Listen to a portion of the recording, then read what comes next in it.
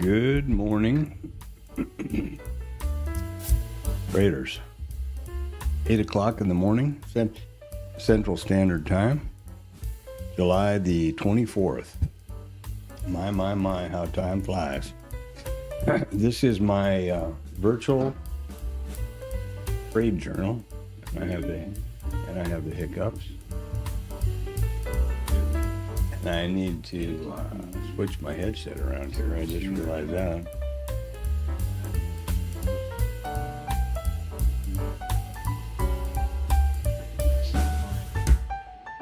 All right. So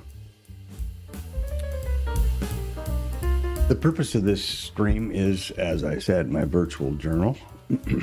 So it's I capture everything on the video that I'm seeing on my trading screens here, and my voice provides, or my narration provides, some insight as to what I was thinking. I try to keep the format constant of the pre-market here and then into the open and through the day. I stream from now, 8 o'clock in the morning with the pre-market through the entire cash session until 1500, which is the cash close. And I do that because I have a commitment not to take any trade off the stream at all, to provide complete transparency and accountability. So that's important to me, and that's why the streams are so long.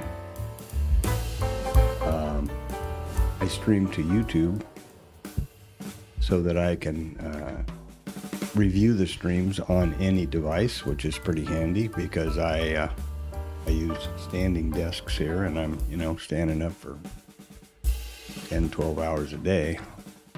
I don't need to stand here for another bunch of hours to review the stream, so that's handy. It also provides a permanent record, a more permanent record, I believe. And another important part is the stream is not monetized in any way. It'd be great, but it is not. And meaning then that I don't, I'm not being paid, I'm not an influencer being paid or getting that kind of thing. Any kind of monetization or remuneration for doing this. This is my trading journal, and I share it for accountability and transparency. And hopefully, if it helps somebody, that's great. All right, starting out then, let's get with it. Numbers. Well, we have several out. We've had initial jobless claims out so far this morning.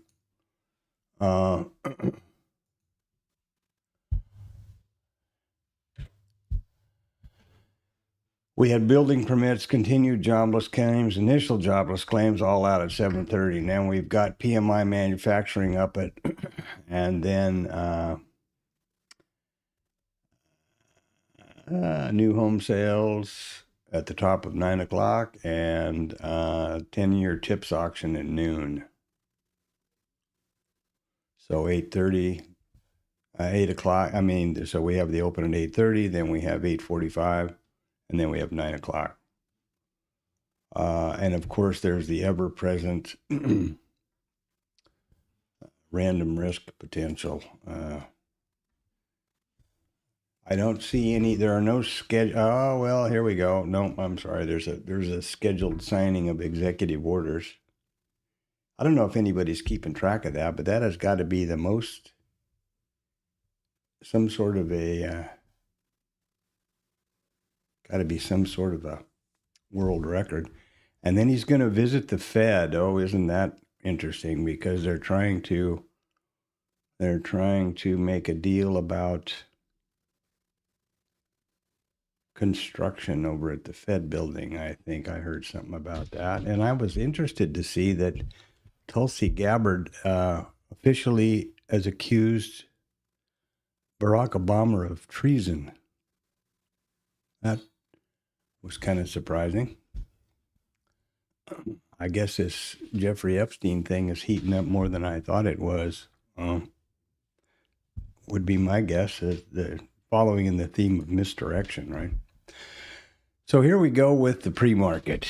Let's get over that news story and stay away from that. This is my IRT charting package. This is Bookmap, where I also charting basically heat map and then execution. Here we are. Quick rundown through here. This is the these are the E minis, not micros, but minis. This is the ES, the NQ. This is the ES micro composite, and this is the ES market profile.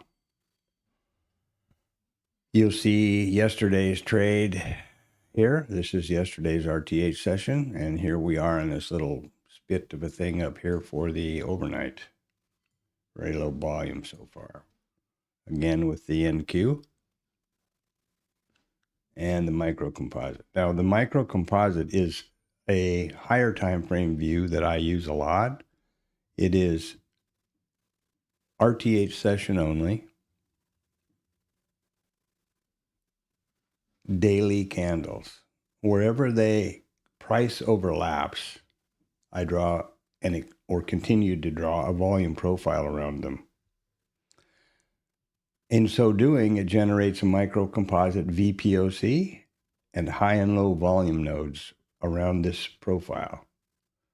These red and green lines here represent the high and low volume nodes, and they push automatically to Bookmap, as do the session prices up here. Now, you notice that I did not include yesterday's exuberant behavior in the market profile.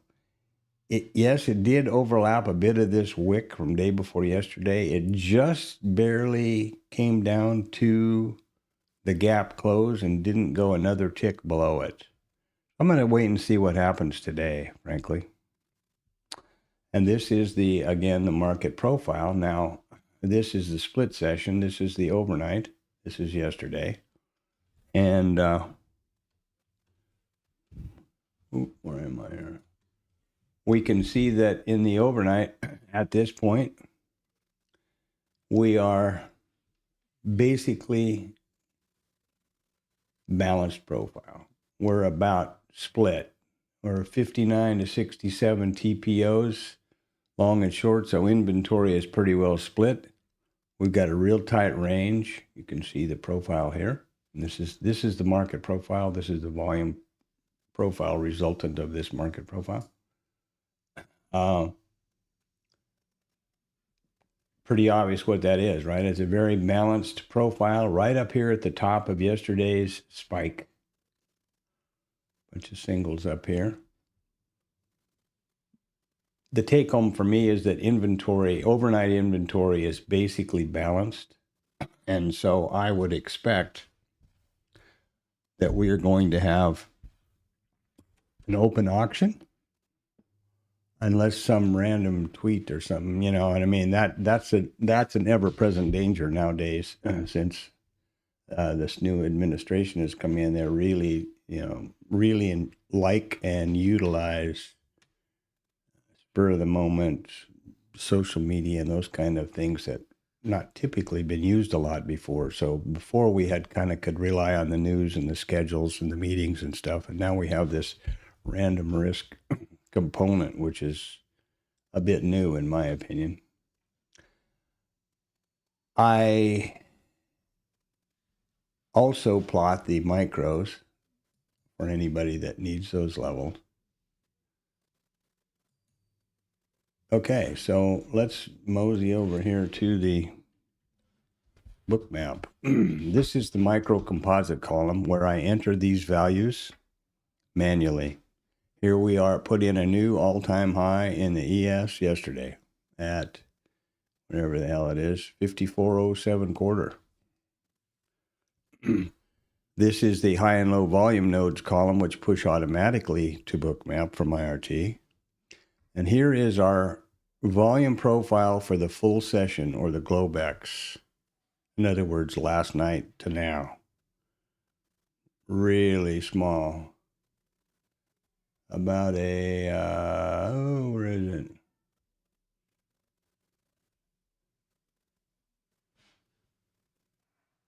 Let me look over here. It's a 14 and a half point range. pretty narrow. And that's for all night. And low volume, only 115,000 contracts have traded so far in the overnight session. So here's that. Here is yesterday's RTH, which will reset this morning at 0830. This is an important column for me. This is the notes column. And the first thing I do is change the title of this column to the, wait a second, let me see something here. Yeah, change the title of this column to the open type that I expect for the morning. And I expect it's going to be higher in range. And how do I determine that? Is real simple. If we were to open, there's only two criteria that establish this. If we were to open, oh, I'm sorry, this would be lower in range if we opened right now. I didn't notice that. Sorry. I didn't notice that at all. And why didn't that work?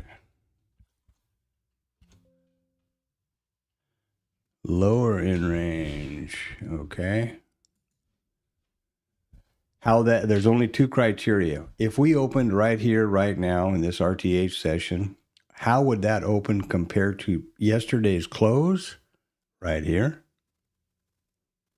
and yesterday's range, which is here to here?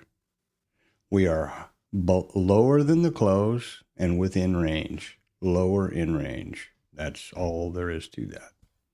And that, but it's important because it dictates which of the statistic studies are used and the resulting percentages or probabilities associated with the price levels, session price levels. And these are pushed from IRT. You'll notice there's no indicators on my charts or my book map that there are the following. There is a POC for both the full session and the RTH session. The RTH is a little brighter yellow than the full session. POC is nothing magical. It is simply marks the price at which the most contracts have traded so far in the session. That's all. There is a VWAP for both the Globex and the full session, or the RTH session, and that's volume weighted average price, which is calculated. So I guess technically that's an indicator. Sorry. There's also an IB low and an IB high wherever they went. This is probably the high here, and this is the low down here. Yes, that's it. Now, the IB high or low are sometimes confusing to folks, and there's no reason for that either. It's an acronym meaning initial balance, but what they really are is a marker for the high and the low of the first 1 hour of the RTH trading session. And that's all it is. The high and low of the first 1 hour, period. Then we have the heat map. These areas of shaded areas here represent liquidity resting in the book. Stops, icebergs, that kind of thing. All right, so let's look now at the statistics here. Seems like I'm forgetting something, but I don't know what it is at this point. So, if in doubt, forge ahead. The statistics come from this study in IRT. And there's only, as I mentioned earlier, there's only 4 open types: higher out of range, higher in range, lower in range, lower out of range. So this is gap up, gap down, and the 2 insides, right? And yesterday, and you'll notice that IRT highlights the correct open type for the RTH session, but of course that'll only happen today at 8:30. Yesterday was a gap up, higher out of range. The way the statistic works is, today we're assuming it's going to be lower in range. So the way the statistics are calculated, the study looks back at 2,000 days. Of these 2,000 days, call me a liar for a day, we open lower in range 588 of those days. Of these 588 days out of 2,000, price revisited the overnight volume point of control 494 times, or 84.0%. Overnight, oh, I got to wind that out a little for you there. This is the overnight volume point of control, 84.0. Bam, that's it. That's how difficult it is. Now, what I will do is, sorry about that. What I will do is just right here, right? So you just type in the thing and click okie dokie, and there you go. What I will do now, getting back over here, is just go down the list. There's the overnight point of control. Next up, next suspect is 82.7, and that's the overnight mid.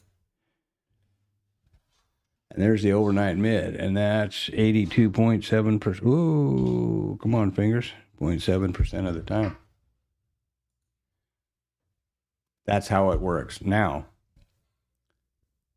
it's really important, and I'll continue to go, but I can't do two things at once, and that's one of the reasons why I stream this journal do my journal in this manner, because I don't multitask well. So for me to focus on trading and be snapping and typing and doing things on the screens doesn't work.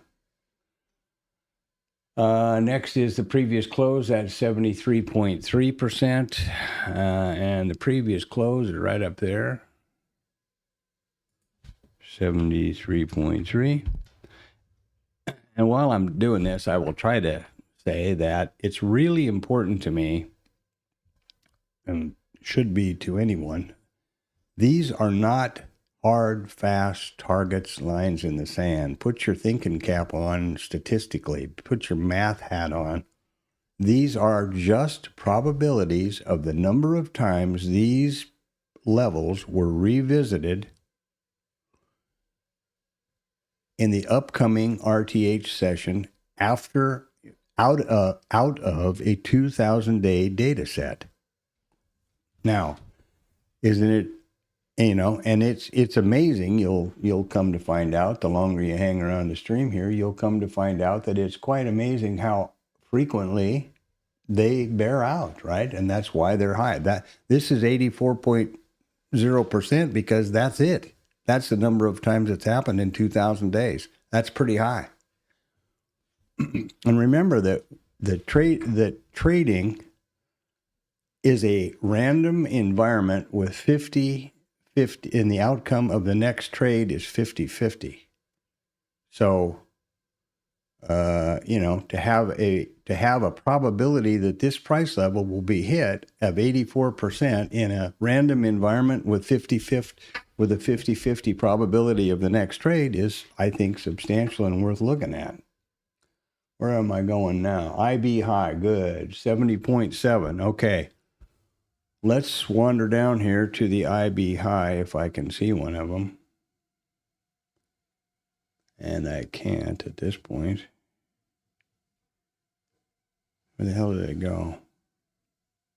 There's one. Okay. Now, I'm going to put this in here, and that's 7. What did I say it was? IB high is 70.7%. And it's important here that I go IB high. Okay. And why? Because the minute we open, this flag is going to immediately move to be to the highest point of this upcoming RTH session, and the low will do the same thing, and they will continue to track the high and the low until the first 1 hour is complete. So at some point in the next, after we open and in the next hour, I'm going to look at this level if I don't have the initials here and go, what the hell does 70.7% mean? What level was that? Now I know. IB high, POC.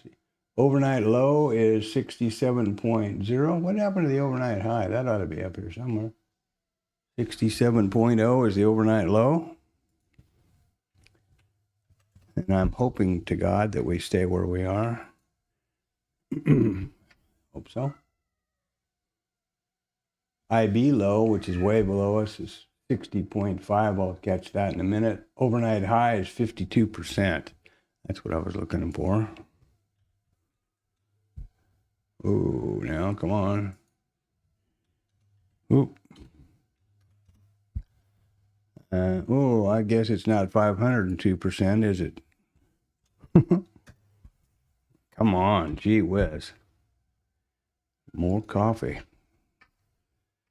Okay, and that'll do it for now, I think. Moving on to the next order of business every day. As I said, I try to keep these, I try to keep the stream here sort of constant, like a checklist, right? Which I think is important. Keep the process constant. And the next thing I do at 8:20 every day, or they're as close to that as I can get, is the TLab snap. And you ask yourself, what is the TLab? Well, it is a bookmap Discord chat room started by a fellow and maintained and continues to be led by, I guess is the way you put it, a guy named Tom B.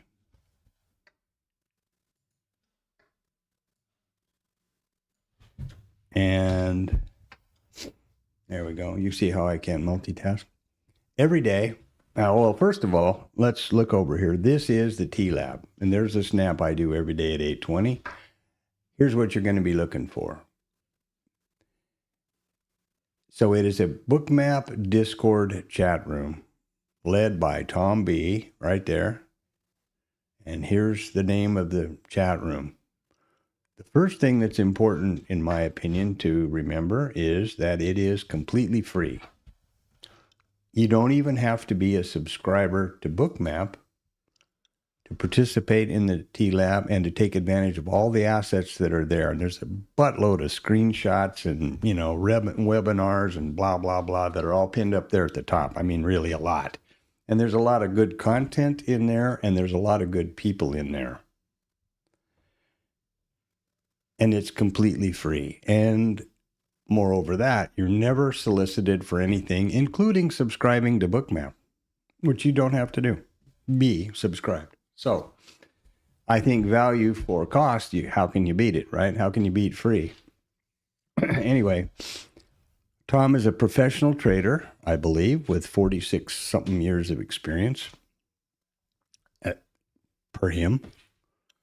He doesn't trade live, and he doesn't call trades. So if you're looking for either of those things, then perhaps it's not what you're looking for. But if you want good sound logic, good risk management principles and ideas, a good camaraderie of people with some good ideas, Ned and Rod, Lefty, Garrett, didn't matter, Harry, on and on.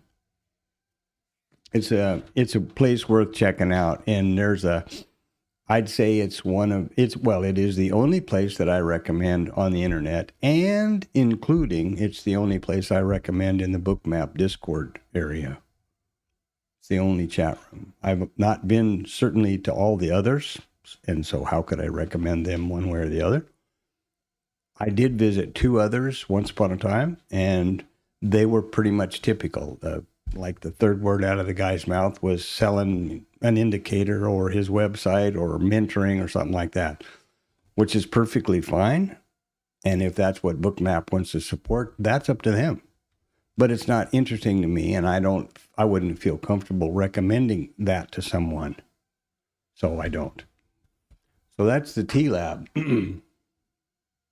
Next thing that's pretty important here as we run around the corner of 824 is being able to trade, right? And how do you do that with Bookmap? Well, the first thing you need to do is activate the trade control panel with this button and choose a method that you will interact with the application to trade with your mouse.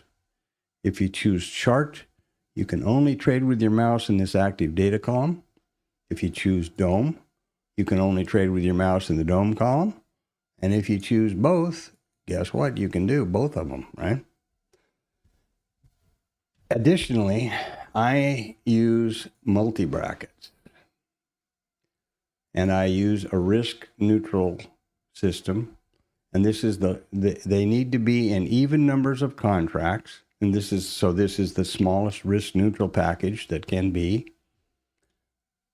And the stop for both contracts or the entire package is at one stop location. And this number of ticks you determine yourself. Backtesting, you can use ATR, harmonic rotation, whatever. Most importantly, you need to factor in your risk tolerance and your account, right? Once this is established, then the first risk-neutral scale is already figured because you use the same number of stops positively or ticks positively as you have negatively for the stop, and the take profit size is for half of the package. In this case, one lot, because there's two, and then you have a runner. If you do a 4 lot, guess what happens? It's 4 lots, 12 ticks, 2 contracts at 12 ticks, and then 2 runners. Real easy. The important part is the second that you achieve the first risk-neutral scale, all pressure or risk is off, removed from the trade. You are risk-neutral. The worst that can happen is a scratch. Okay, I also do this and here, and this is because when I trade one trade here, it's copied to 4 other accounts. This is a TopStep combine or evaluation account, and my thinking here in this stream was to document absolutely transparently and with full accountability every trade on this account from the beginning through XFA and funding. And then we'll see where the hell it goes. They've had a lot of changes over there, so who knows. But for example, if you get funded now after August 1st, you'll only be able to trade with TopStep X, meaning I wouldn't be able to trade with Bookmap. I would have to buy my own Rhythmic to chart with Bookmap and use my IRT, and I couldn't enter trades there. So that'll be a whole new dynamic. But cross that bridge when I get to it, right? That's the point. So that's the point of the stream. You now know how to set up your trading. We're going to open here in 2 minutes. The last thing I do with regard to trading and setting up is that I confirm the package that I had chosen. And then I click this button again. It'll stay green. The padlock will stay unlocked, but I'll get my real estate back down here. I have set my Bookmap so that any of the position or profit related data when in a trade is all in ticks, because I don't believe you should trade your P&L. So there we go. I think that takes us pretty much right up to the open. So it's, bio time. Whoa, what was that? I didn't mean to do that at all. Huh. What the hell happened? I lost the whole shooting match over here.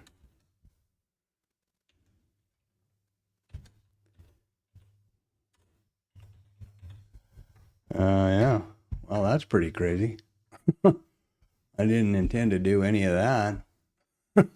I was trying to just get a window back over on IRT over here, and that didn't go like I had it planned at all. Try it again and see if it blows up again. There we go. I don't know what I hit, but I wish I knew so I could be sure to never do it again.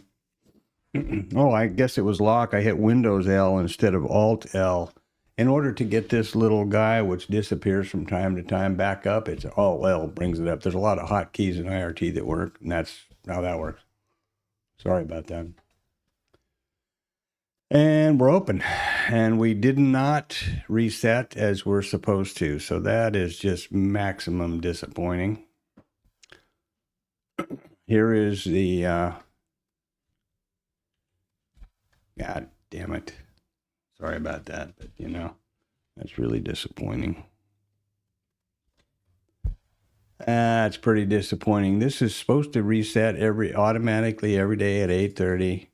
It did yesterday, and now not today. I've even gone so far as to, I think it's got a memory problem.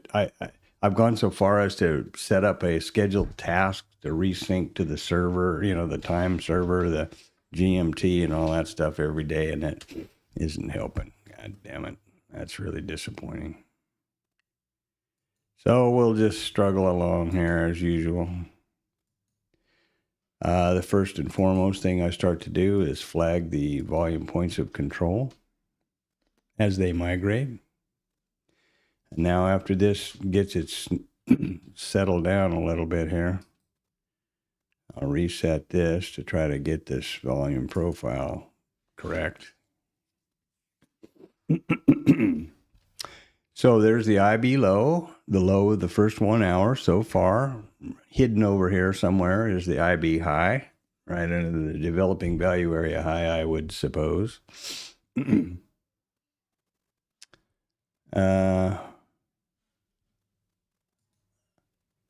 these flags and levels, remember, are pushed from my RT.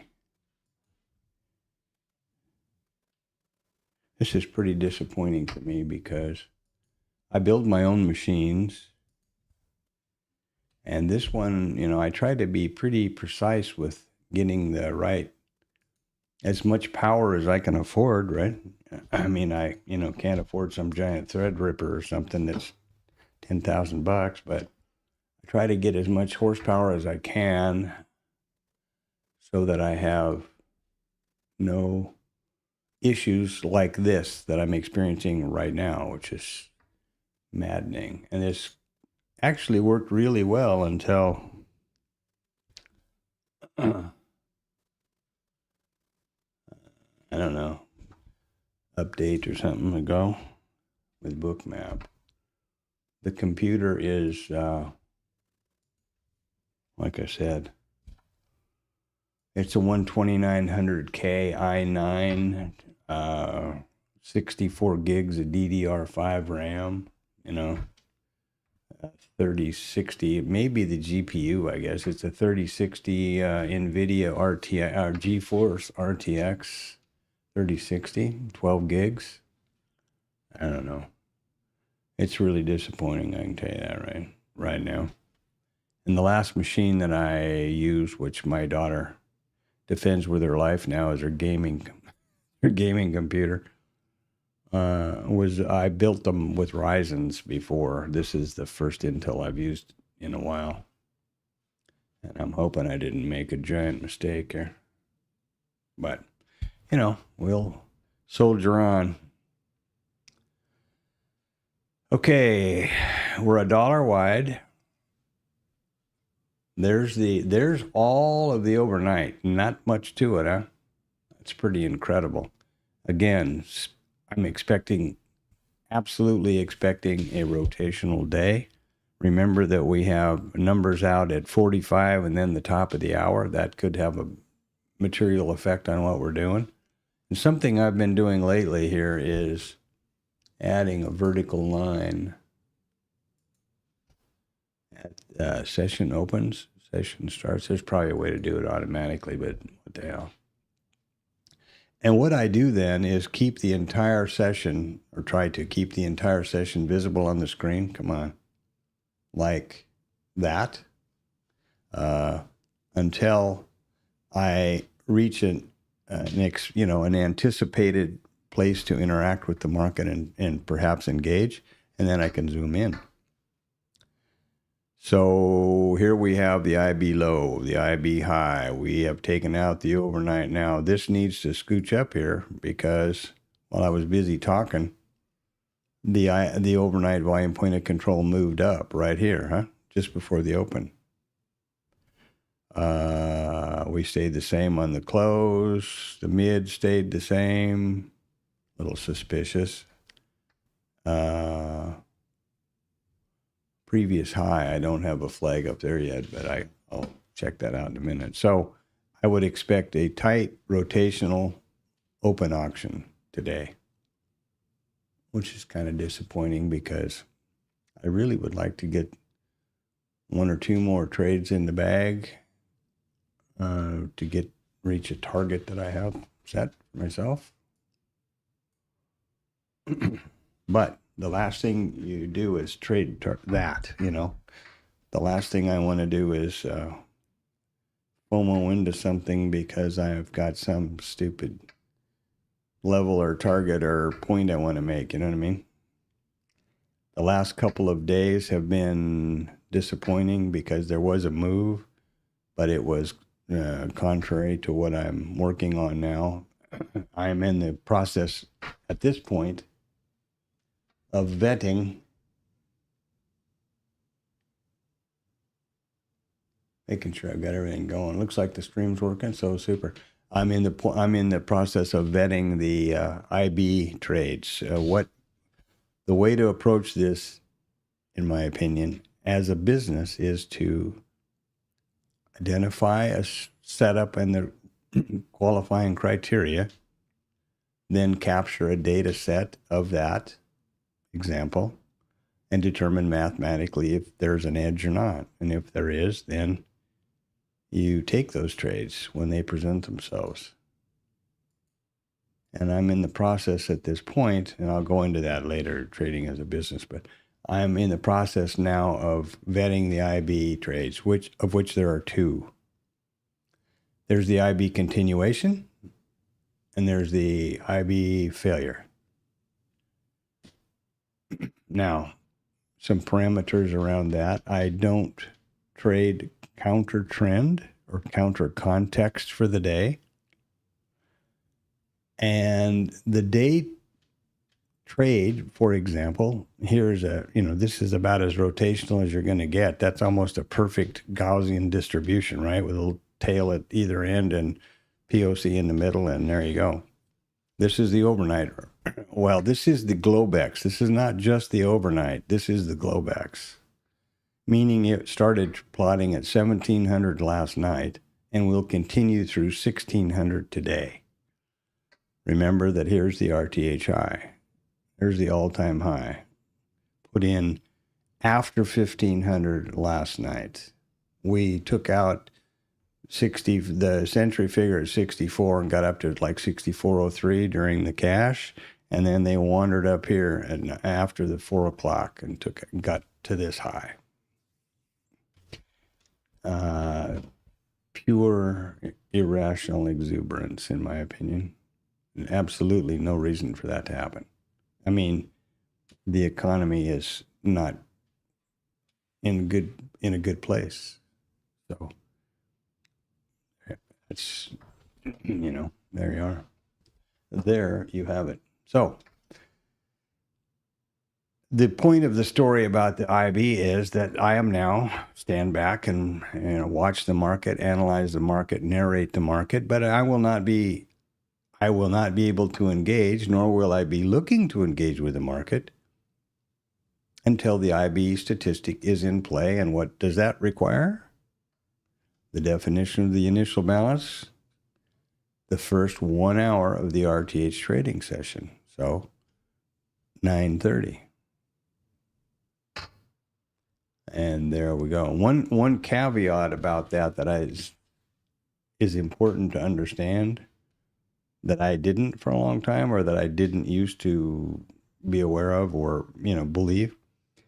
Oftentimes I would trying to trade to the statistic. In other words, let's pretend it's 9:20 and we're trading up here now. And I think, okay, we're below the mid, we're below the VWAP.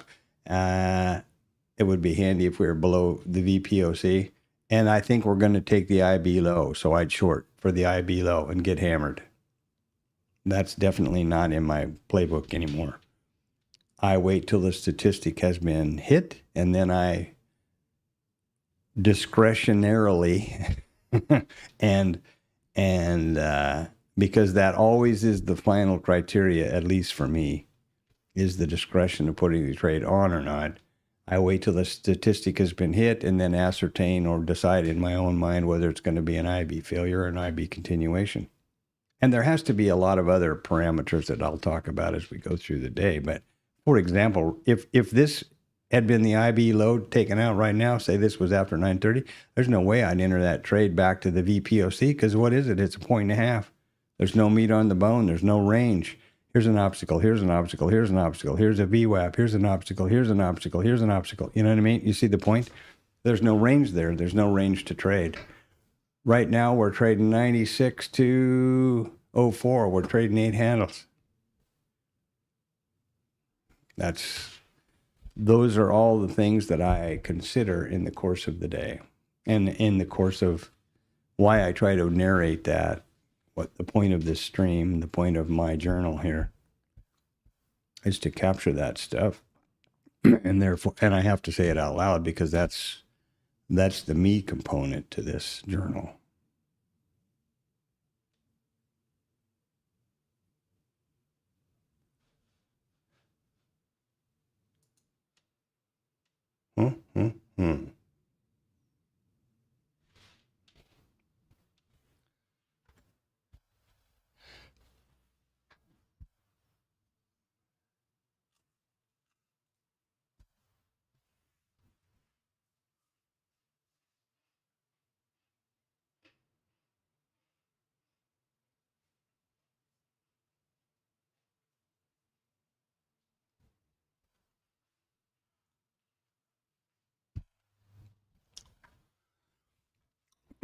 All right, 3 minutes to news.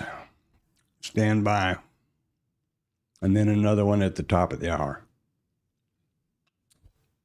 And what are they? Let's see if anybody's tweets or us come out with anything yet. We got the flash PMI, manufacturing PMI, composite PMI, all out here at 8:45, and new home sales in units at 9. And we have at 12 o'clock, we've got tips and intersprinkled, I'm sure, with press conferences and whatever else, and then a bunch of stuff over here.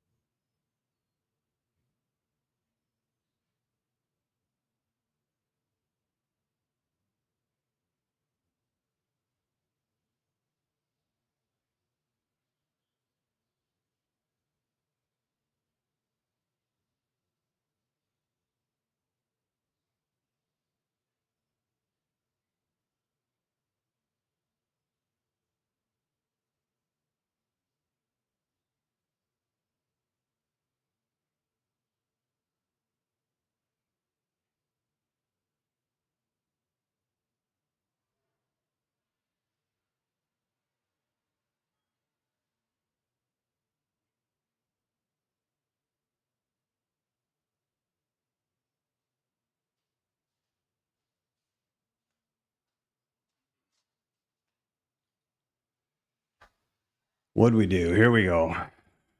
1 minute. Where am I?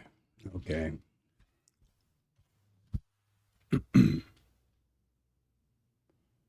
Okie dokie.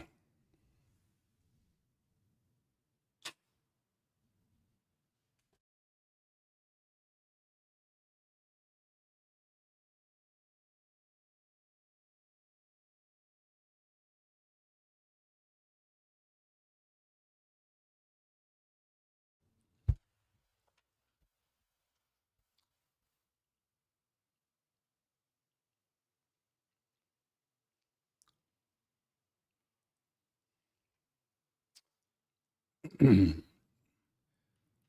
seconds. PMI. And then new home sales. That I would suspect would be a mover. The jobs number was a little bit better. Kind of.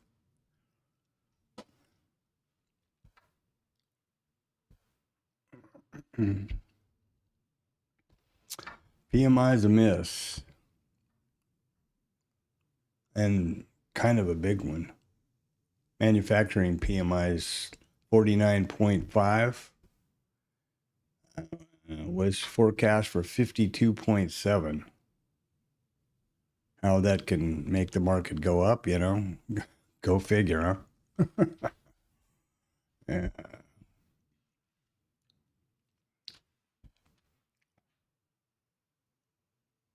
Everybody knows that there's no inflation or impact on services. It's manufacturing and product where all of this tariff drama and everything is hitting the economy, as I understand it. I should always put that. Remember, this is my journal and I'm talking to myself here, but I'm sharing it with whomever wants to.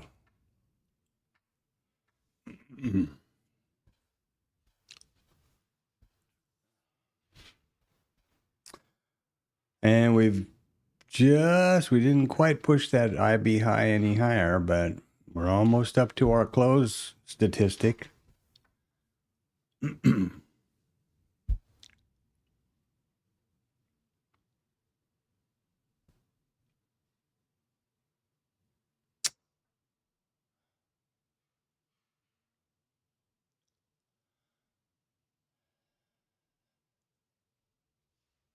If you pass through the stream here or hear my voice, hit a thumbs up and say something in the chat and, be sociable. Don't be a lurker. Oh, here we go. Ooh, big volume spike here. Something's going on. Something else happened. Somebody said something. That's not on the number. That's a little bit too late, I think. Except the news readers now, the algos are so fast. It used to be a delay when people had to actually read the stuff. This is something going on. New all-time high, of course. Oh, yes, we've got to do that, of course.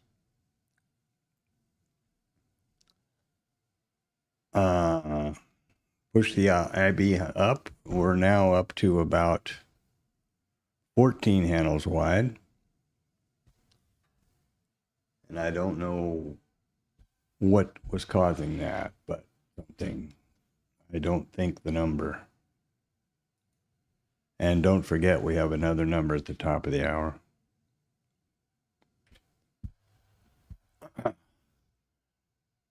I've changed my charts to the day session only, so what you see now here is yesterday's RTH session and today's. Same way over here.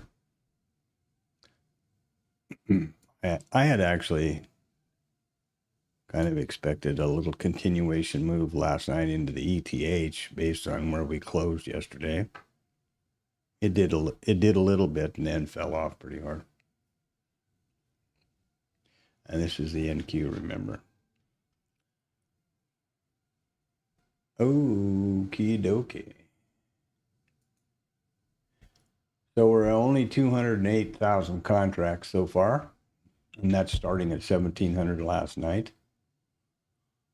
0.2% change positive in the NQ or the ESs, both of them. 0.36 on the NQs, both of them, micro and mini. That's over here in the quote page, or whatever you call it. Boop. Let's get back over here and see what kind of... Hey, Antonio. Good morning.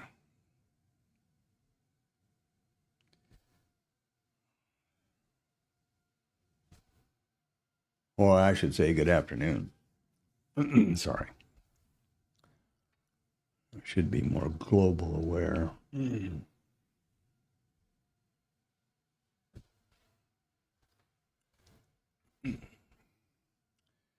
Quite an interesting, we had the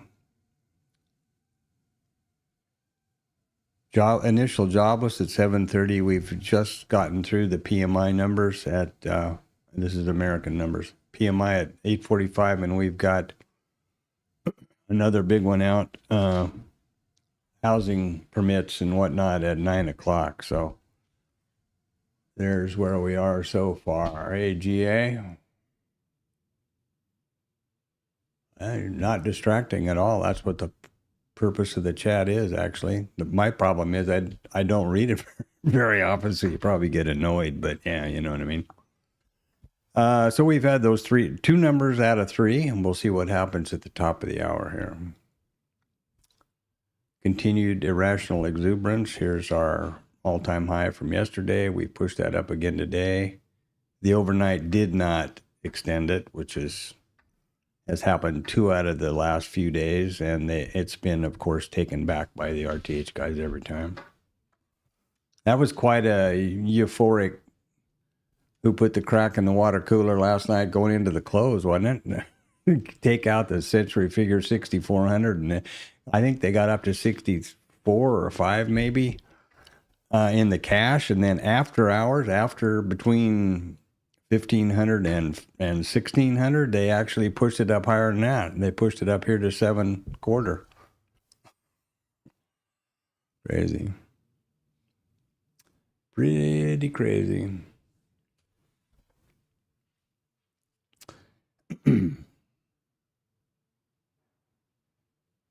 I was thinking about your comment yesterday, GA, about already being up $3,500 or something, and by catching that short just right off the open yesterday. Was that in a TopStep deal, or was that on your own? And none of my business at all, but I was wondering if you're paying any attention to this consistency stuff that they've got going on over there. Just purely curiosity, and again, great, good for you on the trade. Just absolutely none of my business, so you don't need to respond. That's for sure. Okay, got my open marked. I'm a dollar wide, dollar high, I should say. Looks like I missed the open pretty substantially. More trouble with this damn thing.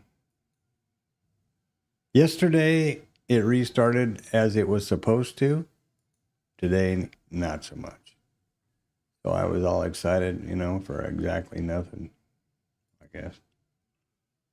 I've created a special task in my Windows settings to resync this thing to the GMT time server, once a day and blah, blah, blah. Somebody suggested that could be the problem, that this computer was getting out of sync with the time server, which I don't believe to be the case, because when I scroll this thing way out to microseconds, or 1 second intervals, it's exactly the same as my computer clock as expected. So I don't think that's it. I think it's got to do something to do with the way memory's being allocated. And I don't know. Tired of talking about it and thinking about it, though, that's for sure. So I manually reset it if I have to, and it is annoying, but the thing that's annoying about that kind of stuff to me, what else is not working right? You know what I mean? That's the part that I don't like. Okay, 6 minutes or so to the top of the hour, when we're going to find out about the housing starts and building permits and Yahoo. What's the random risk threat this morning.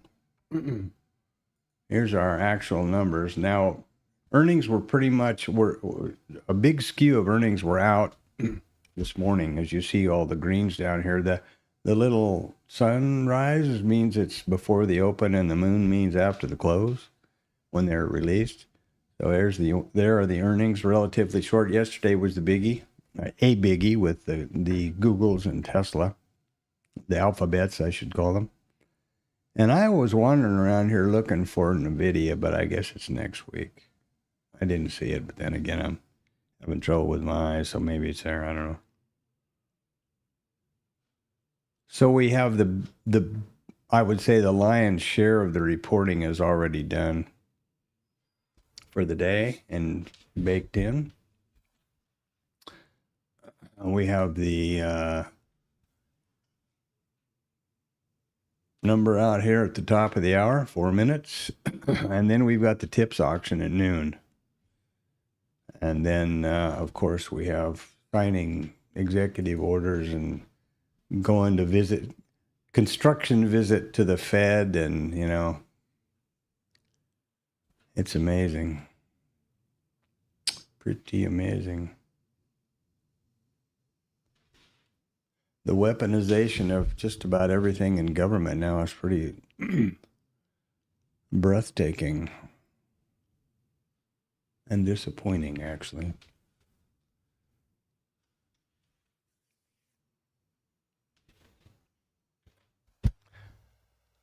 Yeah, here we are. Boom, boom, boom. It's next on the agenda, and then the tips. So there we go.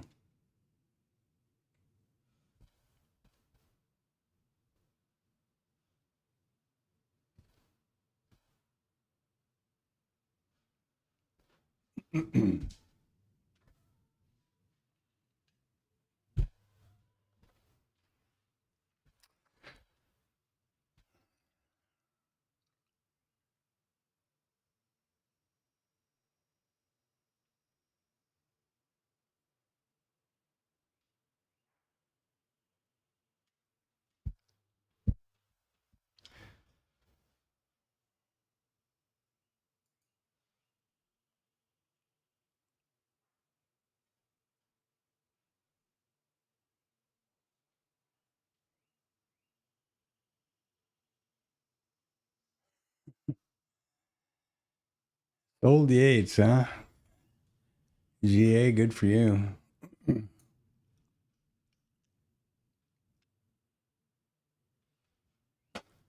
Okay.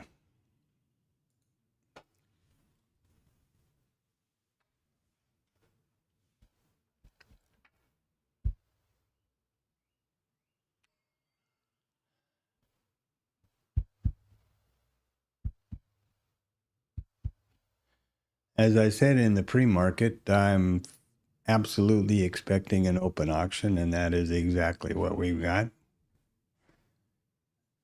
I mean, it's pretty clear looking at the overnight. Of course, news-related, tweet-related stuff can have a huge impact, as we know. Just look at the micro composite here for a minute, you know. This is, I'm gonna fire Powell. Well, maybe not. Here's, wait, we have a deal with England. Oh no, we don't have a deal with Europe. And then, you know, up we go again. You know, maybe I'm hypersensitive to it, but it seems to me like the clear and present danger for trading, for us as traders, are the unscheduled, maybe true, maybe not true tweets and stuff. You know, one thing I have noticed also is that if it isn't something that the administration, what is this crap, goes by, or likes, shall we say, then it's immediately branded fake news. Don't think that's such a good thing. I don't think that's a very good thing, particularly. scary to me. Not liking what a entertainer says, and he's released. He's fired because of that. Stephen Colbert. Seems to me to be a pretty direct attack towards freedom of speech, and pretty much I would have never imagined something like that would happen. I don't know whether it's true or not, but I heard they also attacked Bruce Springsteen of all people, and he left the country. That could be complete crap, but yeah, it's every day. Every day there's something new. That's for sure. One thing you got to say about it isn't boring.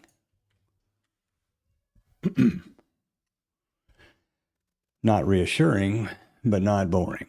And here we are, just mean reverting, sort of. Haven't really yet, but very definitely in an open auction.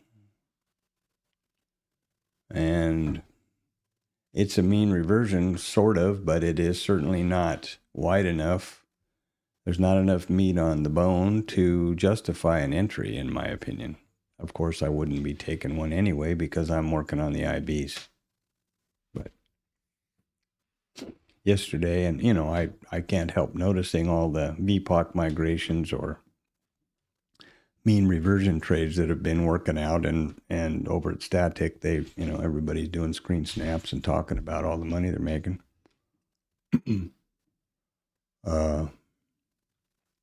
With all of the different trades.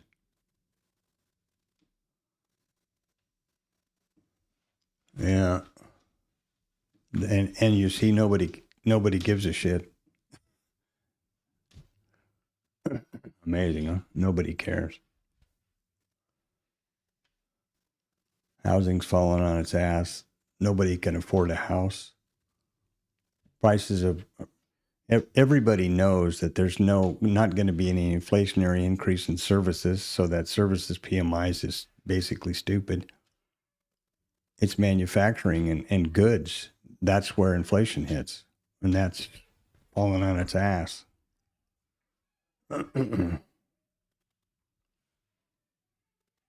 So yeah, it's here we are with new home sales, doing nothing in the market.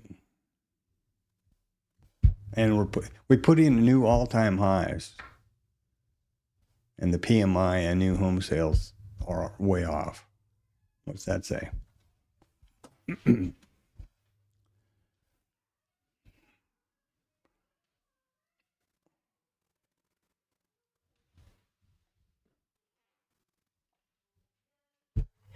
Thanks for pointing that out, though, GA. I didn't even notice it because it was such a nothing burger. Isn't that amazing?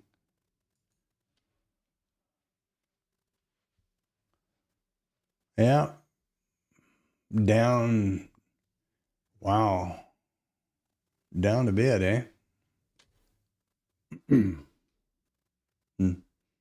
The only reason this composite PMI is up is because of services. When everybody knows people are doing anything they can to make a living, that's called services. Waiters, driving Uber, whatever. This is the one that says what we're making and what we're selling. That's the difference, I believe. And I'm not an economist or a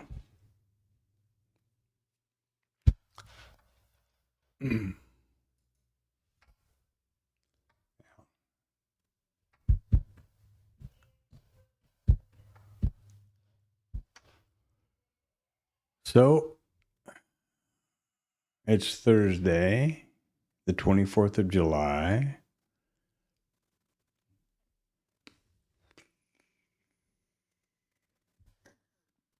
I guess this will be the last Friday of the month tomorrow.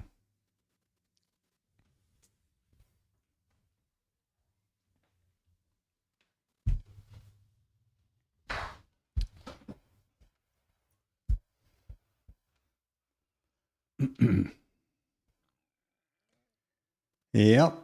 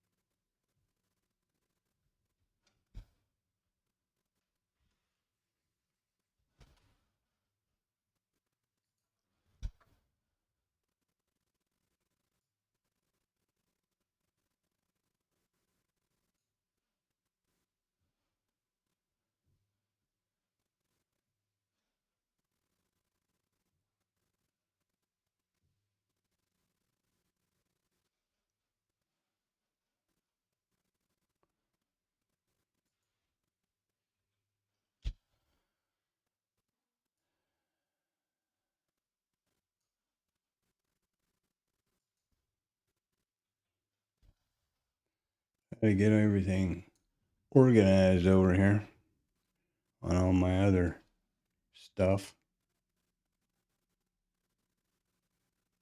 screens and things.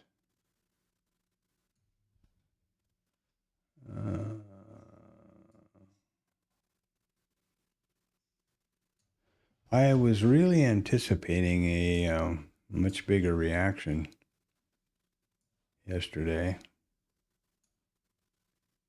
Yeah, yesterday night on that big close we had.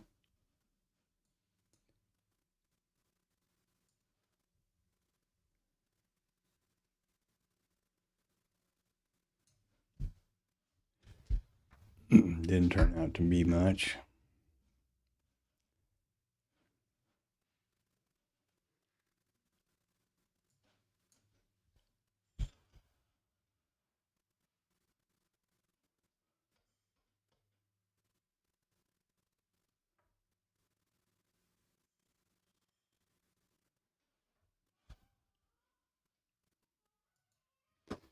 All right, so the news is behind us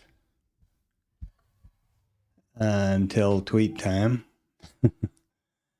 or tips, but that typically isn't a big mover, I don't think, for usually. Of course, I don't know anymore. Absolutely no range. Just look at that. Previous high, developing value high, previous close, VWAP, open, VWAP, POC, VWAP, mid. I mean, what are they, a point apiece? Wow. That's a pretty tight.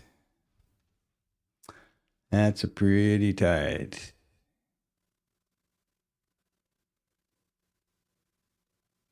Kind of goofy looking. Not exactly the perfect profile for a distribution, but definitely jammed in there.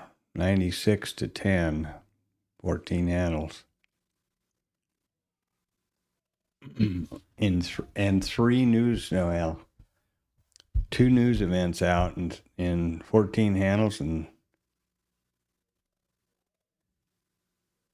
two news events. And all I think retail can think about is going higher.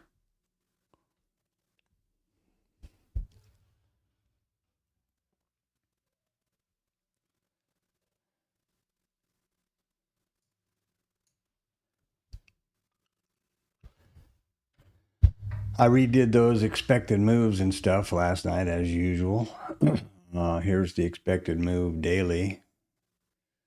So 64.26 half. Let's see what happens. Looks like they're going to think that's a good idea. And that's the weekly. This is the balance area of the profile. That's how IRT does this. These gold lines. That means that based on what we've done to the downside, this would be the balance area of the profile that we have, of the trade we have so far. This is yesterday. So, just an interesting point.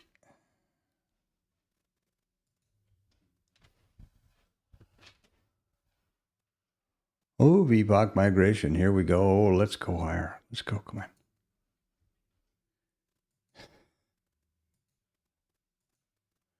In my opinion, they are getting everybody on the planet with 15 cents long, and then it is going to be a giant rug pull when reality hits them. And maybe not, I mean, and of course, remember that this is all time frame related.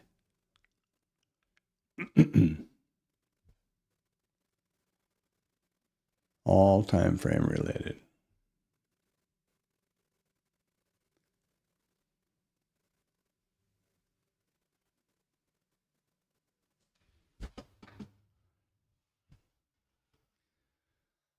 Well, let's see what the musical world is all about over here. Up in here.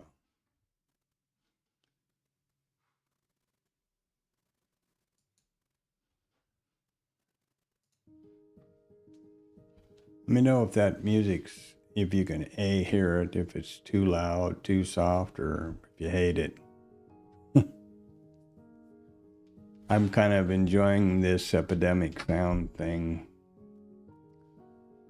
So we'll see how that works. And I have tested it now in 2 days running, and there's no copyright strikes or anything, so that's pretty snazzy. Ooh, wait a minute. BPOC up. We got a crazy Ivan here, everybody. Look out.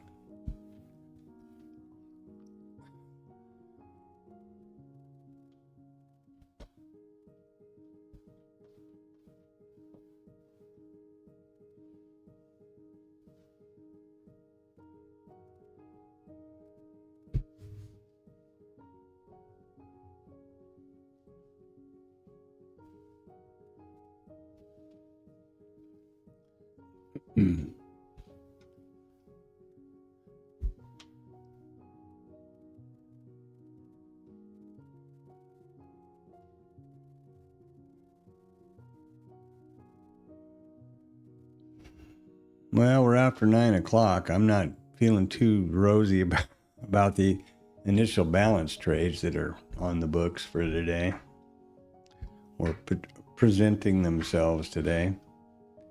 But that's what it's all about, nobody said trading was a rodeo. It's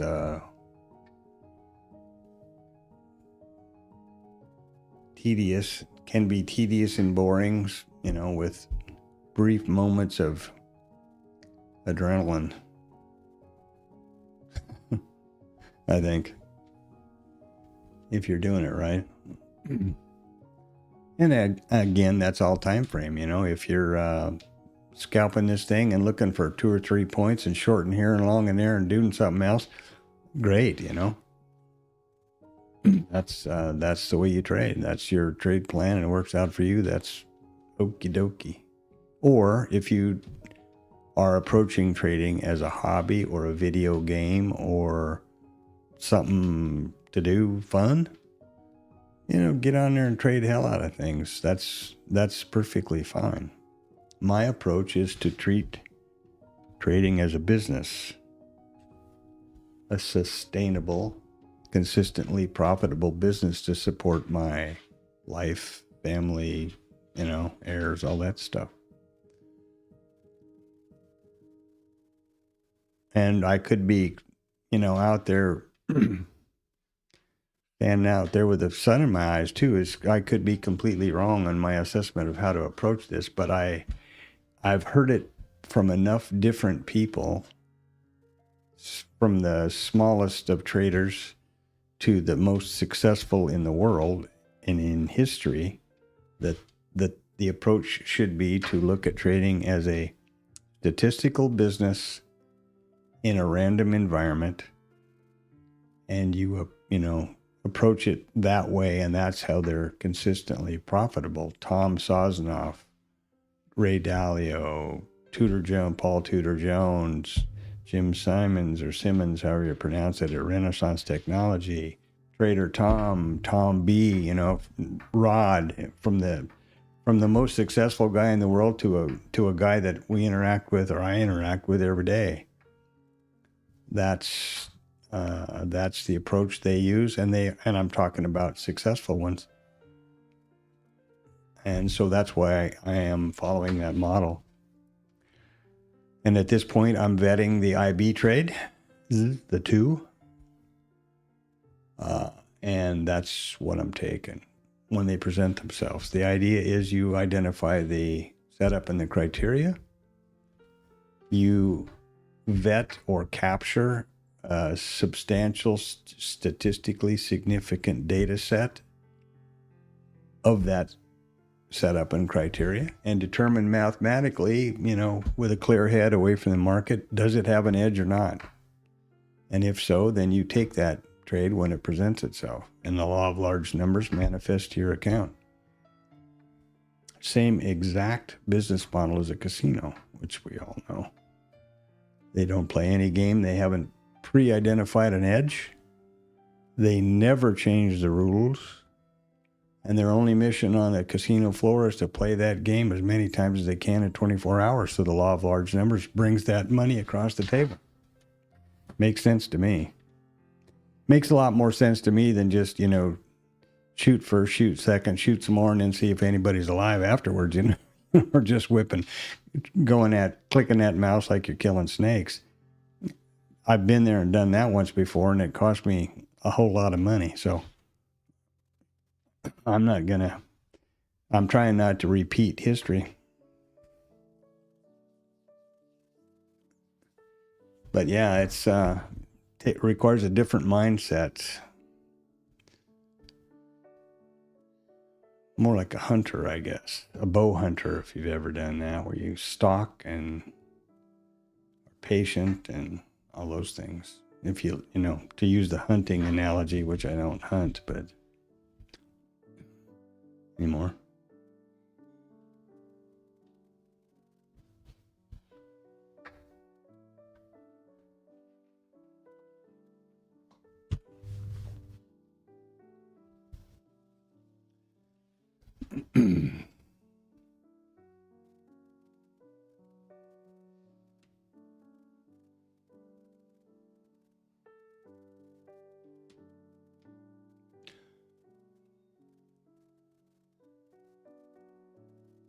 Last 2 days, there have been trades set up that were beautiful. Yesterday, IB failure trade. But it was completely against, well, I shouldn't say that. It was against the context, basically, or the IB continuation was against the context, depending on, when you look back at history, oh yeah, the context was up. I think that's something I need to be really aware of and focus on, is to not develop a bias based on the trade so far. You know what I mean? Let me see. Here's yesterday's ES trade, right? There we go down. Here we have a little bit of up, and we come up and test. Now, I didn't flip fast enough. This was an IB continuation trade, absolutely, and worked out handsomely. But I had in my mind, close the gap, trade lower. I was thinking the other way, right? So I have to be aware and open, my unbiased to when that tanker turns around. What are we going to do now? And of course, it's real easy. Rear view mirror, hindsight, all those euphemisms I use a lot. What's this day going to be? Now, I believe so far, it looked to me like it was going to be a balanced, based on the overnight, it was going to be a balanced rotational open auction. And so far, that's what it's been.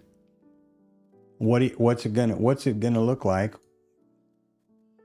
at, noon? What's it going to look like at the IB when the IB sets? It's so easy, and it is the stock and trade of the internet, majority of them, to trade in that rearview mirror. But, whoop, hold on a minute, wrong. There we go. What's it going to do right now? What's this day going to be right now? Which way you going to go?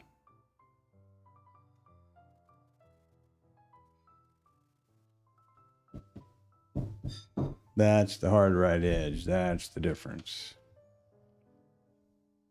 And I'm not saying I have an answer. I'm genuinely asking the question. If anybody knows the answer to that, speak up. Absolutely. I'd appreciate it.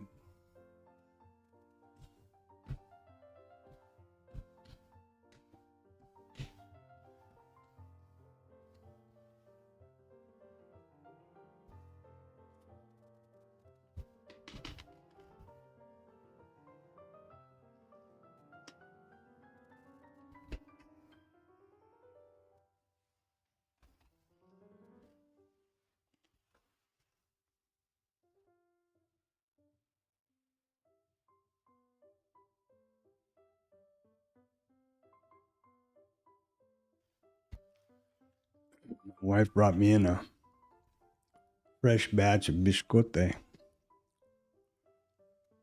Sometimes I forget when to mute when I bite into one of them. I'm sure it sounds like the sky is falling. At least it does to me anyway.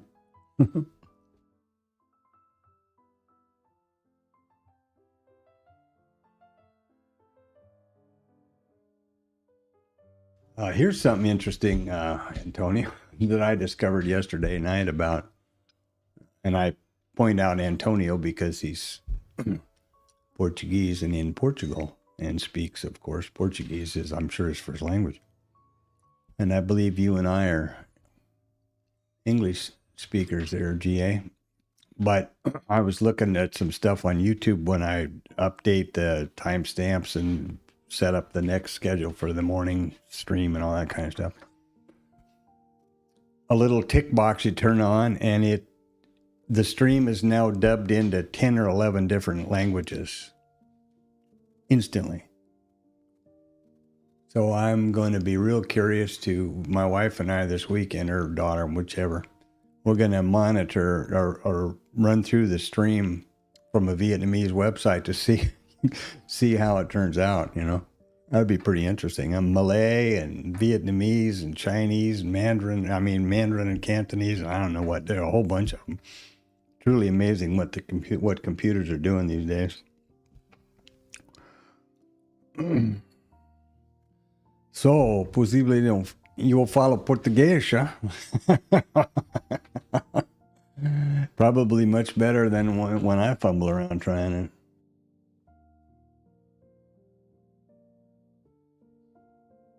Really amazing stuff going on. Yeah, that's what I thought too.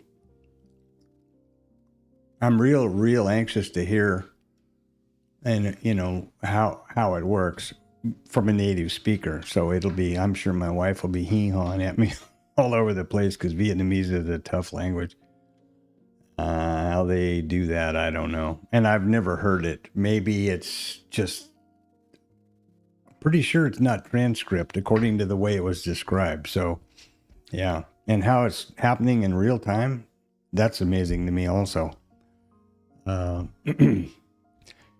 Maybe it's more applicable to uploaded videos that are processed or whatever. I don't know. Or, you know, after the fact when the stream is, when I close the stream and then go there to put in the timestamps and stuff that I've captured through that other application, it always says something like processing will be completed in 55 minutes or something like that, you know? So as opposed to live, like we're doing it now, I don't know. Maybe that's where the dubbing comes in. Well, it'll be interesting to figure out, but I thought of you when I was reading that. I thought, well, look at here. I'll be talking Portuguese one way or the other, maybe.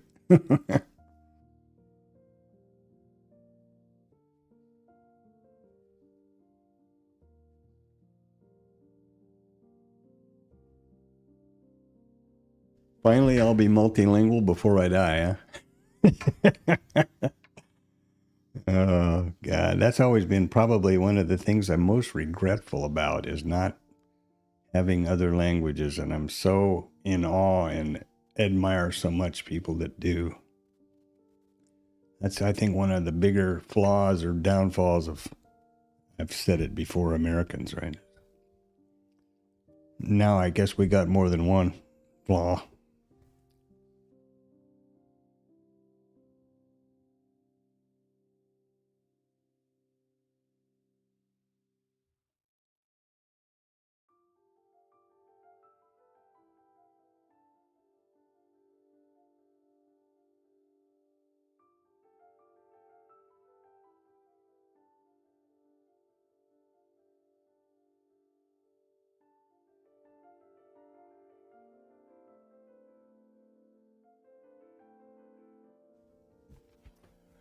Well, I guess your short off of 8s worked out for you there, GA. That's good.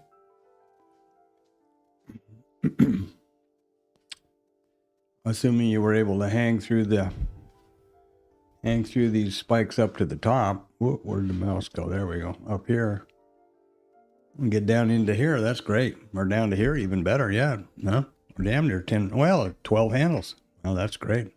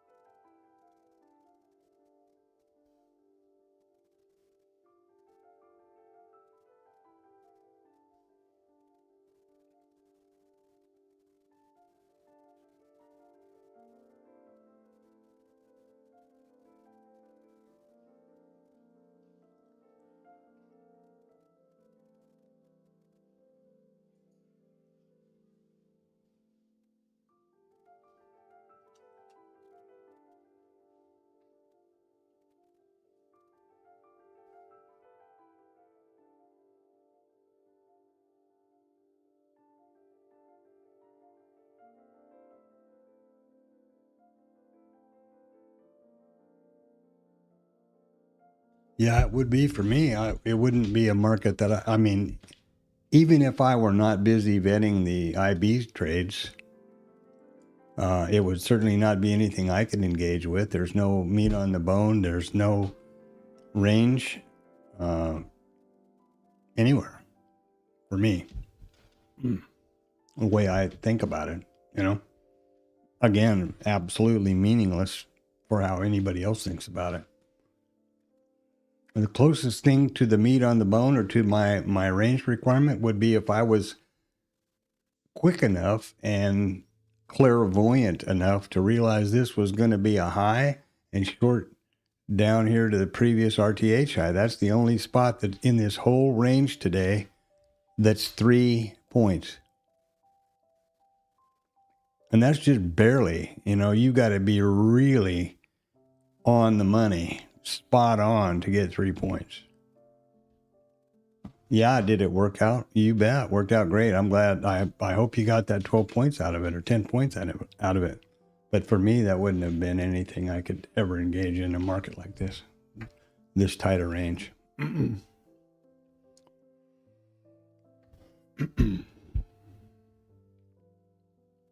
And the other way, of course, is to look at a, you know, candlestick chart and get rid of all these levels and stuff, and maybe that makes it a lot easier. That could be an overcomplication of the fact by having all these price levels and stuff on here for me. You know, if you understand what I'm getting at, make it simple.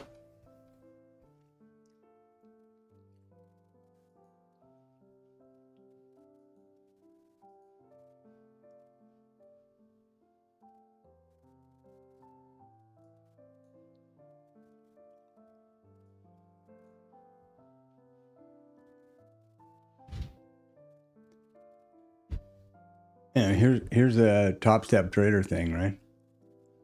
This is where I haven't updated it late, you know, with the volume profile stuff, but here's today. Okay, where's 8:30? Right there. So there's the first trade of the day. Well, there's no levels to worry about here. So you short it up here, and there you go. 5-minute chart. Sweet. Maybe that's the whole idea, is maybe that's a much better way to go than all of this stuff we're doing. And, you know, that's why I'm continually looking around and questioning Bookmap and all that stuff. Maybe it's just, I did a thing with Jim Dalton personally one time, and he said categorically, any program like, and I quote, Bookmap, Domes, any of this kind of stuff that you get in closer than maybe 5 minutes provides nothing but cognitive dissonance and is a complete Achilles heel to traders. I interpret that as being, well, okay, in your time frame, I agree. But you know what I'm saying. I hope you know what I'm saying. Certainly not any kind of condemnation or any kind of criticism. It's really up to the way, the time frame you trade and what you do, I think. But look at this mess. Look at all this horseshit over here. Or I'm sorry, all this BS over here. And look over there. That's, if you got short around here someplace, it's pretty easy to hold down there, I guess. And I didn't move this down yet because I just put these on. You can see that I haven't even looked at this lately. This is something interesting while we're looking at, wait a second. What are we doing here? Well, we've crossed over 930 now, so the IB is set, okay? We haven't taken it out either direction, but there we are. There's a high and there's a low. What I was going to say was, look at this box right here. I drew around one session about 3 days ago, and all I've done, I haven't changed the width of it at all. I've just kept pulling it out of curiosity. Look at all the times price has just it is served as a resistance or as a support. Look at all the different times that's happened over this week. It's surprising to me. And I think this is where I started. Yeah, this is where I started it. I was looking over here at this profile, and I thought, well, what have we got for support here? And I was looking at this area right here. And I just kept pulling it over because it kept being surprising. Look at that. Look at all along here. Now, sure, we get through there. But it's kind of surprising. Here you go. And it's just a random box. I looked at some support and resistance at the first of the week and just keep pulling it out. I don't ever change it. I certainly don't make it go up, higher or lower. Isn't that funny? I haven't really given it a lot of thought, but, I think I've heard people say, well, it's self-fulfilling prophecy, or the human mind is so acute to and evolved to look for patterns that we do. And maybe that's the function of something like this. I don't know. It's certainly not anything to think about, waste your time on, but, and 8:30. 8:25 one more. I gotta go one more that way. So that's one of the problems with this, is that's how you have to draw the volume profiles one at a time. But even if you draw just the volume profile here and don't have all those price levels and all that stuff going on, if you got short up here somewhere, wherever you did, and don't forget, this is the MNQ. This is not the ES. But if we look over here at IRT now, and here's the MNQ,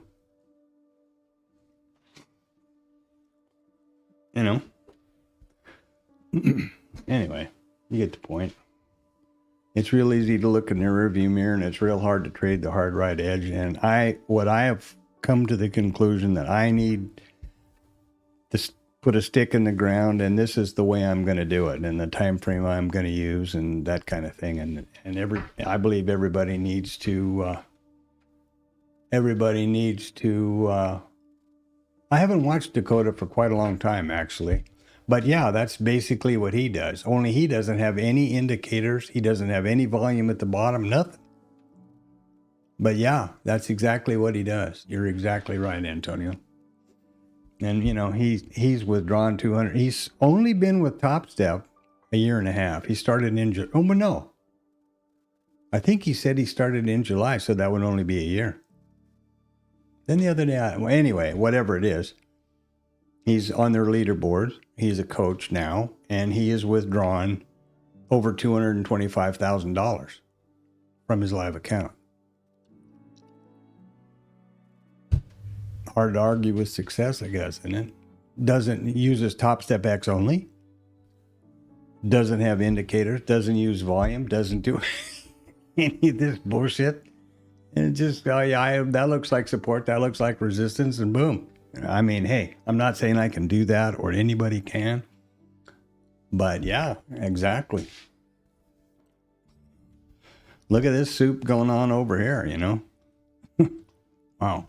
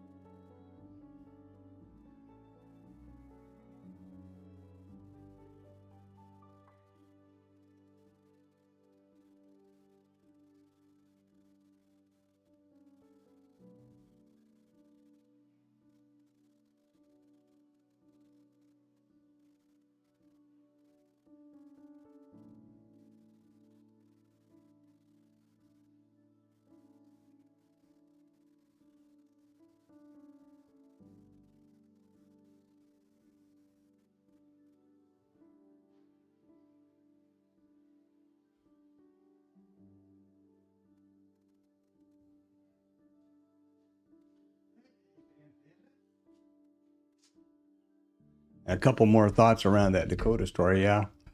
One of the I have only ever watched him or those guys on the slow markets thing at night. That during the day thing, I'm busy here, and that's real confusing for me. So I don't do that at all, and I haven't really paid much attention to it overnight, thinking that I'm, I believe that I need to pick a lane. And I'm invested heavily in this software and this mentality and this process. So I'm trying to stick with it. But having said all of that, what I forgot to point out over here was last night, Tam and I were standing around here, what do I think? We were talking about this. I said, well, now look here, we ran way up here to all new time highs. We closed right up here at the high. I've taken the volume profile off so you don't see where the POC is. What do I think is going to happen? Well, I think it's going to do the typical, which is sell down a little bit and then turn around and head up. So I went long right here. Got up in here and I got out at 15, right? Didn't quite catch the tops. Now that's only $36. In the micros, but that's $326 or something if you were trading the minis. No sweat, no strain, out you go.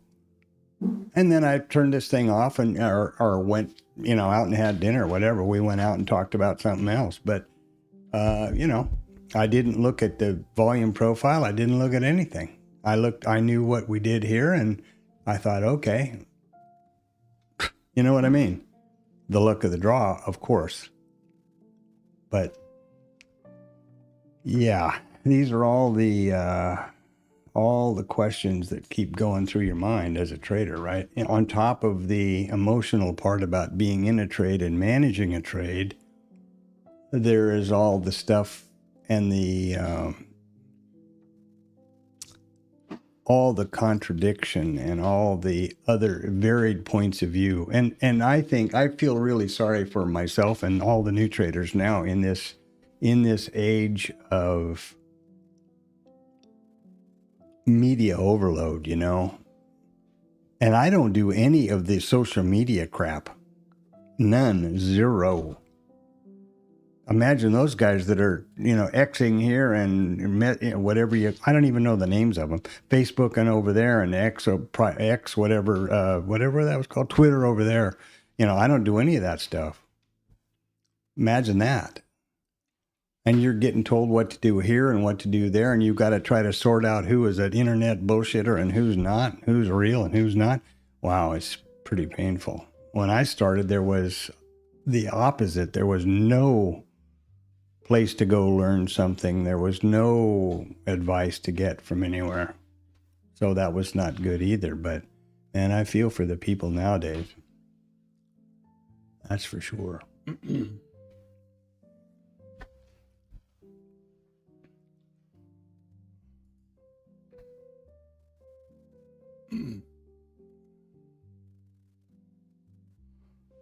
Well, there's the profile in this RTH volume profile.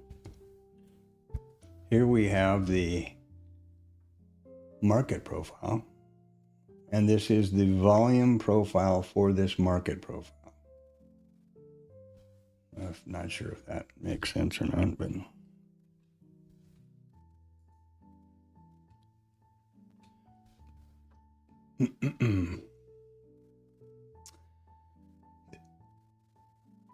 so we're skewed just a little bit to the upside. We've got 17, you see over there, 17, 34 total profiles, TPOs, and we're 17 to 34.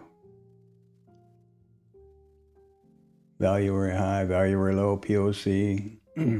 Range is 13.75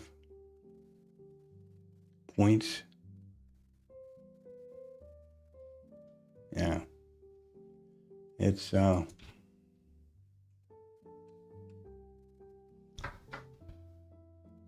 lot to think about. That's for sure.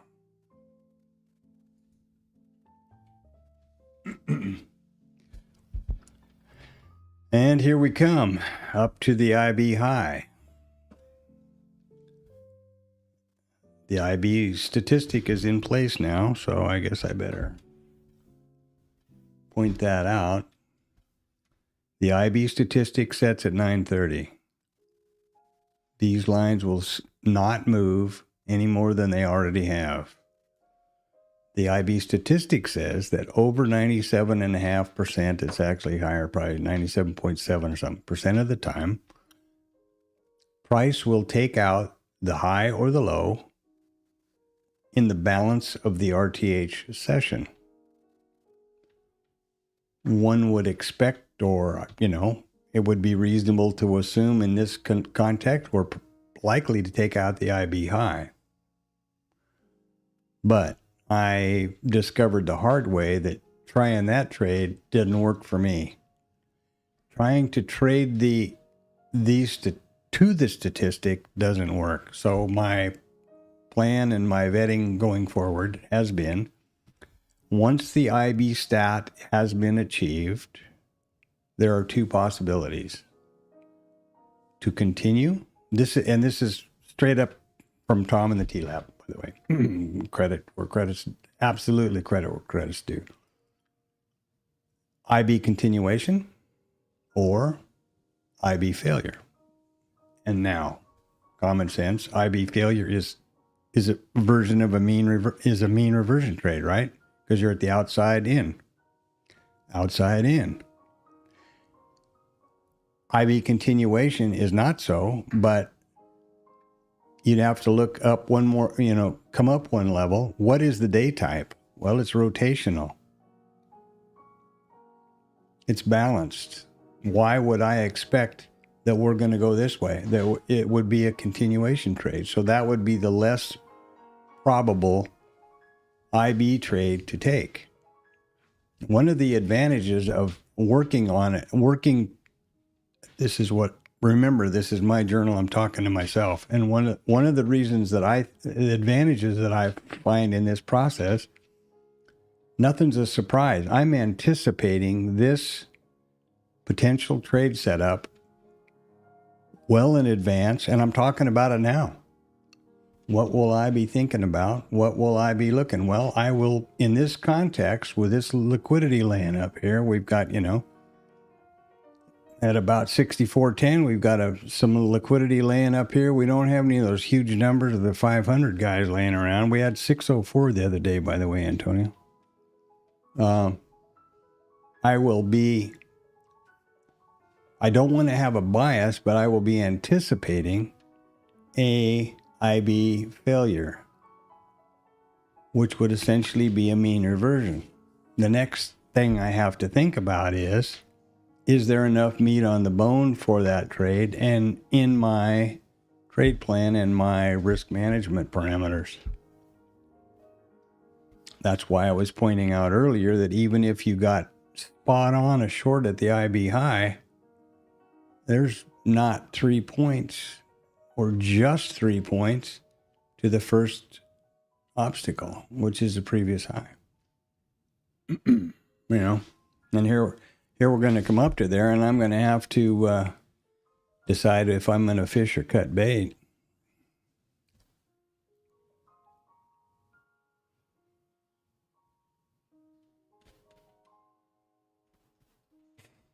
It might be funny. I might actually have one of those going on over here.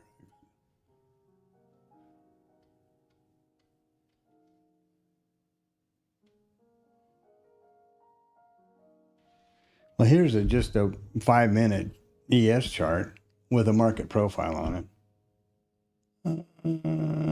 I don't have any volume going on. I think I thought I had a toggle button to get rid of the profiles even. I'm going to have to do that tonight so I can just have a straight up chart. It does have the price levels, but it's much less confusing when viewed like this, right?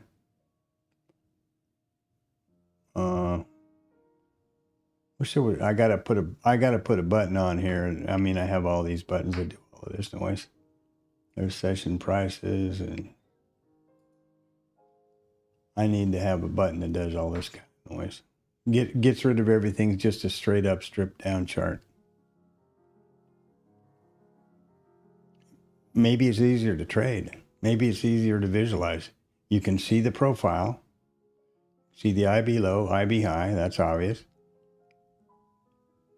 Why would I imagine that we're going to break out and run up? I don't know. I don't imagine that.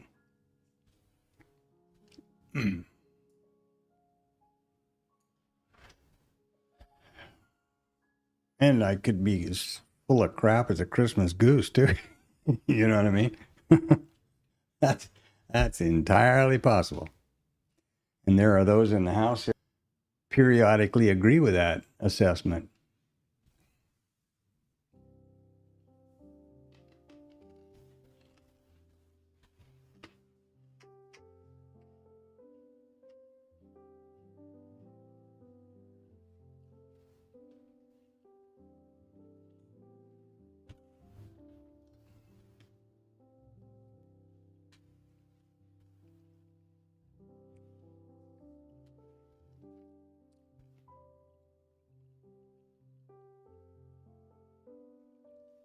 One of the interesting or the advantages or interesting points of Bookmap is you see we got 200 living here at the 6410s, and by the nature of the heat map, you can see that came into the market at 850 and 3 seconds. That's kind of interesting. And we're going to take this IB high out. Now, what I would expect to see or want to see is that we run through here to take for sure this liquidity and maybe test here. These are the ones that always give me pause. The next highest band of liquidity is just up here, 4 handles away. We know that there's liquidity there. There's likely to be stops living up there. You know that there's a buttload of stops and fuel right here. I mean, you know, everybody in their dog that thinks we're going to go low today has got their stop living right up here. So I definitely want to see those stops be taken out. And then I would want to see the market come back down, ideally come back down, test up to the IB and not be able to go back through it again to put on the IB short. But at that moment, I will be scratching my head in serious fashion. This is 9. There we go. So this is 9 points. This is 09 or 010. And here we are at 7. Just barely scale, assuming the short. And that's not nearly what I would expect. There was more over. There we go. There's some there. Some of them are coming out. There's 534 of them. That's a little better.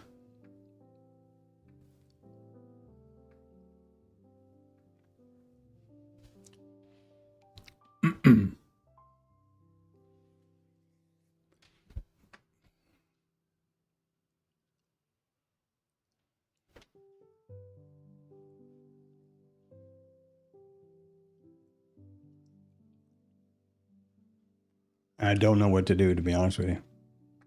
I am really, really seriously conflicted here.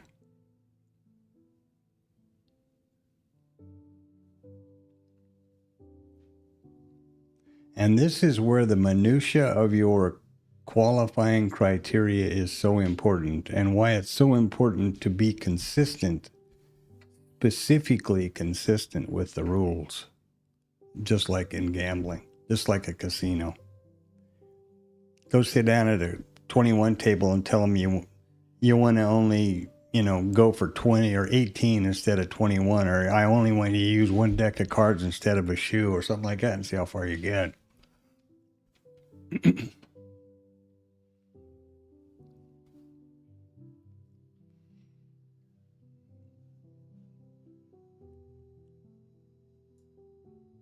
I'm thinking not far.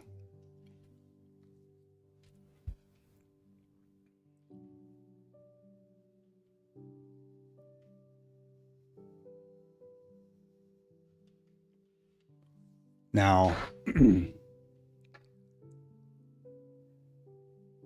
a normal day, this would be leaning towards an IB continuation because they couldn't get back down to the IB even.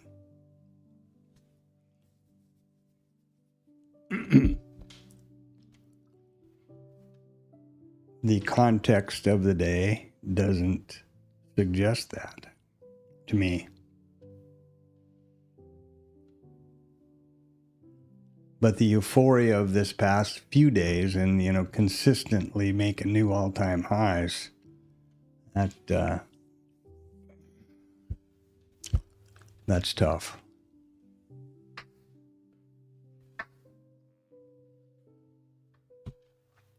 This is where the discretion part really comes into play in my trading. That is definitely the IB. We haven't gotten here and back up. That would tend to make a little more sense to me for the IB failure. The other idea is to use an asymmetrical trade philosophy, which is you put a trade on up here and you tell yourself this thing fails right here. You bring your stop up there and that's that. If it takes that stop out, well then there you go. But that then, going up one level, that breaks the whole principle of a consistent data set because I've changed the stop and the rules. My bracket is a specific one. There you go. So I won't do that. But an asymmetrical, that is the concept of an asymmetrical trade location and trade entry, is that you go short right here, looking for the mean reversion, and you say, right there, I fail. That can't be part of a data set for statistics, but well, I guess it could be if you set up a system where you captured a data set, a statistical analysis data set of those particular criteria.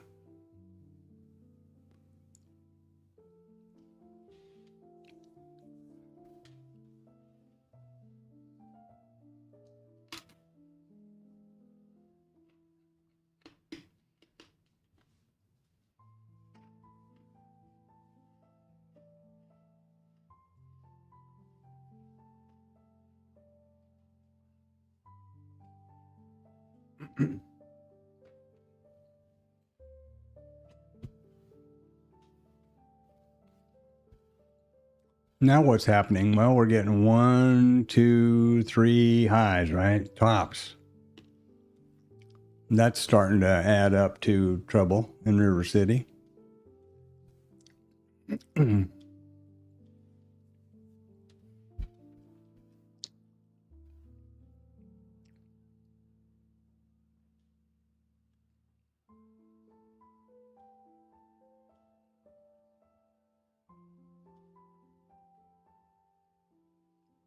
Yeah, of course. And we just put in a new all-time high. Absolutely. Absolutely, I do. And up in these lofty, new all-time highs and new highs and all this kind of stuff is really tough for me. Because by definition and everything else, this is a mean reversion day, and this is an IB failure setup. But yeah, we've put in what, 3 new all-time highs in a row, 3 days running or something stupid like that. There's no news on the horizon except for the possible random who knows what. And here's some sellers that couldn't get anywhere. Delta, remember? So these are Delta sellers. And they can't even get it down below the IB high again. What does that mean? That means I will be standing here for a while wondering, not taking the trade that is suggested or anticipated, which is the mean reversion. But, you know, it would be against my trade plan to go long in this configuration. Now, having said that, look at the daily chart. What are we doing? Higher highs equal higher lows. You know, you can zoom in and out on any kind of a time frame and end up justifying whatever the hell you want to do, I think. Maybe the tanker has turned here and they're going to continue to go up with it for whatever freaking reason. I don't know. Because hundreds of thousands of people are losing their jobs and the prices are going up. You know what I mean? What's the reason? Trump's going to try to, pull some shenanigan on Jay Powell. I don't know. I mean, I don't see any reason why this market has been putting in all-time highs for the last week, but it is. That's reality. And the idea is to trade what you see, not what you think. Were I long here? We're, damn near at scale. And here are those liquidities that I was talking about early on when we were approaching the IB high, living up here. And maybe that's got the force. Maybe that's what's the attraction. Should have gone long down here. Excuse me. When they retested the IB and couldn't get through it with these sellers. Not scaled yet, but pretty damn close. And that's the worst kind. Close only counts in horseshoes and hand grenades, right?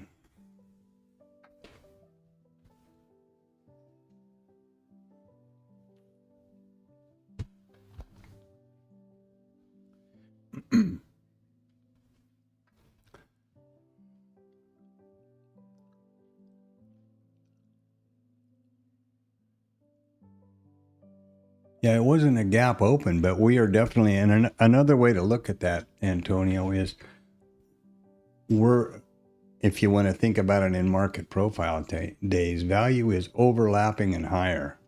Here's value area, where it was a great place to trade, and here's our value area now. Here's the previous RTH high, close, all those things. So yeah. I think you're right, but am I confident enough now to take a long? No. Am I confident enough to take a short? No. Am I a wuss? Yeah, probably. But I really don't know. I understand that you don't want to try to be, the preference shouldn't be am I right or wrong or any of that stuff. But on the other hand, I don't want to just make stupid mistakes and take stops. So I think there's a fine line there between I'm trying to be analytical and logical about it. Tests. Sellers tests. Couldn't go anyplace. But the day is very tightly rotational. This is a real difficult one for me. And it's all, and we're above all-time highs, so there's nothing up there. There's this 183 living up here at 64 and a quarter, and there we go. Now you're scaled and off we go.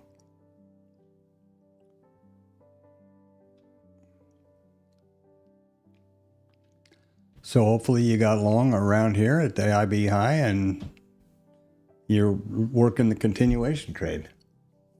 I did not, and I'm not regretful about it, but it is disappointing. How do you figure that out?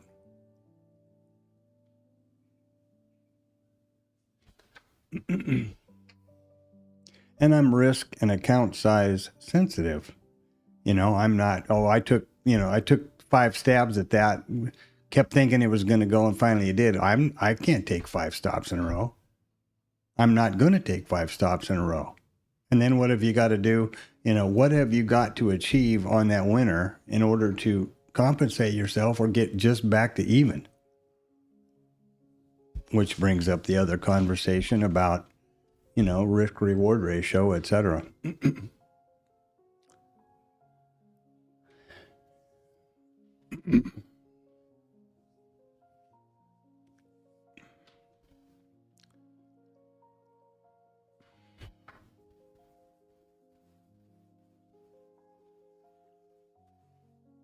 And we're gone 10 o'clock.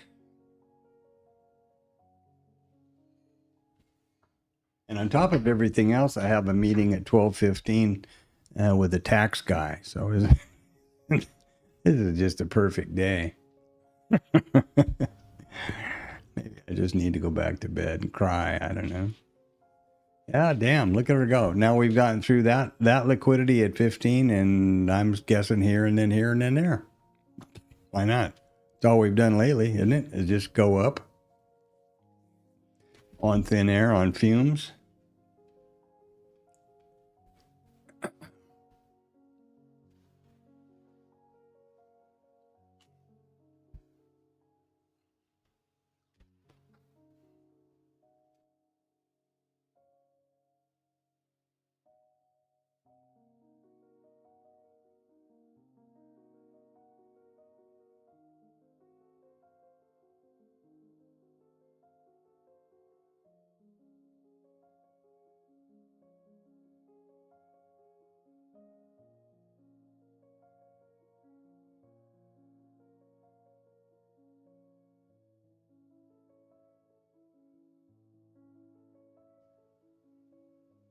And I know this is just repeating myself, but the pleasure of once you've achieved that scale, that is, then pressure's off. And that would have happened right there. Assuming it would have happened right here, assuming you got long right there.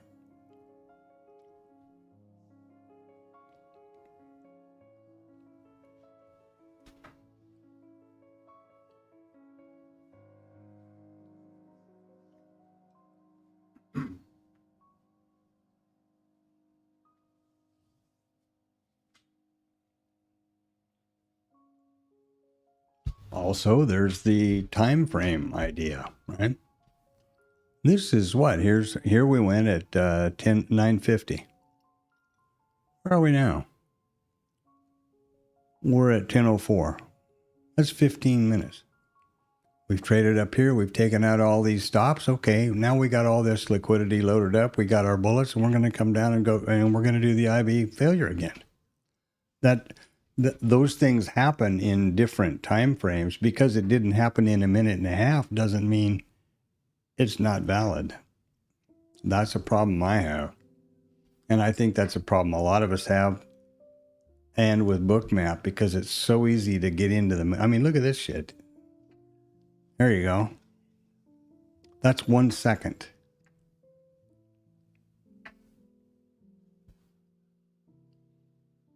Well, that's 1 second from here to here, I think. It's even more so. Oh, no. There we go. There's 15 seconds. I'm sorry. This was minutes. 15 seconds. How are you going to trade that crap? How far out can you get? Milliseconds, I guess. Or something. some measurement I can't understand. But you see my point.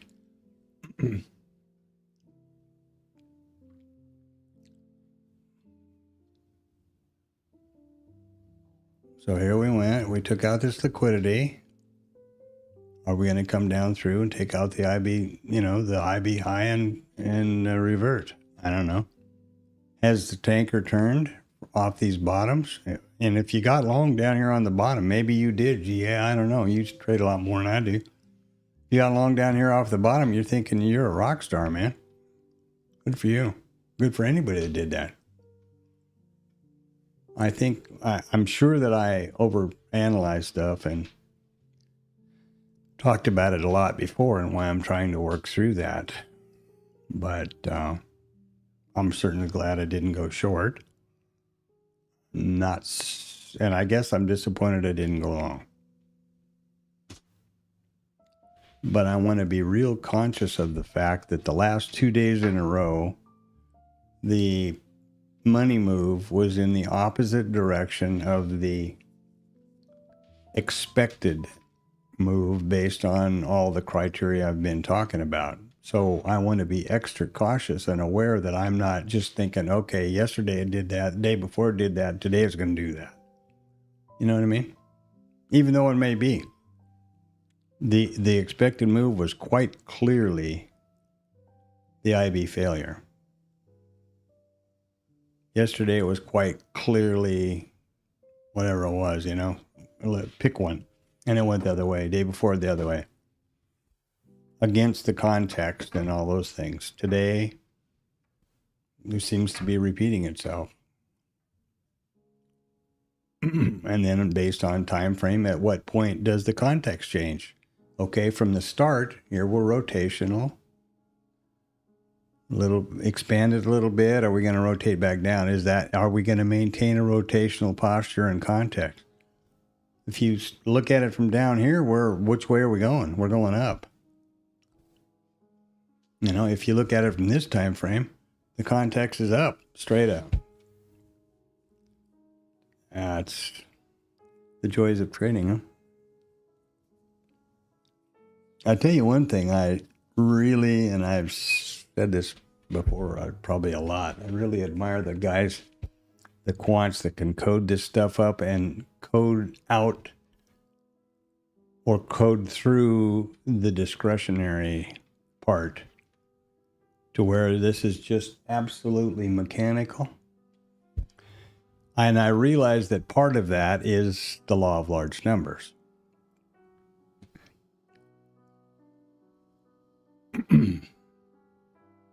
But, and also probably more importantly, the law of large accounts.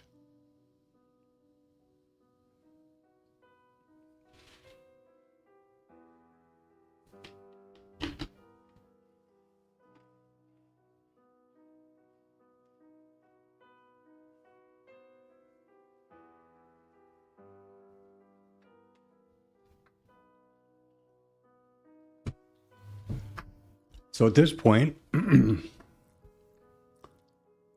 had I not taken the trade in the context and that I had anticipated, had I taken the trade that I had, traded the other way, in other words, had I gone long instead of as the anticipated failure, IB failure, I would only be scaled. I wouldn't be anywhere, which is okay because it comes back in your face and you scratch. But it's not like it just taken off or profitable or hit those profit targets yet. And maybe we're at this bar here and we've had a breakout and a retest and we're going to head up. Those are all the different setups and contexts that some of the other folks use that work out real well for them. And maybe I picked the IB high and low because it was a setup that I was able to code to backtest. It was very obvious.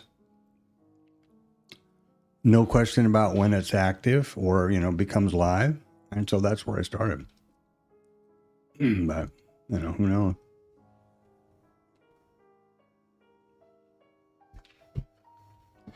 I'm sure that there are as many setups as there are traders with ideas. See how much money they're making in static over here. Nobody's saying anything. Maybe they're all messing around in the TLab. I don't know. A lot of people posting over there.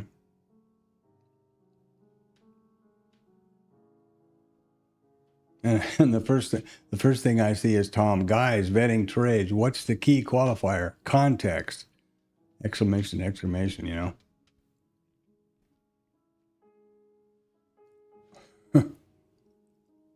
So, a little reassurance or a little confirmation, I guess, never hurts anybody. And it may very well just do the slow grind up to 45 or 25, whatever the hell that is, up to this liquidity. Where'd that come in, for crying out loud? Way over here before the open. 820, that came into the book. It's only $1.86, but you know.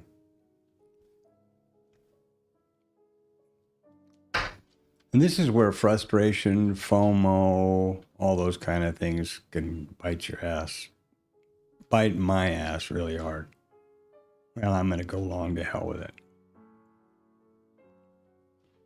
You know, or something. As we get now to 10:30, we'll be running out of the RTH 1 here pretty quick. And I think the random risk danger ramps way up.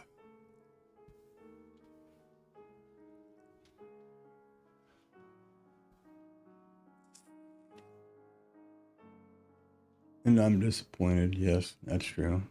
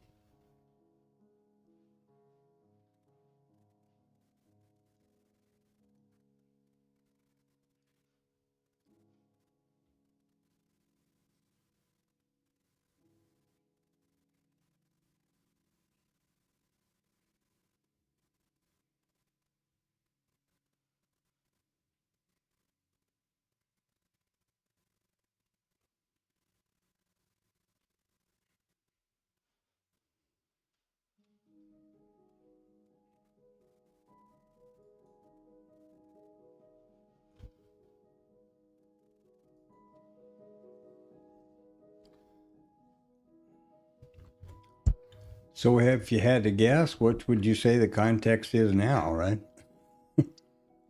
And the ironic part about this is in market profile speak, a B-shaped profile is long liquidation.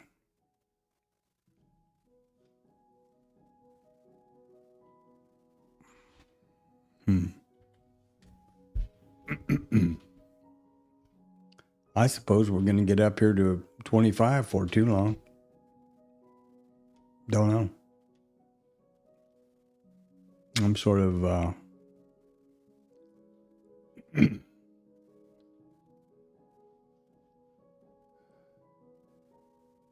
the hell happened at 10 o'clock? Look at that big volume spike right there and this big thing. What happened at 10? Must have been news? Or what, you know? Here's that big nothing. And up we went. Just a stop run? I don't know. That pretty big chunk of volume over there. That's one thing about the volume profile. You don't really see that kind of thing.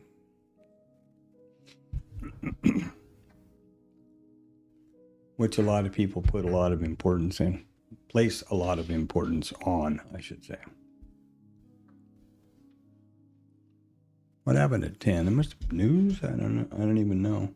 I didn't even notice, to be honest about it.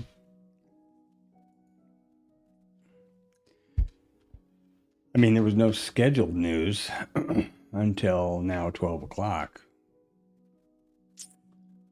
Let's see here.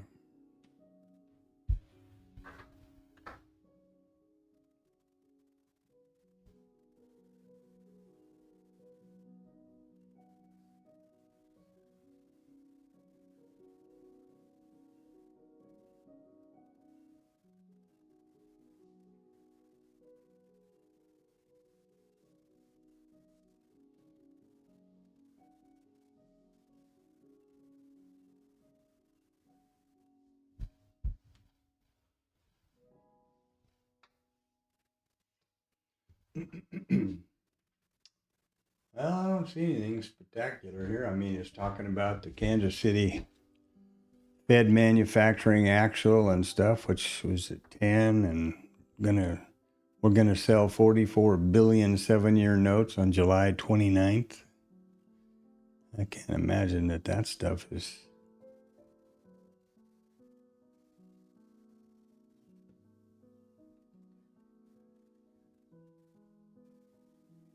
Would have anything to do with that spike, but hey, it worked. Now we're back down, so never mind. Never mind.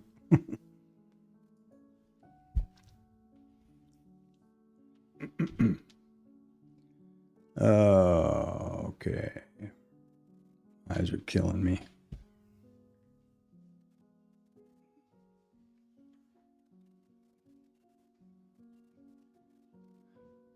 House is awful quiet. I bet everybody's asleep here. That's gonna irritate me to no end. And now here we are. Okay. In a look back period, here we go from 1049 to 1017, 30 minutes. We've tested up, taken out all these stops. Here we come back to the failure through this low volume node right here at the IB high. Would not be a surprise. I really wish there was more space here, more range. This is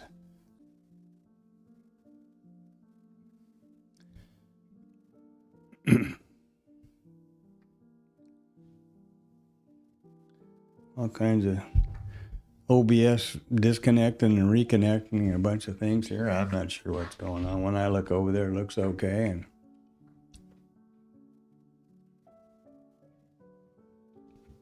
and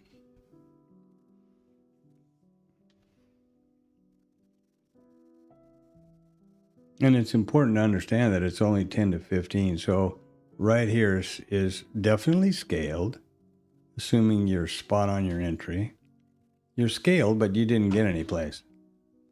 And now you're back to, break even, more or less. So it's not any kind of a Rip Snorton trade here today.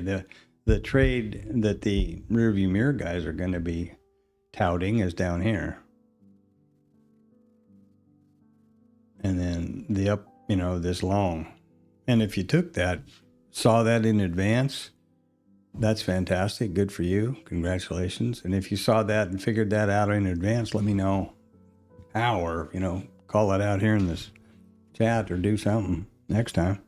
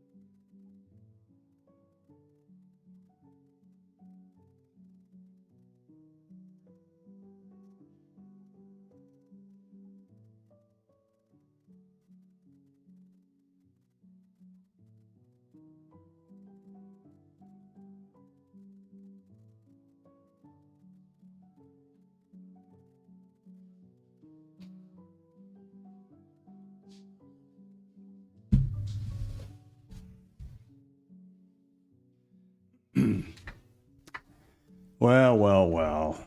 I'm painfully aware that this is not high drama or good entertainment, but I need to remind myself that this is a journal and that I'm trying to develop a disciplined, profitable trading strategy and plan.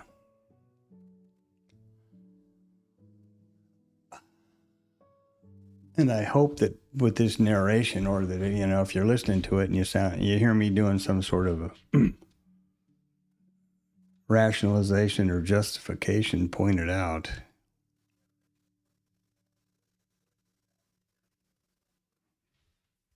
I guess one of the things that I'm aware of that I need to find some sort of balance in is just taking trades, you know.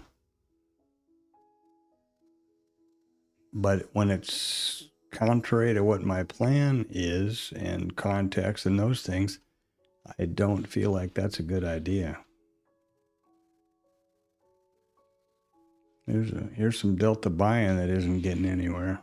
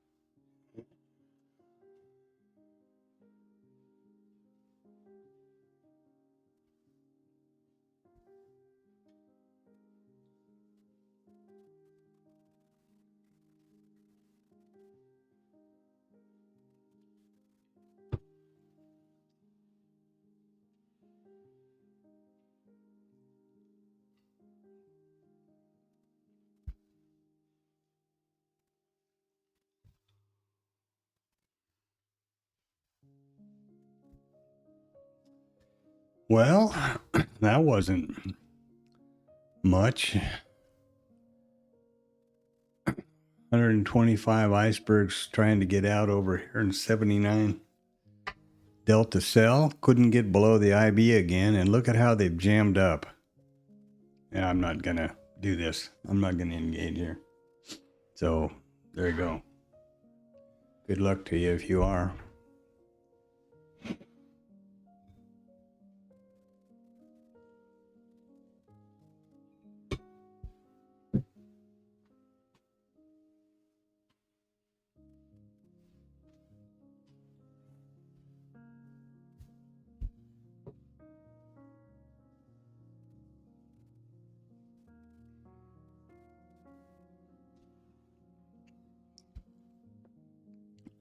It's about Tom time there, Antonio.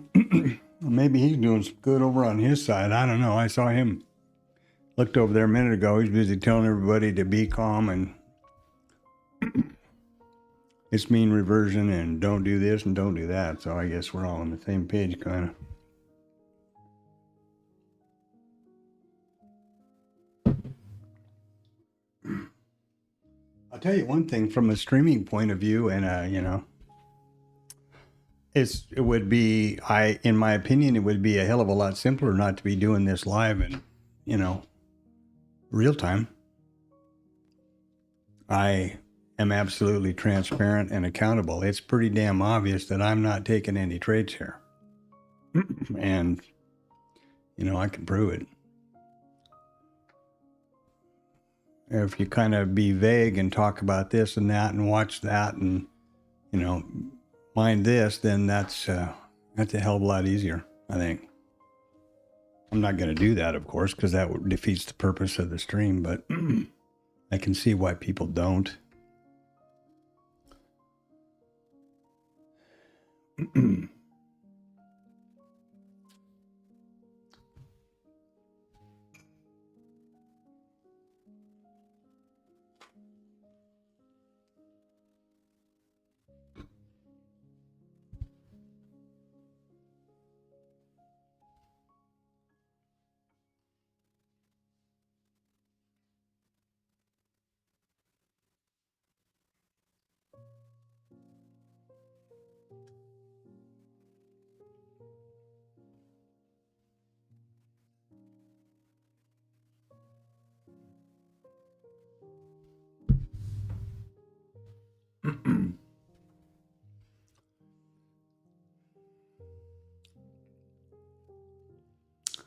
And I can safely say that it's frustrating being in this position, but I am not going to give into that. I am still anticipating a mean reversion and an IB failure. I think I would be real hard pressed to take the trade with all of these levels and liquidity piled right up through here and no range, you know, no meat on the bone. But I think that may happen. And boy, I'm sick of that damn thing.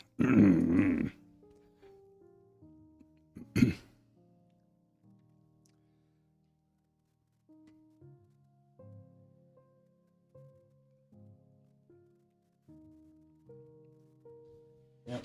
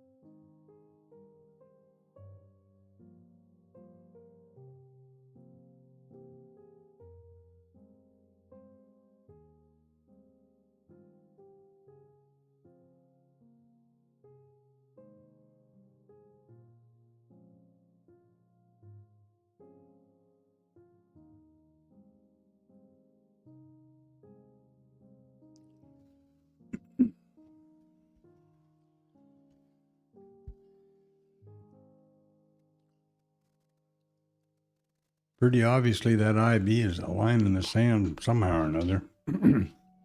Got a big volatility, liquidity shelf here. If you want to look at this time frame, what are we doing? Well, this is a bull flag, right? Goes up, tapers down, bull flag, as I understand them. If you want to look at it this time frame, we're having lower highs and lower lows. If you want to look at this time frame, it's a bar trade, breakout, retest, breakout, retest. You know, take your pick.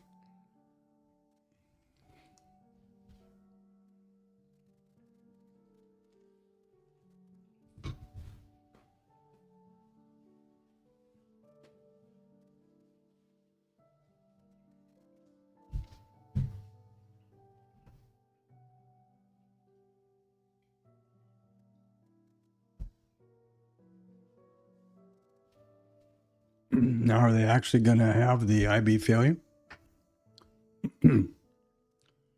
Developing value area low there. It's just a eyelash below the high. They are breaking through this low volume area here, which is pretty.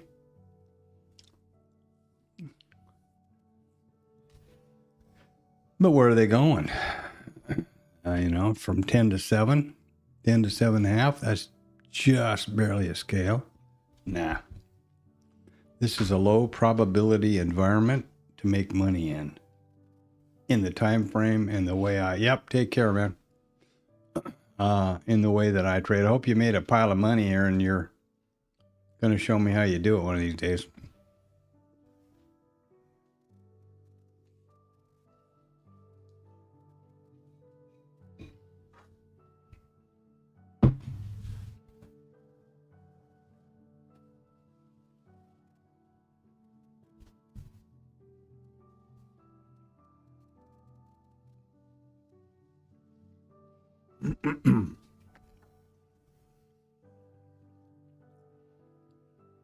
What is going on now?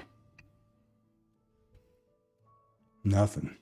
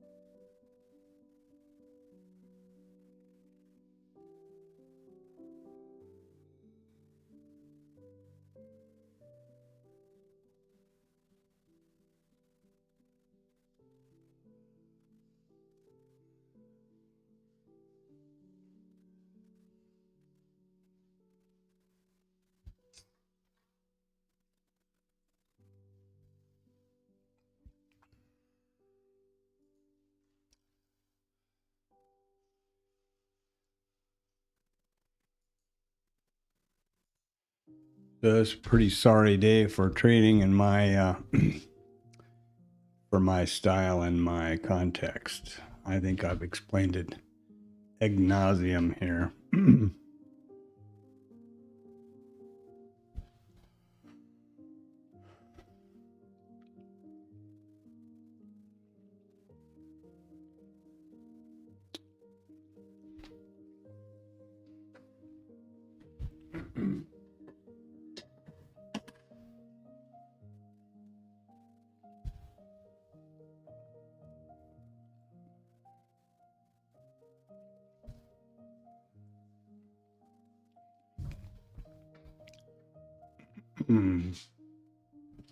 Got a call at just after 12 here Central Standard Time. with on top of a crappy trading day. I got a call just after 12 with the tax man accountant. So I'm going to kind of, while this is just droning on, and there's nothing wrong with today. It is a stop and think about the run-up we've had, and it makes perfect sense that we would have a day of consolidation. They're trying to figure out what they're going to do. They put in another all-time high, of course. Just, let's do that rather than not. So it's not, it's not unexpected or surprising, actually. But that doesn't mean that it's fun for trading or good trading. The context of the day, as I've repeated a bunch of times, was for a IB failure. I've been betting only the IB trades. Now, down here, we tested up here, there's a mean reversion up, there's a mean reversion down. We're down here. Are we going to take an outside in? Is this going to be a trade back to the middle again somewhere? And as it turns out, it worked out miraculously. Ooh, and here's our IB. And here's now at this moment in time, as I speak, we have a VPOC migration higher, which to a lot of people is a signal, trade signal. And actually, it is real. This is an interesting phenomenon. We have now, the IB has migrated out. The IB, sorry, the VPOC has migrated outside the IB. Typically, one would want it to be, 3 to 5 points outside, and in this case, like everything else today, it's 1 point or 1.5. Or $1.75, I guess. But nevertheless, it is migrated outside the IB. So some statistics would come into play there about how often we revert to the IB and this and that and something else. And that doesn't mean this won't be a crazy Ivan that goes up here and comes zooming right back down. Because remember, this is 8,869. And we just migrated up from 7,900. So there's only 800 contracts different. Easily maneuver, they could easily do that. And we're in a very low, we've only traded 461 contracts, 1,000 contracts so far today. 85%. So we're only trading 85% of our typical volume at this point in time. Understandable, right? Average rotation or average true range is down to 275. Here's a bunch of delta divergences going on. Yeah.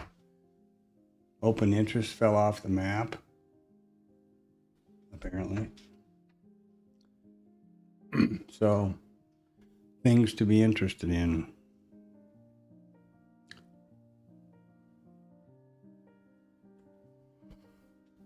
This VPOC migration is not a trade or a setup that I have vetted, and it is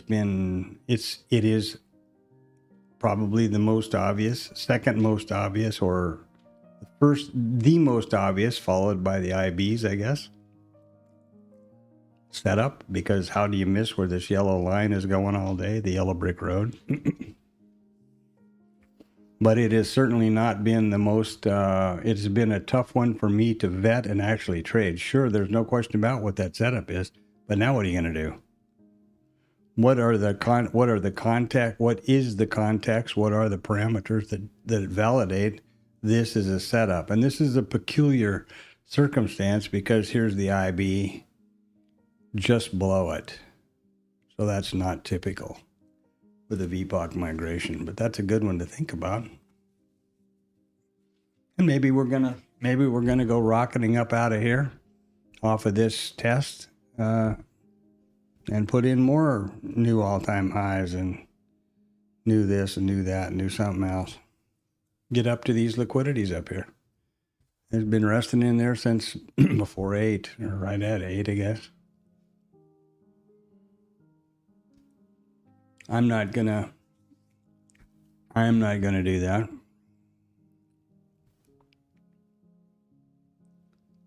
Looks like the tanker has kind of turned to a more of a directional day. But there's a big sell delta that didn't go far. Here's a big buy delta that hasn't gone far.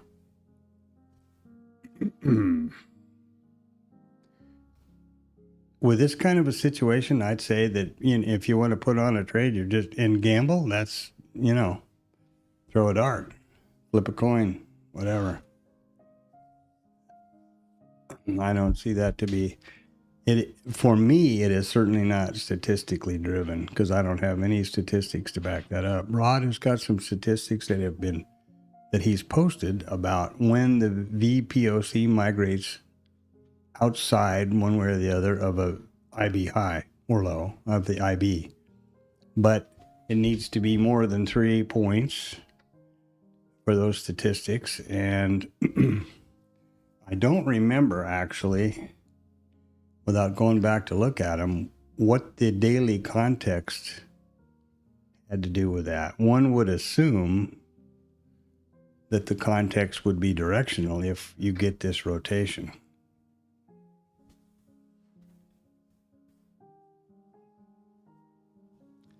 And remember that assuming is dangerous. And I'm not saying that this isn't a good setup and trade for somebody to take and that they're not going to make a lot of money, including I could maybe as well.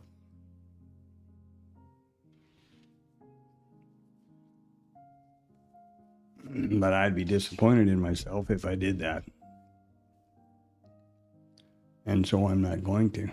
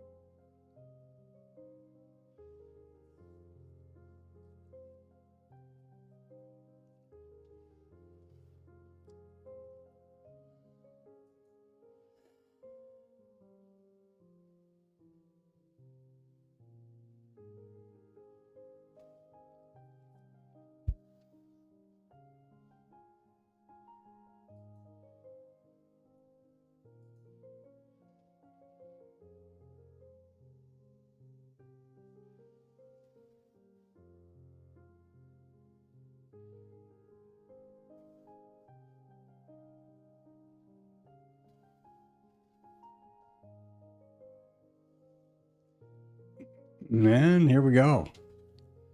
So if you took this little, got along on this little do-si-do down here under the VPOC migration, you're all pleased with yourself and scaled, and here we go. The developing value area. I see what happens. good luck. I mean, and I mean that sincerely. Not for me, but not a trade for me to engage in, but it's, if you did, good luck. Iran has said that they will continue to defend their nuclear rights, including uranium enrichment, and will put that forward in their talks in the EU or with the E3 on Friday.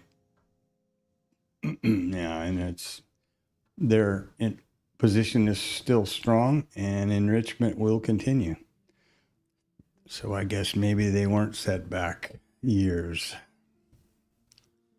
or who knows, No.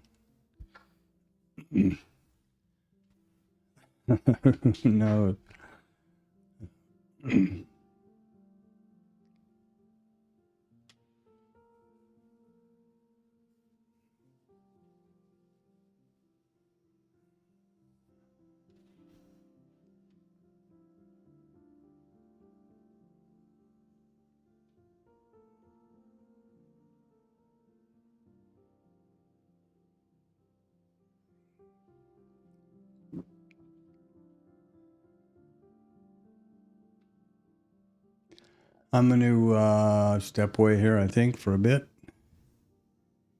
Jump to the shower, get ready for this call with the tax guys. Keep my eye on the market, in and out of those activities. The music is going to continue musicking. Got one more song to go. I think I'll wait for that to get done and then switch over to the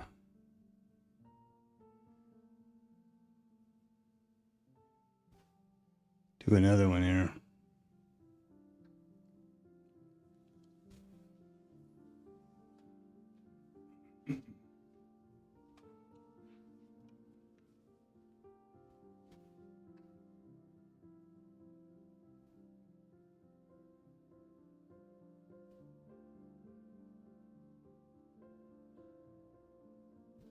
If you come through the stream, drop something in the chat, say hi, poke a thumbs up, that'd be pretty cool. Subscribe, of course.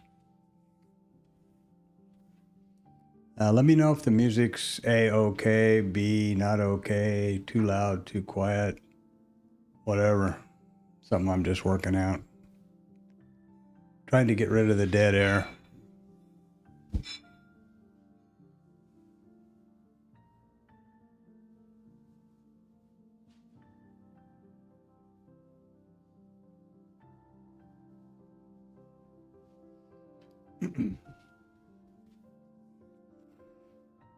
And have it be something more conducive or promoting for focus and concentration. There's some stuff out there that talks about just doing that, like binaural stuff, but I haven't found that yet. What I've done is settled on Epidemic Sound, which is, it's not free, but it is very definitely, they have worked out all the ways around the copyright strike. It's all licensed and royalty free and YouTube approved and all that stuff. So that was my first concern, is not getting crosswise with them. I tried a couple different things that said they were free and copyright free, and did a test stream, and it got a copyright strike. So that's something to be careful of, as I understand it.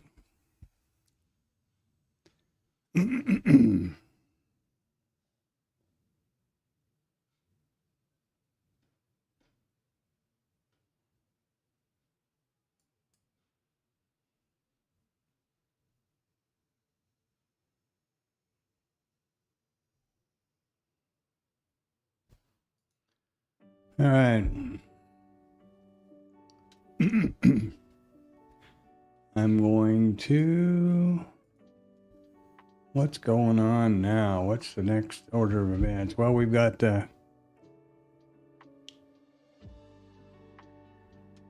new home sales were way off. What a surprise. 70 or 80% of the lumber that we build homes with in America comes from Canada. So let's throw a tariff on all on all of that, shall we? And then wonder why home prices are going up and sales are dropping off. Sometimes some of that I feel like these things are so elementary and so, like, duh, of course that's going to happen. Yet they continue to be touted by these people, in the government, by the administration. I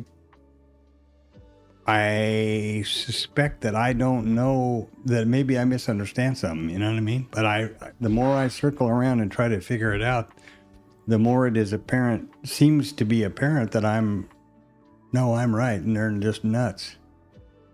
They're barking up a different tree for some reason.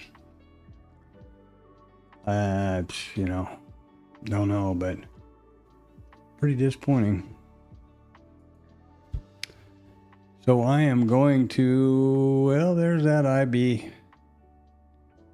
Now they're going to come back down again. You see, this is just something they're rotating around this little fractal right here. If we get down under this and under the IB, it's possible we'll make it back to the mean. Reversion's out of the question, because here's the mean. We're already under it. Will liable to circle down to this these levels down here below us? I don't know. It beats the hell out of me. We've gotten down here 3 times, 4 times, 5 times, however many times you want to call them, this morning. And it's entirely possible at some point, perhaps at noon hour, when we'll get a move. That does happen. But there we are. Speaking of that. So if you got short up here, you're just all proud of yourself. Or is this a V reversal and now it's going to tag that previous high and go the other way? The joy of trading, eh? One of the lovely mysteries of trading. All right, I'm going to be on the side. Music's playing. Thanks for coming by. Drop something in the chat. Say hi. Subscribe. Send money. Whatever. I'm going to go run through the shower and get my head together for this tax thing.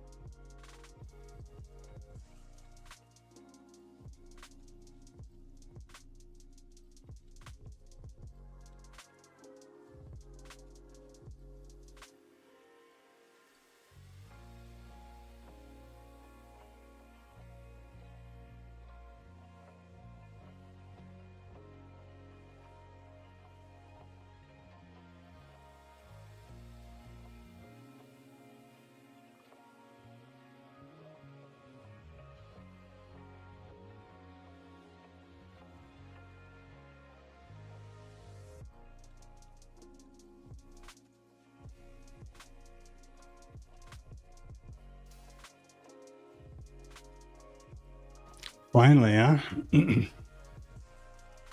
Finally, they got it. Oh, good. It confirms my theory that it's going to be a rotational day. Doesn't mean I'm happy that I didn't trade that, but, you know, it's nice to have a process bear out without a preconceived bias or, you know, just through observation and logic.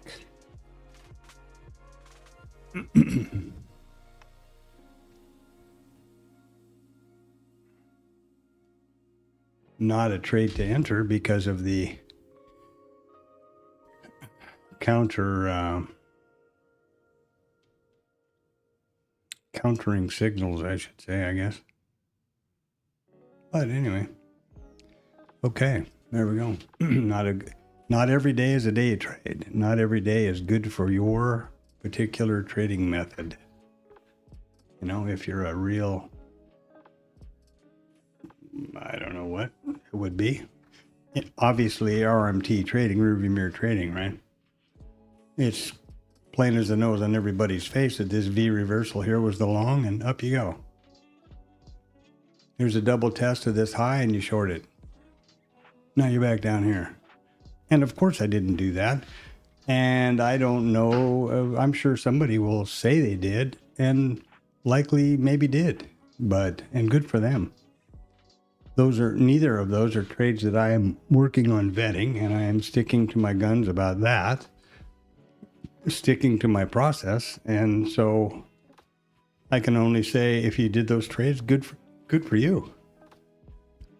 I hope you got, I hope that worked out great. It obviously would have, if in fact that's what you did. And these signals are really clear in the rear view mirror. Not so much on the hard right edge. Where's it going from here? What are we going to do now?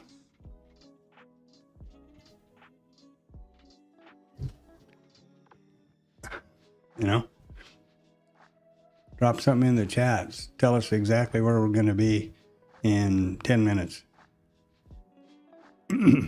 I can't do that. I wouldn't even try.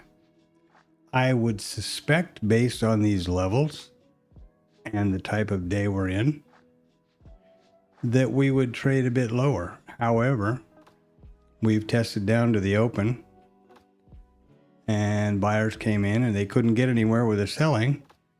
So we may mean revert back up here to the POC. I don't think that's being wishy-washy or non-committal. I think that's being frank and logical. And that's how I see the market. And not that I'm going to be trading it either, but that's what I see.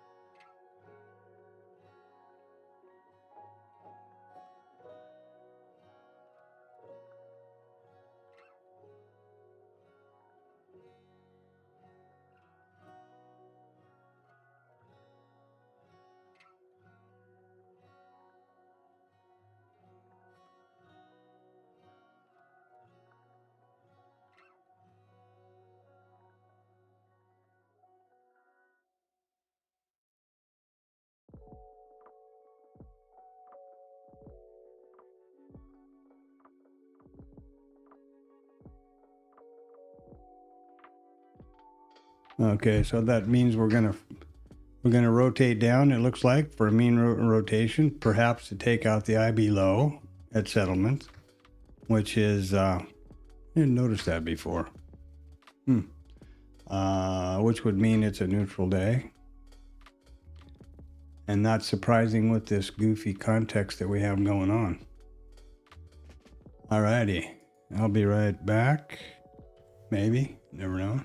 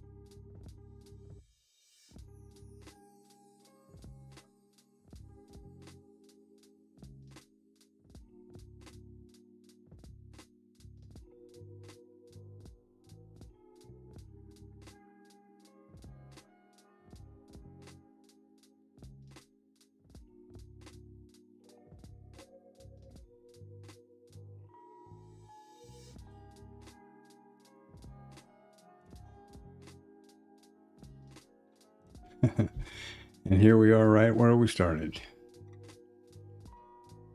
Make a huge batch of retail soup. Just throw them all in the grinder or the blender and flip her on. And that's what we've got.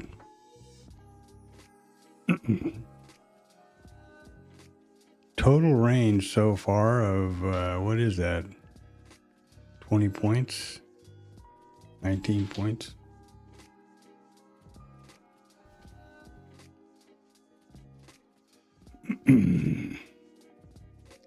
Not particularly something to write home about, I guess.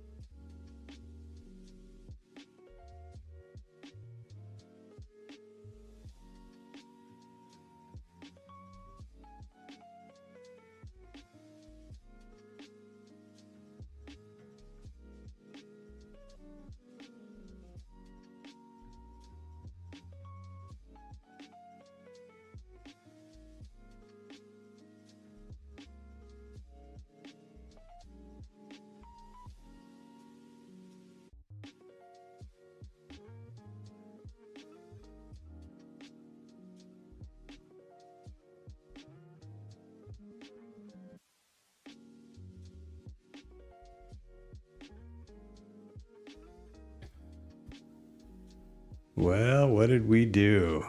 The hell is this? Ha! Look at this iceberg. What kind of noise is that?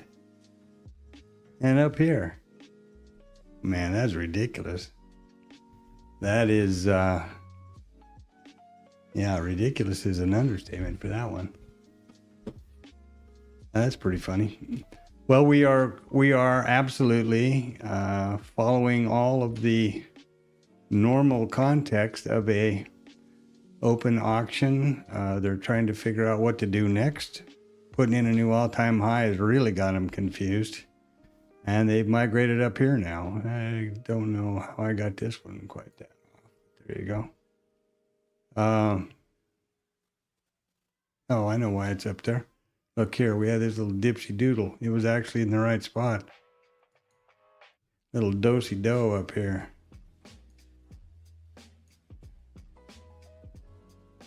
Oh, look here, you can draw a line at the corresponding price level. That's a new one. All right, so anyway, there's the open. Doop, doop, doop, doop.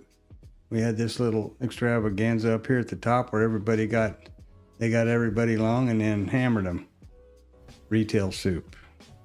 We're making a big batch of retail soup for all the boys and girls to pay the piper. I'm going to get ready for this appointment that I've got with the accountant. So I'll be monitoring, but on the side. Best of luck.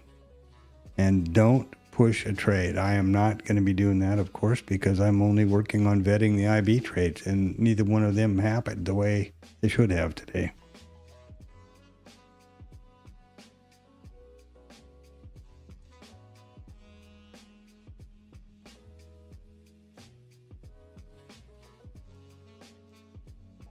Also be aware we've got the tips auction at top of the hour. And then who knows what will happen after that. The press secretary, who knows? I don't know. If there's been, let's see. If there's been new stuff added to the docket. Not really. We got the tips auction here at 12. He's going to be signing orders. Then he's going to go to the Fed. Then we're going to have who knows what. Then it's the close, right? Cash close, and we start the earnings stuff for the evening. So,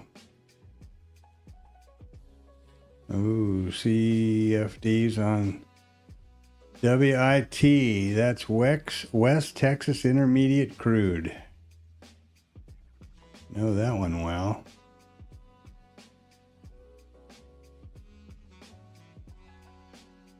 What the hell?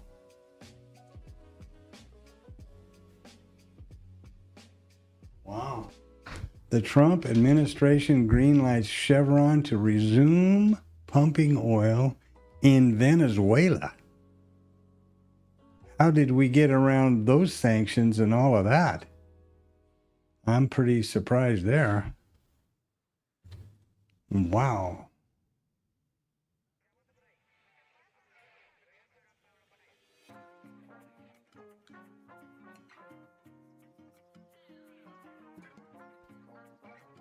Wow, that's pretty amazing.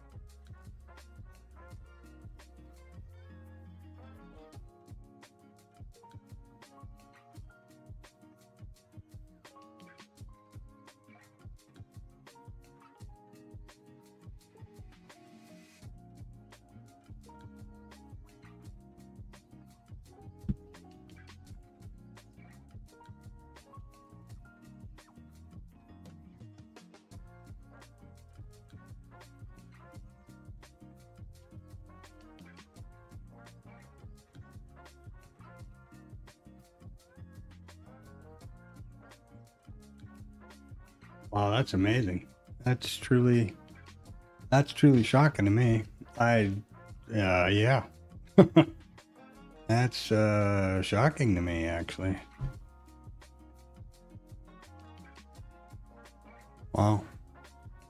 I guess nothing would surprise me anymore, to be honest about it. Okay, I've got to get my little ducks in a row here for a call on another machine.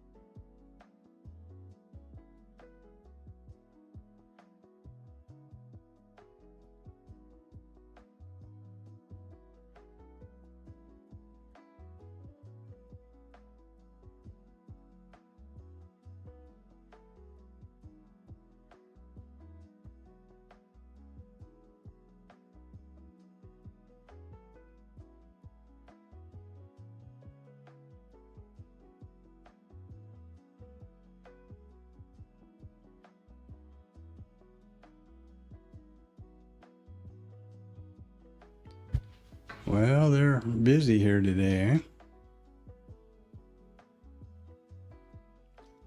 I'm still standing by for this phone call, so I figured I'd drop in and say hello. They're busy here today. Yeah, this is the 12 to 1 time, so use extreme caution. This is a particularly dangerous, choppy, open auction type of market day, so be real careful if you're not handy with this and you're interested in preserving your capital, your account, and managing your risk.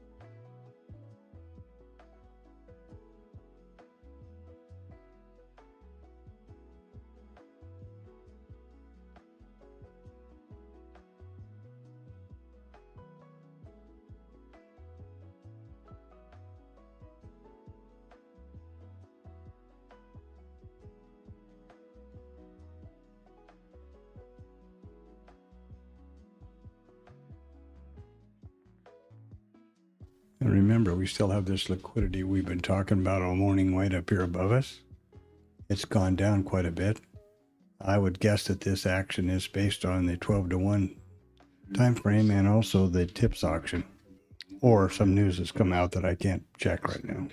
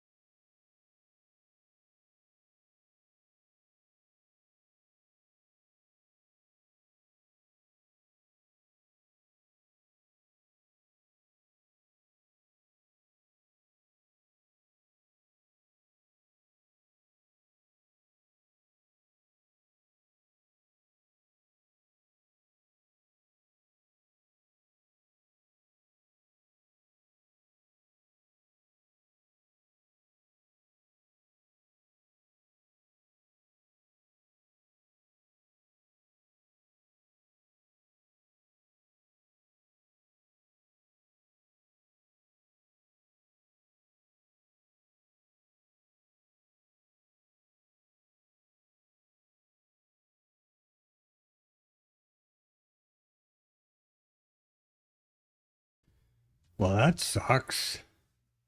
I had my big tax call here, and one of my other machines doesn't seem to want to know about the microphone, so, bummer. Anyway, what do we got going on here? Well, more of the same, eh?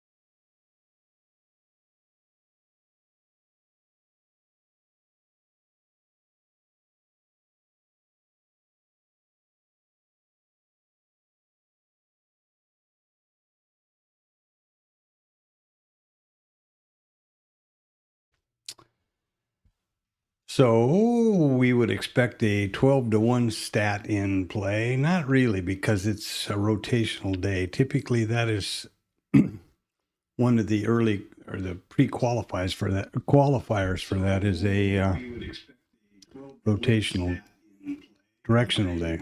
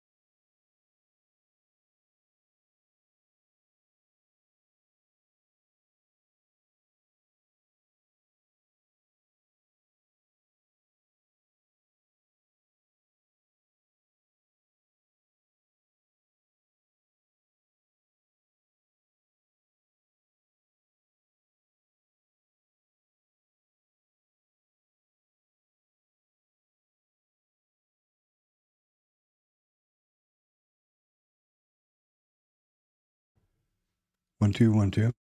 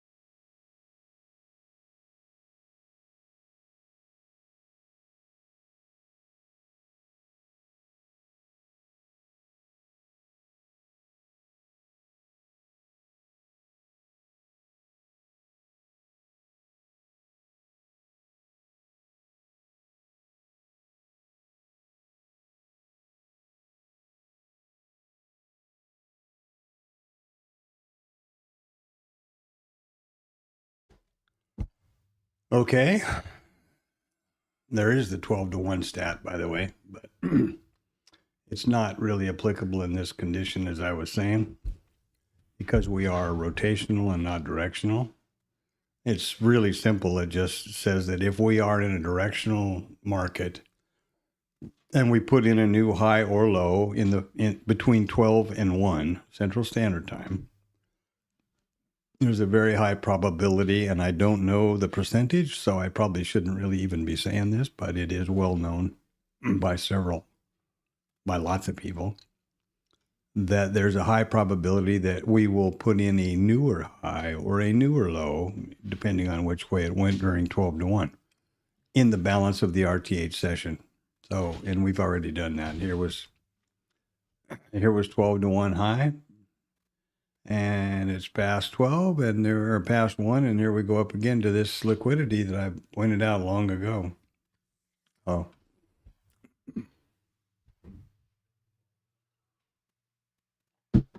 Now I'm back to sorting out what's going on with my old headset here for that call I was supposed to be on. Has nothing to do with the equipment here, but you know, it's a nice Logitech Pro gaming headset, but it's worked for years. I don't know what's going on. I got to figure it out.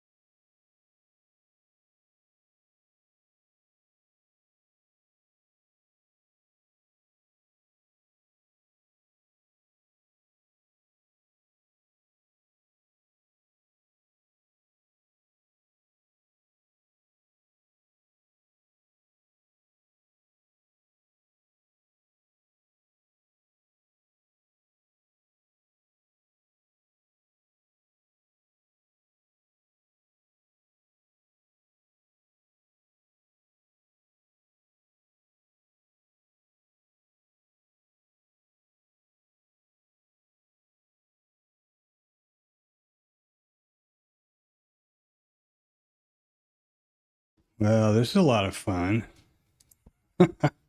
Not really. Okay, here we go. What are we doing? Well, we're testing out these liquidities that we talked about a long time ago, one at a time. Not that I'm a great soothsayer or that I'm looking in the rearview mirror, but we did. If you listen back, stream talked about this, and this one in particular, which I think came in at like 10 minutes to 8. Let's check. Oh, 8:20. Ooh, sorry. Just before the open. We actually did, in fact, put in the 12-to-1 stat, but it wasn't a qualified one because it's not a directional day. I guess you could start to make a case for it if we keep going up.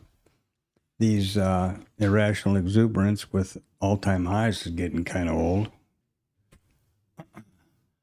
Here we are. So what are we doing really if you look at this logically or objectively? Well, we're making higher highs and higher lows. It's uptrend, right? So the context is up. It's a rotational day when you look at how the volume is spilling out. But in reality, it is an uptrend. So context would be up, huh? Lower, higher lows and higher highs.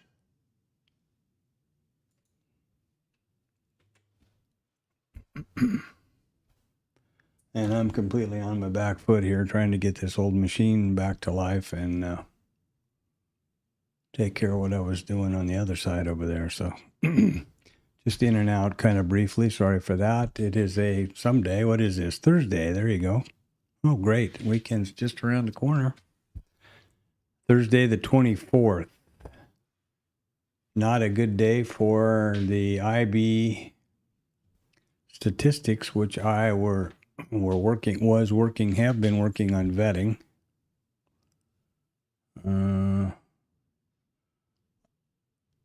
Especially within the context of the market structure that we have now. Look at this. There is, what is this? 3 to 6. Well, if you really squint, you've got 3 points or the range requirement met right here. And that's the only one in the whole session. Now, what do we got up here? 10 to 14. Take it back. Without if until the VPOC moved in here, we had it right here, but we don't anymore. So it's not a day for me to engage, and therefore I am not.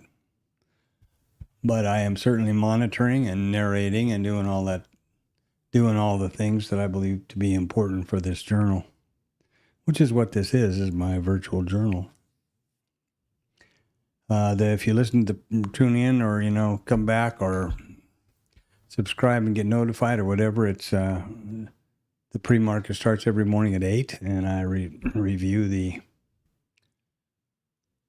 numbers, overnight trade, what we're going to do, what I'm expecting to happen in the daily, the upcoming RTH session, how to set up the statistics here and all of that stuff. So, and then the open at 8:30 and continue from 8:30, from 8 o'clock in the morning until 3 o'clock or 1500 in the afternoon, because I have a commitment to take no trades off the stream.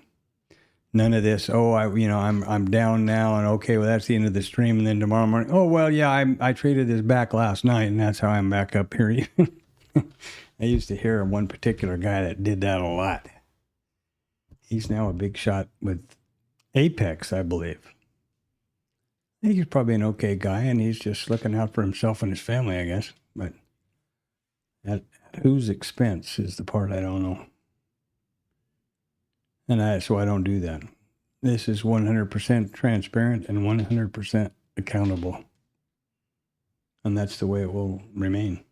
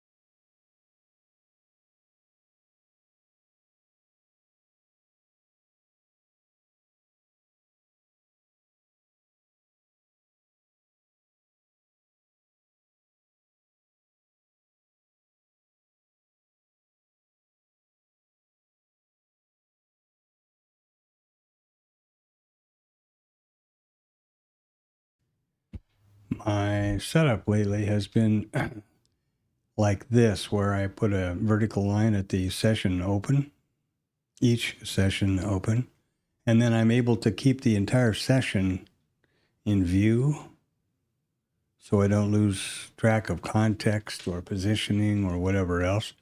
And then when I'm going to, and when I anticipate engaging with the market, I can just scroll in and there you are, right? That's the idea. And I try to keep these at $1 high just so that I have a sense of scale and perspective.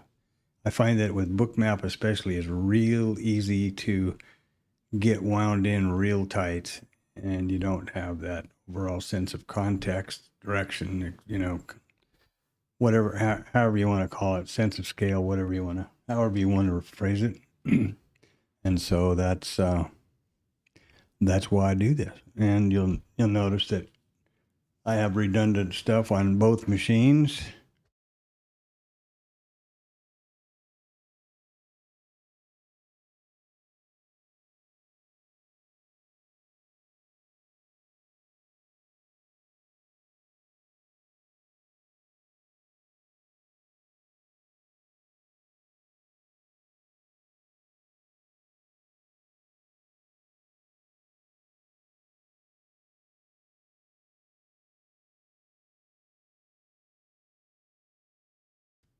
I hope everything's working.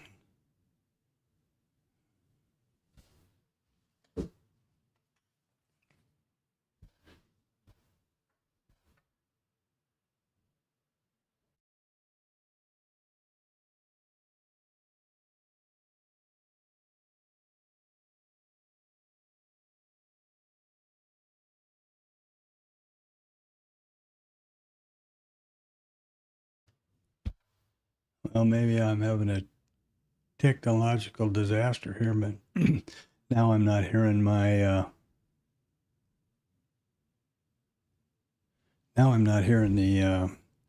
audio come across the stream. Could just be this headset, I guess, but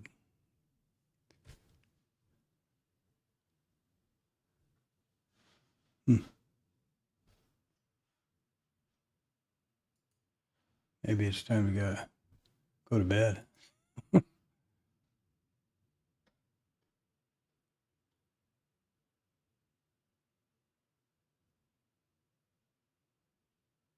Never know, huh?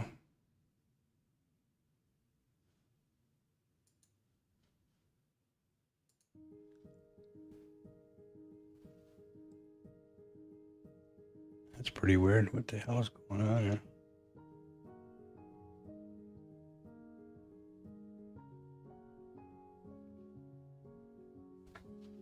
I'm hoping it's my headset and that everything is working okay as far as the audio. There we go.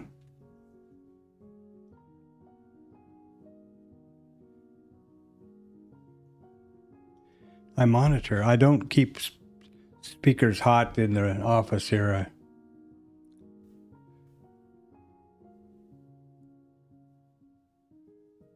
Get this set to parity, and yeah.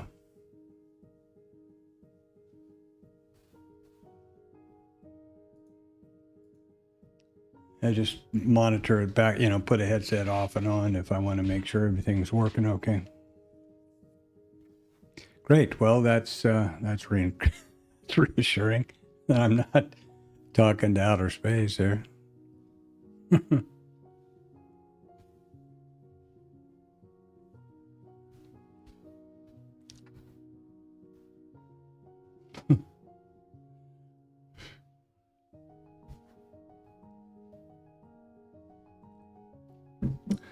And again, the purpose of this stream is my virtual journal. I see what I'm looking at, obviously, with the video, and then I am the voiceover or my narration is to provide insight as to what I'm thinking. And the whole reason behind this is I don't multitask well, and trading takes my focus. And for me to be, I think journaling is important. So for me to be screen snapping and typing and doing all those kinds of things, it's just, I don't do anything very well. So I do this and I find it nice. The reason I stream it to YouTube is because I can then review it on any device. You know, I don't have to be standing here. These are stand-up desks. I have 2 of them in an L.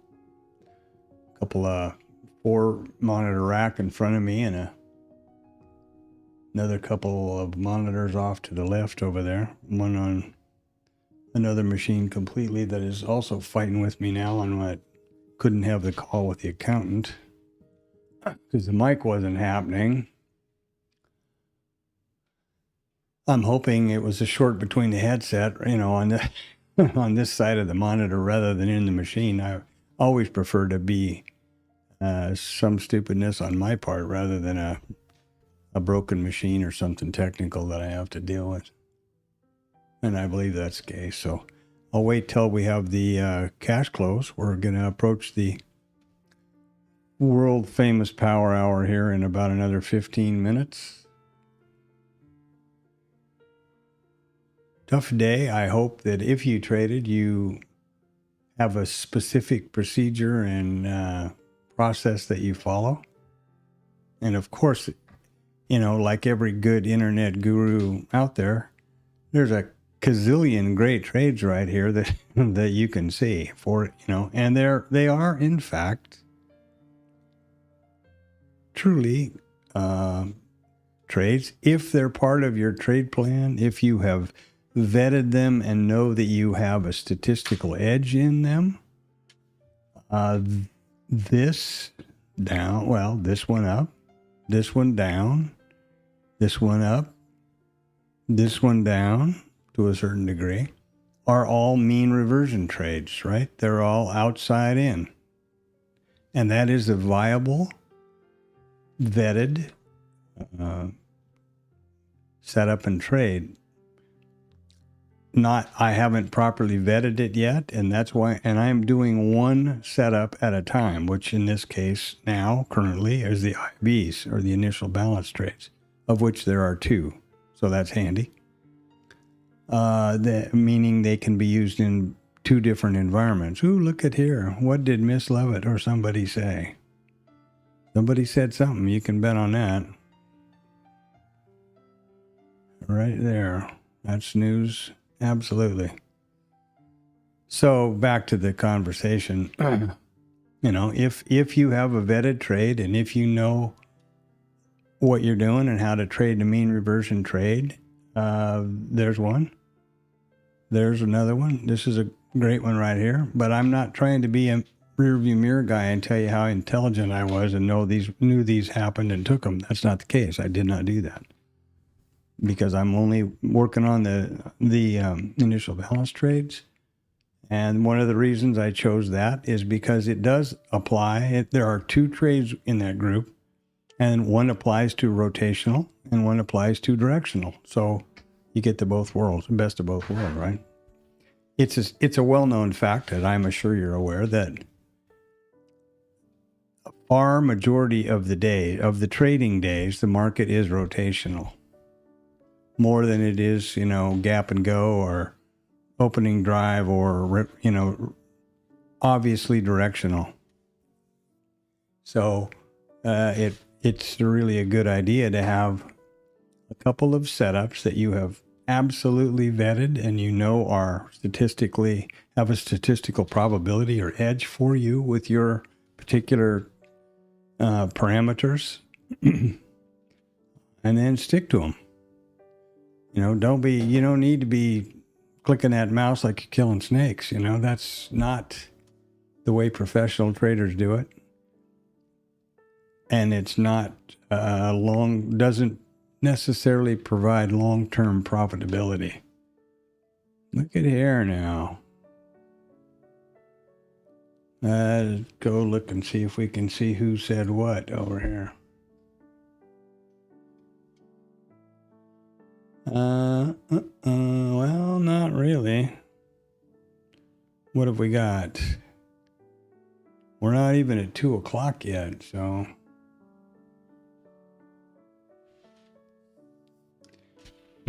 Because there's, there's a hot mic random risk opportunity at 14:30 because Trump is going to be signing executive orders, which is pretty bizarre to me, but he is. And then at 1500 he's going to visit the Fed. That ought to be that should be interesting after all the obnoxious, insulting things he's called Jay Powell recently.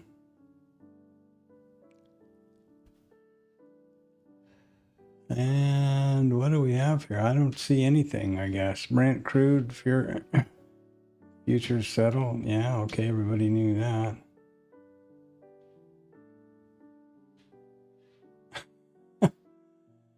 We've issued new North Korea sanctions. Okay. We're gonna allow drilling and open communications with Venezuela, but for some reason they've decided we're gonna add more sanctions to North Korea, which I thought they were pretty much shut off from everything, but maybe not. I can't keep up with them, frankly.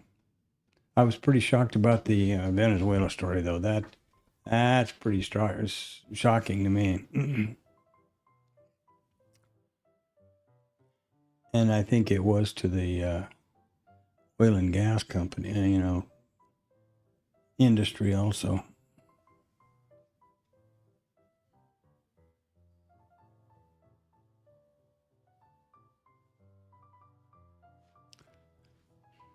I don't see anything in the news, FYI. And I don't do social media things, any of them. I think that's one of the contributors to the short news cycle and the problem we have with honesty and accountability and facts, in the days of when people actually knew what the facts were. So that's, and besides, I don't have time. I do monitor the Financial Times and the Journal and Bloomberg and BBC and CNN just to see what the headlines are doing, but there won't be anything coming out about some immediate little hoop-de-doo like this right here. I don't believe. Probably an off comment by someone.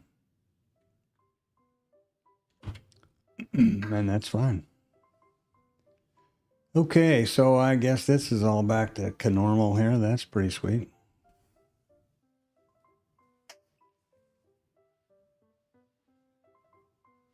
I'm going to test something here now.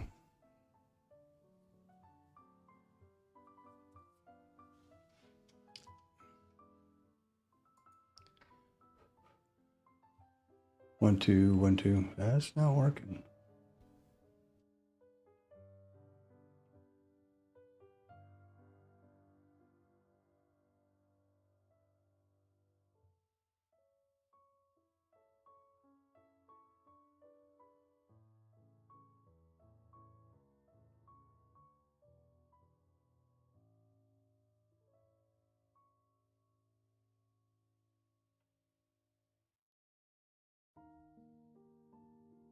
I haven't used this microphone over here for a long time on this headset. That's how I used to stream long ago before I got the mic and the mixer and stuff. And I guess I could remove this setup on this OBS if it isn't working.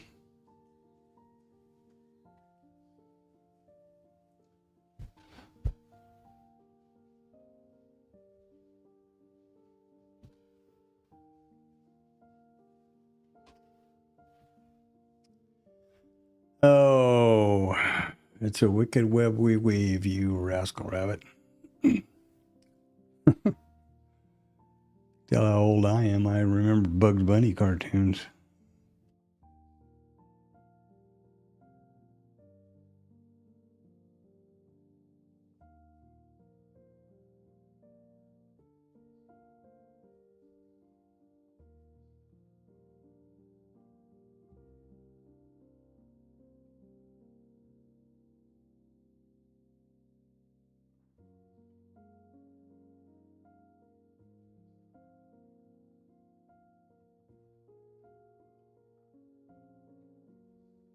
So anyhow, I would suggest that we're rapidly approaching the world famous power hour.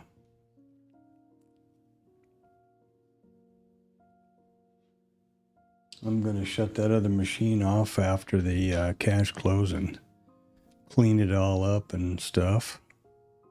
See if I can get that back to functioning properly.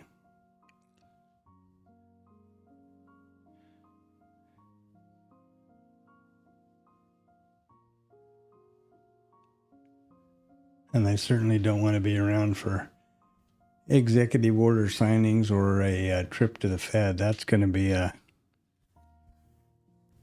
well,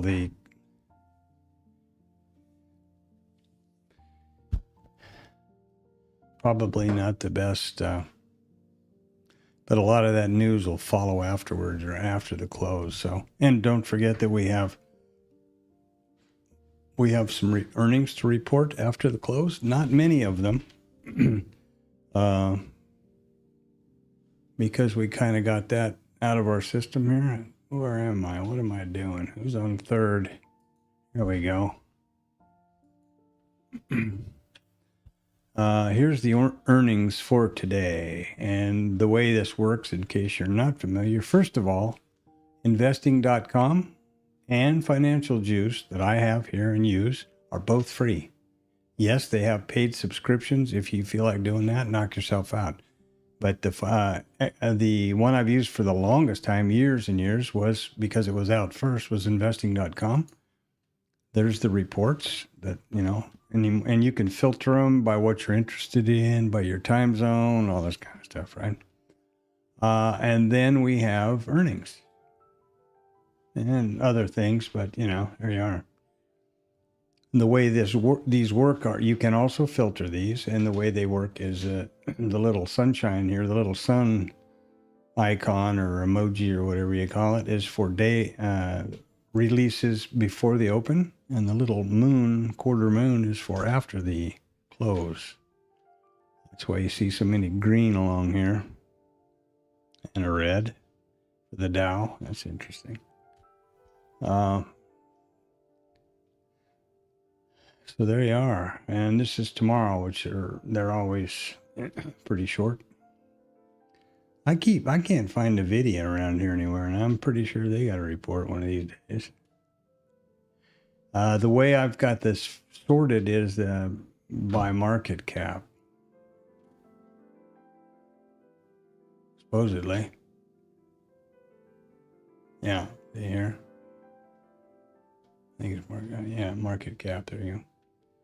So NVIDIA ought to be top of the list for whatever day. Microsoft is next Wednesday. Oh, here we go. Qualcomm. I mean, Microsoft is $3.8 trillion market cap. Isn't that something? And 1.8 trillion for Mr. Zuckerberg and company over there. Wow. Trillions of dollars. That's a lot. Huh? If I had the rounding error on the interest for $1 trillion for 1 month, nobody in the next several generations of my family would ever need to work. You know what I mean? It's just pretty. I think sometimes we throw these values around and these amounts around like it's just old hat, and without really understanding what the hell they mean. That's my opinion. I've really taken on board what $1 trillion means and is and represents. And, you know, somebody made a pretty good analogy of it. I think that if a dollar was a second,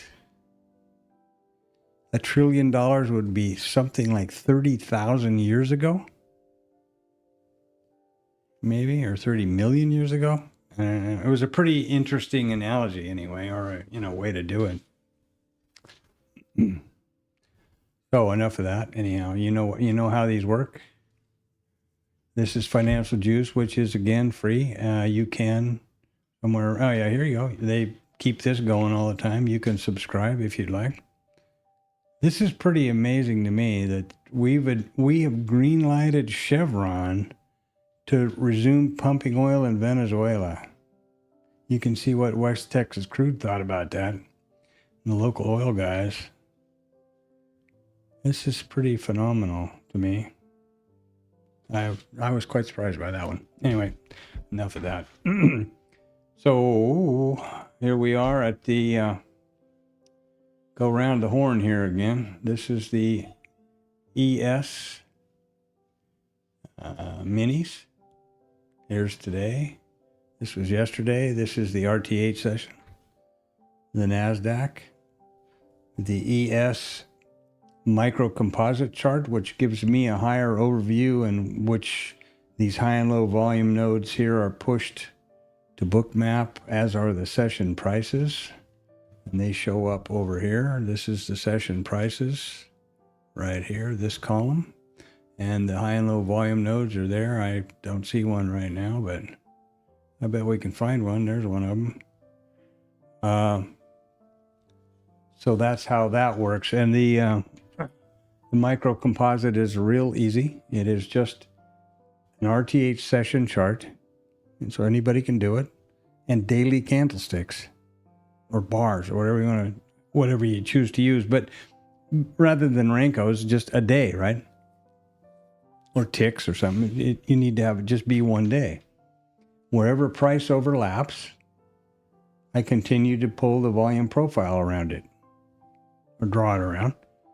And when I do that, it creates a micro composite volume point of control and then the high and low volume nodes for this most current profile, micro composite profile.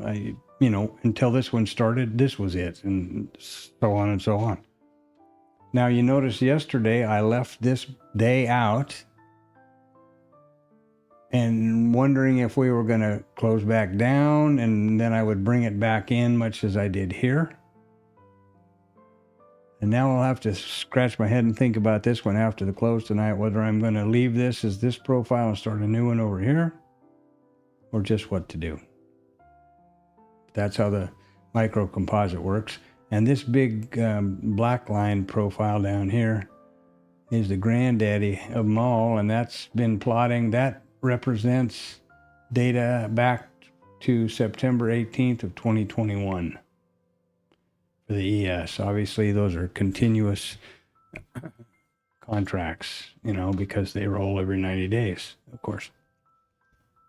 And these are the this is the market profile. I do the same story for the same thing for the micros. And these session prices are, I'm happy to share those if that would be helpful to you, or you could use them. I share these with a lot of people in the TLab and Static and around, and just drop something in the chat there, or let me know, and we'll figure out a way. It's a link that you put in your cloud notes, or in I suppose you could do it in an Excel sheet, and it is it pulls automatically from Google Drive. I'm sorry. Yeah, Google Drive. And it's updated real time live. They start 1700 on Sunday and go through 1600 on Friday. So hopefully that would be of some help. And then this is the book map, obviously. There's our new all-time high of yesterday, and now it's going to go up here again. These guys are, somebody's dumping blow in the water cooler down there at the NYSE or something. I don't know.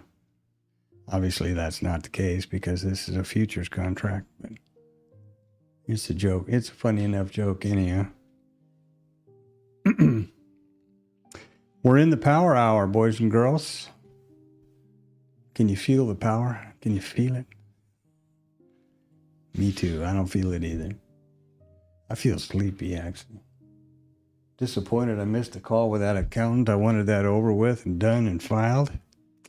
That is just mega irritating on many levels. I didn't get the call over with and the job done, and on the other and that old computer of mine, which has got a real big soft spot in my heart, is I need to think about real hard how I'm going to do that, what I'm going to do about it. It's getting pretty old now. It's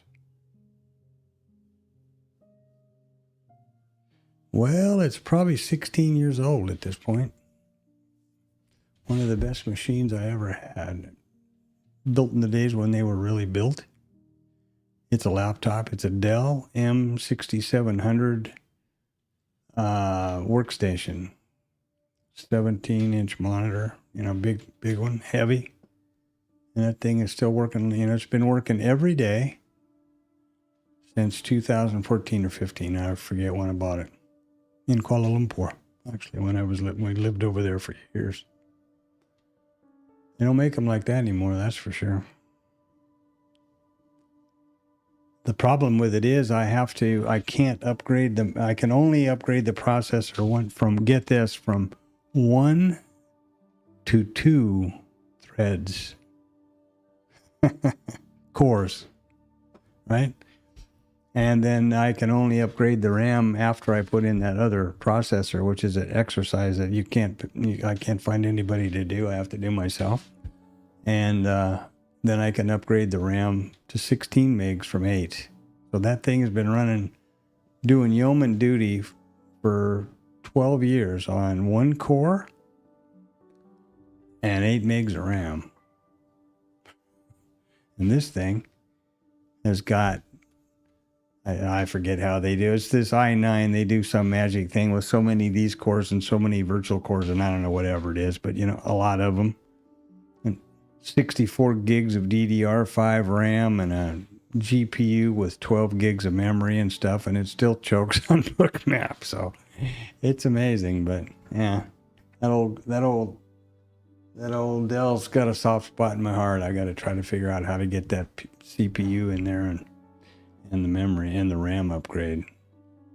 I build my own machines, so it's not completely foreign to me, but it's a fairly in-depth process to switch out that CPU, and the RAM is easy as falling off a log, but the CPU, you got to kind of undo a few things and take off some stuff to get down to it. So there's that. And in the meantime, that killed a few minutes here in the power hour because we're just flopping back and forth. We're do-si-doing around here if you're a square dancer. Do the Alaman left your corner and Alaman left your own, right? A lot. These kind of days I refer to as retail soup, because what I am familiar with traders that I work with and know is they just get chopped up right, left, and center because they can't control themselves to just be disciplined and not get involved in that crap. Those who have, as I said a few minutes ago, a vetted process for mean reversion trades, there were several good opportunities here. My IB trade didn't really materialize as I had wanted it to, or hoped or expected it to. Right here was close to the outcome because I had expected and anticipated, because of the rotational day, the IB failure, which is essentially a mean reversion trade, would be the chosen candidate, which had nothing to do with here. Remember, the IB only sets at 9:30, right? So you can just watch until 9:30. Then you can execute after the statistic is in place, which is here.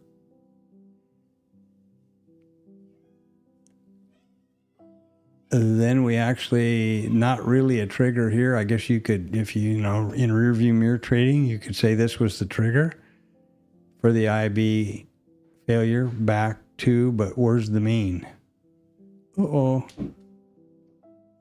The VPOC had migrated outside of the IB. So the mean is out here. You know what I mean? The idea is that that we'll trade from here to the mean reversion. And all of this is narrated in real time. You know, this is not hindsight. I was talking about this at the moment it was happening. In fact, here, when I pointed out that there is a Rod who does a lot of statistics and is a great coder, built static, etc., has done some statistics work with when the VPOC does migrate outside of the IB, either one, of course. But it needs to have about 3 to 5 points for those statistics to be valid. And that was long before we had this situation, right? So, and I don't feel bad. I mean, I feel bad about not taking the trades, because of taking a trade in the day, because obviously that's the point, isn't it? But I don't feel bad about not overtrading. I don't feel bad about having patience and discipline and sticking to my plan. And I think that's, if you're struggling with trading and you want to have a consistently profitable, sustainable business, those are some things you need to think about incorporating into your trade day and strategy.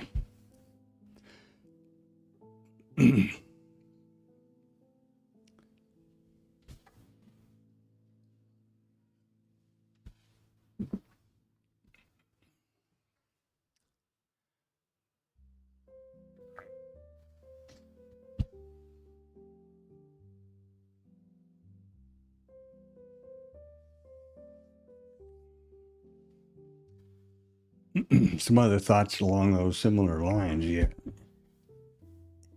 You're never ever, because of our monkey mind wiring and our evolutionary process to get to where we got to, where we are now as humans, you're never going to get over the emotional side, the FOMO, the revenge idea, the wanting to be right, all that stuff. And that's never going to go away. And it's really futile and actually deleterious to your progress to try to think you're going to eliminate that.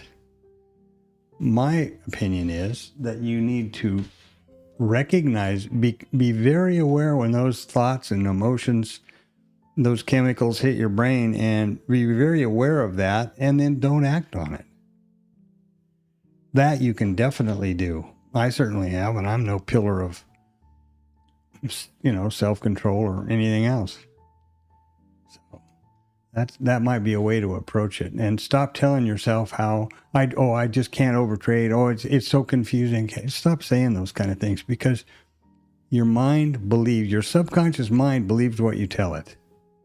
That's why you hear me repeat things, a lot of things through the day. Remember, this is my journal, and this is my voiceover is me talking to myself in the future. So I think that, and right now, actually, those things are important to stop telling yourself that.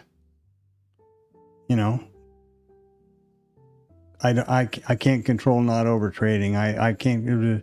Do you go to the bathroom in your pants? Of course you don't. Is that some giant thing that you think, you don't know how you could possibly develop the willpower for that? Of course you don't. And this is no different.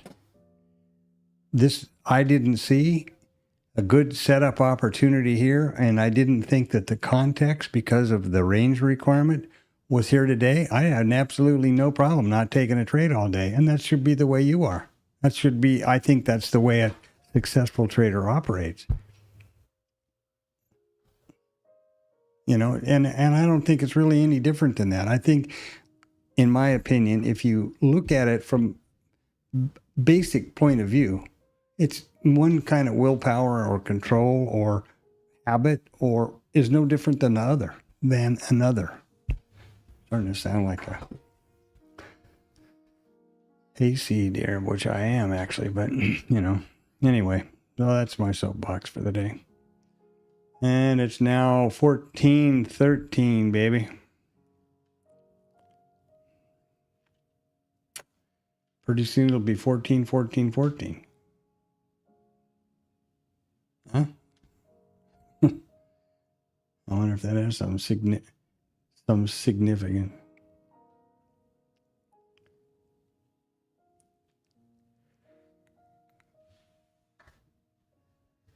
I'm so disappointed that call didn't go off. I had that all allocated into my time frame there. And here we go. 14, 14, pretty quick 14.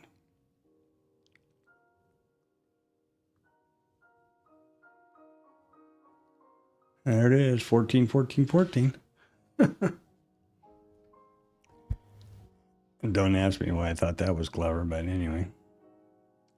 It's late, I'm tired. I've been standing here since 6 o'clock this morning. And when you see the VPOCs doing this nonsense, and all the levels in a tight little package going across the session, and all of the session prices all lined up here just pretty as you please, about a point apart, that ought to tell you something in a big hurry. Well, this is not a trader-friendly environment. You know? This is you can almost hear the blender going over there, just waiting for people to jump in my opinion. What's up there, GA? How'd you fare today? You rich? Are you rich yet?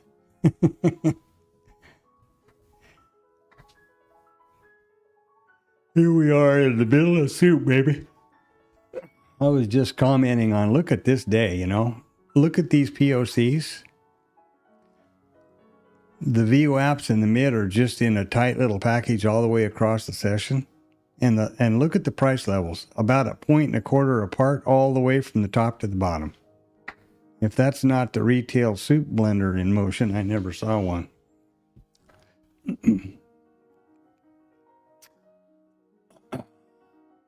Oh, very nice. That's great, man. Congratulations. That's really great. Super duper. Past your 12K, so that's 150. Is it a 150? Is that it? Eval, or what do you call it? Combine or something? 150, which of course is 10,000. It's your drawdown really, but yeah, isn't that what it is? I thought it was 10 grand. Yeah. Okay. Congratulations. That's great. That's really great. Good for you. So now what happened? Now they slap you into an XFA, right? And when in there, then you can, there we go. And when you're in the XFA, then you can start with doing payouts and withdrawing money from your trading and all that stuff. Super. Congratulations. That's great. Well, see.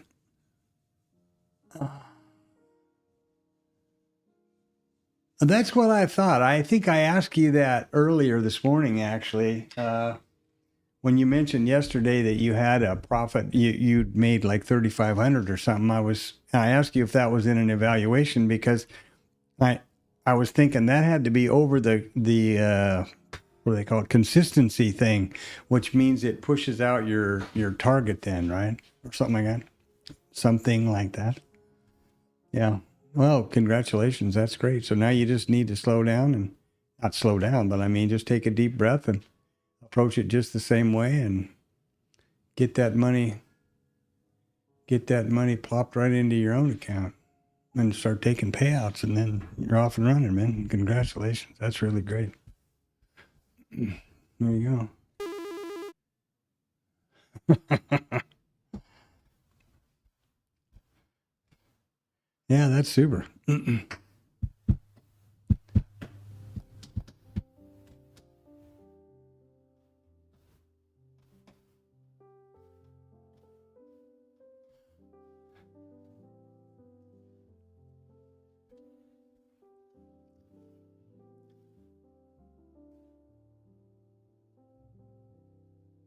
Okay. Well, yeah, the profit would be zero, of course. But so you have a 4,500 drawdown then. That's pretty good. And all of that other crap, the consistency and all those things, does that go away if I'm not mistaken? I should know all this stuff because I'm doing the same thing here, but they changed a bunch of rules lately, and I'd read up on it before, and I figured, well, when I get to that point, I'll figure it out, or I'll, review it again. As I remember it, the consistency rules and those things, I know that when you're a live trader, obviously that doesn't apply, but I'm not sure about the XFA. I can't imagine that it would. It's that whole consistency thing seems pretty contrary to what everybody thinks. Let the oldest thing in the world, let your winners run and cut your losers short. But then if you let your winners run, you had to make an extra, whatever it is you made, $3,000 or something. You had to do that in order to pass the evaluation. That's a little bit crazy, I think. Well, but I mean, obviously, as we all know, it's a business, and it's a real lucrative business for those guys. And I understand the reason. Yeah, I think so too. It's obviously. I know why that came about, because there was a whole ration of people on the internet that were coming out with this: pass your combine in a day, or in 2 days, then they put the 2 days. You had to take 2 days, and then they came up with a consistency thing, because what people were doing was, I think I even made a video about it once. It was funny to me because it was an idea that I had thought about years ago, but was impossible. This is before prop people and all those kind of things. Non-farm payroll, for example. You watch the market and you put an order above where you think the market's trading and one below where you think the market's trading, and whichever one gets hit obviously goes into the market. You quickly cancel the other one. You don't worry about a stop. You either blow up or you make it. And there were people that were posting lots of videos and stuff around about how they passed the combine in a day or whatever, and that's exactly what they were doing. Just taking a big yellow, just absolutely nothing but gambling, absolutely nothing, no skill, no nothing. And so they came up with, well, now you got it. Then they came out, all of the props came out with it. It's got to be 2 days. And then after that, it had to be the consistency thing. So, yeah. Well, anyway, that's over with and behind you now. So there you go. Congratulations. That's great. Next thing you know, you'll be getting that 100 lot clip and $1 million in your bank. That'll be super.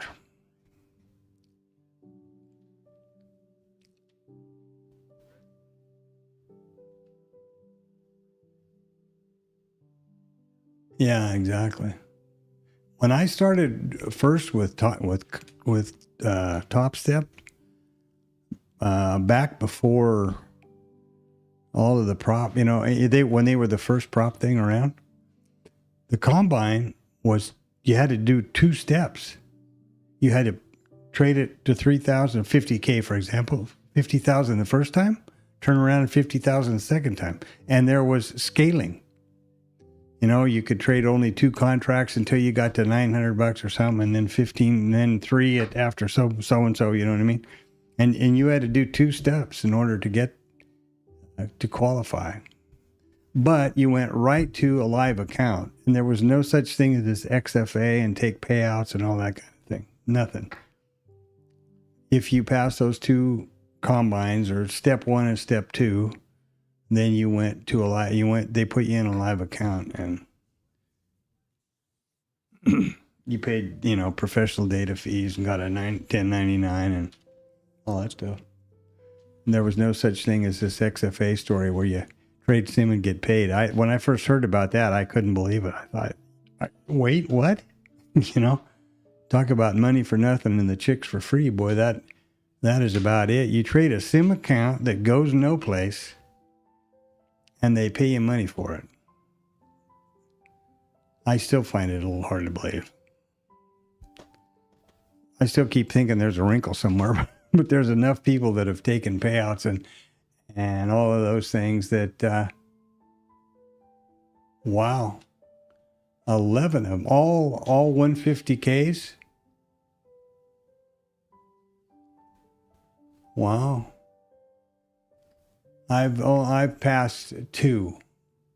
One with an outfit called UProfit. No. Yeah, UProfit, I think.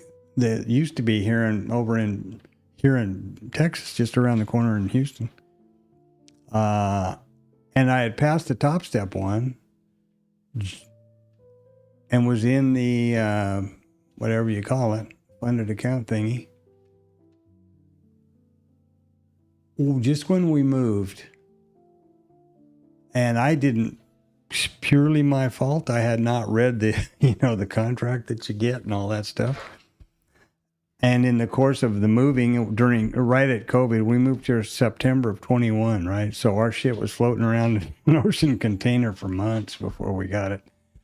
And they closed the combine because in the contract you've got to keep the thing active, and I was just, I hadn't even given it a moment's thought, and boop, that was that. It was nothing I could say or do. It was completely my fault that I hadn't read up on it or called them and said something. Probably would have been okay, but yeah. That's amazing. Well, good for you. Well, make this one the last one, right? Make this one just where you just don't look back. Trade right. Get a couple of trades that you have vetted and trade those only, and just start piling up that money. And then start taking payouts. I think after 5 payouts, then you automatically are mandatorily go to a live account or something, if I remember correctly. Yeah, good for you. Well, we're going to round that final curve here pretty quick and head for the run for the roses on this day. And I bet there's a lot of people that are not in your position or nearly as happy as you are right now. By golly, that's my guess. What is going on here? That would be my guess.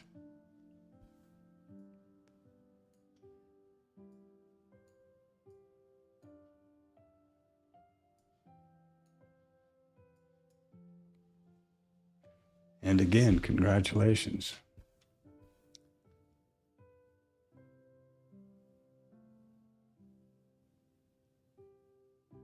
Well, I think that's probably the thinking of most people, I guess, isn't it? And that was kind of the philosophy behind those, those report idea where you just throw one on either side of the. Figure out how many.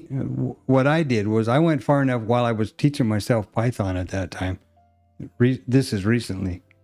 I worked out how many points were required to pass from 0, and then what the average rotation was for non-farm payroll, for example, for the last.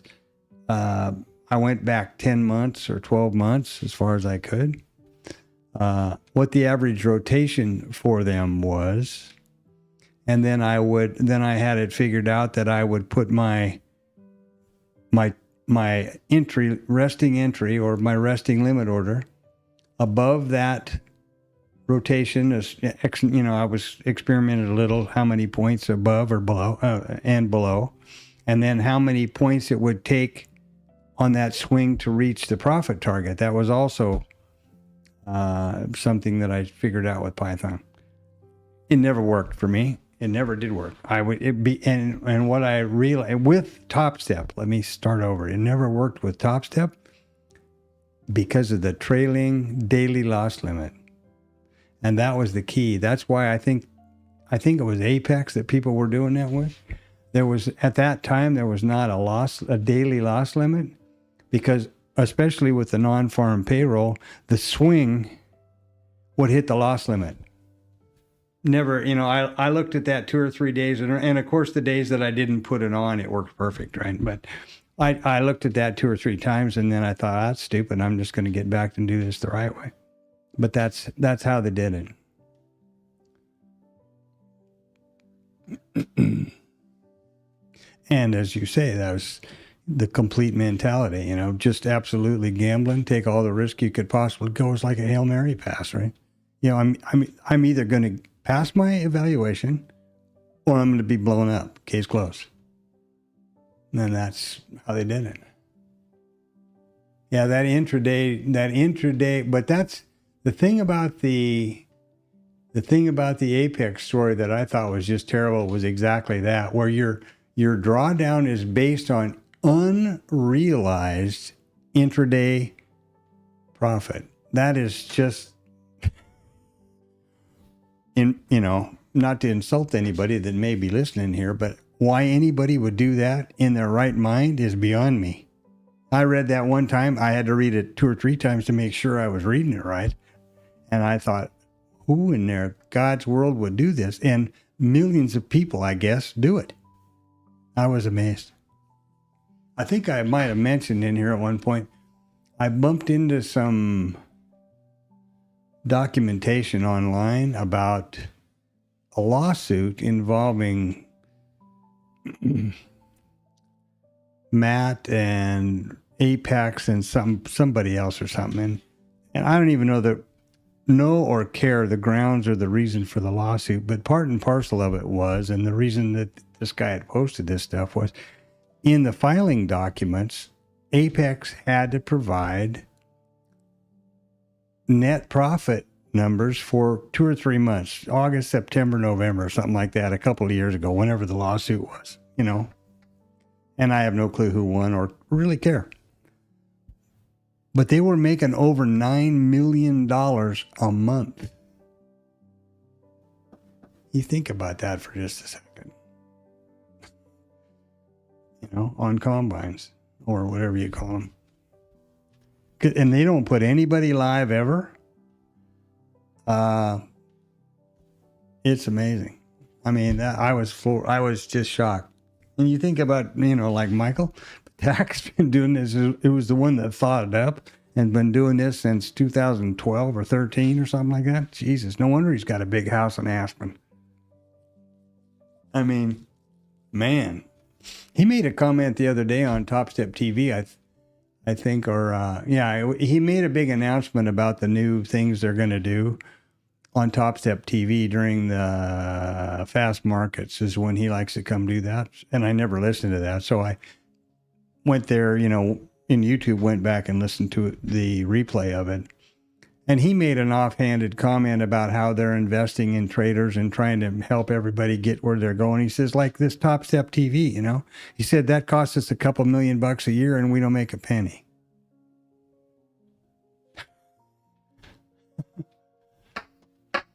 Yeah.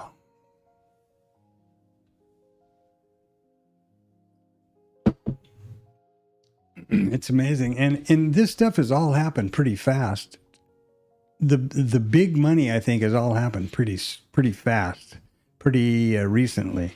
I remember the guy whose name escapes me that started TopStep, Apex, and is the front man there.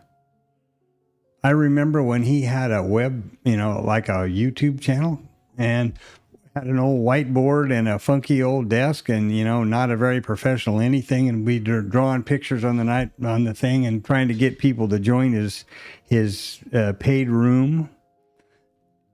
And then he kind of went quiet, and then the next thing I heard from him, he had found the best funding company ever, and it was Lelu in Montana, which struck me because I'm from Montana, right? So I listened about that, and he went on about that, and then it kind of got quiet again. And then he obviously found somebody to back him and figured out about doing the prop story yourself, and he's now a multiple millionaire. Good for him, I guess. Yeah, good for him. good for them, whatever. But it's an astounding amount of money those people make. For not a hell of a lot of investment. I heard a guy who owns the white, he owns the back end and the data and the white label risk management back end and trading stuff for a lot of these, in this case, Forex stuff. And I think it's the person who is now branched into futures with the Program X. I think it's the same outfit because they were both in the same location on Biscayne Bay and Biscayne Boulevard in Miami. But it was a real interesting interview because he was real intelligent, seemed like a nice down-to-earth guy. They were talking about the statistics about traders and stuff, and everybody knows the 90% failure rate and all that. This is one that got me. The average funded trader keeps their account or stays in a funded account 22 days. So even if they put these people in funded accounts and paying them out, that's why, they're just blowing up right, left, and center. Again, that interview was talking about the Forex side of life, and then the A book and the B book and all those things. Interesting. And we've turned the corner and we're in the final home run here, and we're just chopping them up continually. So good. I would not expect the market on close orders to have any real impact or mean much. It's been a really light day still. Only 804,000 contracts. Typically we're 1,200,000 or 3 by now. Having said that, let's check. 89%. Volume is 89% of the average for this time, at this time of day, in the day session. Now, the reason this only says 669, and the volume on my quote page over there was 800 and something, is that the quote page is for the full session, which started at 1700 last night. And if you're listening to the pre-market, you'll know that it was about 100 and change. Only 100 and change had traded by the time I was doing the pre-market at 8 o'clock in the morning. So that makes up the difference right here.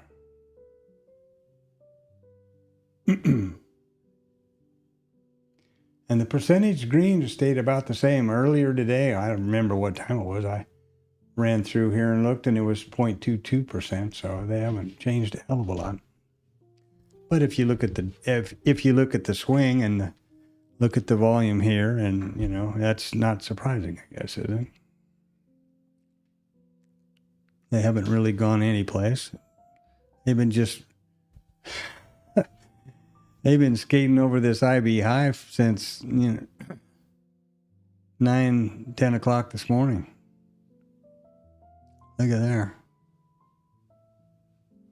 Wow. Good for you. That's really great, man.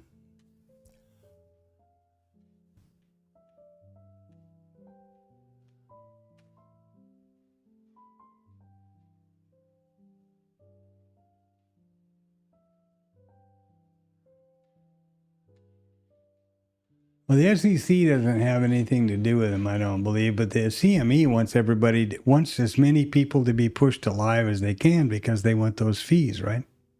They want the data feed and all that stuff. And, okay, good. Patak also, made kind of an offhand comment that, well, take that money out of you, and when you make all this money, you can take it, you'll have that money to withdraw and take your payouts, and then you can maybe put that into your own brokerage account, and who knows, something like that may be coming soon too, and which I had heard the other day, and I actually asked them, I think I said this in the stream earlier to you and Antonio, I actually went to TopStep help rather than Discord because I didn't want to cause a big fuss. and asked questions when I had heard about this story about the program, about the platforms and everything. One of the things I had heard there too was that they were going to move away from the prop model completely and become an introducing broker like Murad's outfit and those guys. So I guess that's probably happening too. So now that you're in a funded account, get yourself into live, and then you won't ever have to look back. I try not to think about that because I don't want to pressure myself, but that's important. That would be important for me too. Be pretty important to do all this work and get so far, and then have the opportunity blow up in your face. Because all of a sudden, if you don't have 25 or 30 or whatever it is grand to put in a brokerage account, you're all done. All this stuff is finished. You might as well go learn how to shoe horses or something, because that, all the data, all the feeds, all the platforms, all those things that we do use and pay for, working towards a funded account or an XFA will all be over with. And then you'll just need to have the pony up the money, and just like you do now with AMP or Edge Clear or whoever it is, throw the money in an account and away you go. And then it's your money and your risk and all those things.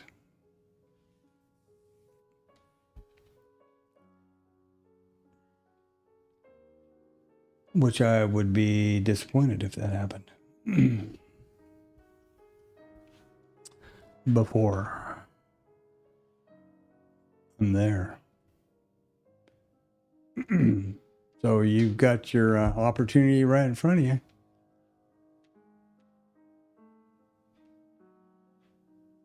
Yeah, I suppose so. I would, yeah, of course. And the commissions and the turnaround and sure, order flow and all that stuff. All those spin-off ways of making money. But they also recognize that if the prop shops quit, all these prospective traders would just go away. And they certainly wouldn't go to the CME or go to brokerages because they don't have any money. Most of them. The reason they're scrambling around to try to get the lowest combine fee they can at whoever is because they can't have Bookmap because they can't afford that. I'm not saying that there's anything wrong with that, and I've certainly been there and maybe again at some point. But what I'm saying is, if they shut off all the prop firms tomorrow, all these people that are trading right now would not go open up accounts at brokerages and throw all that volume through the CME. I'm sure they recognize that. It is a feeder pipeline for sure, and they've got to know that. It's like the Farm League, right? To use all the TopStep sports references. But that, I guess it's kind of the truth.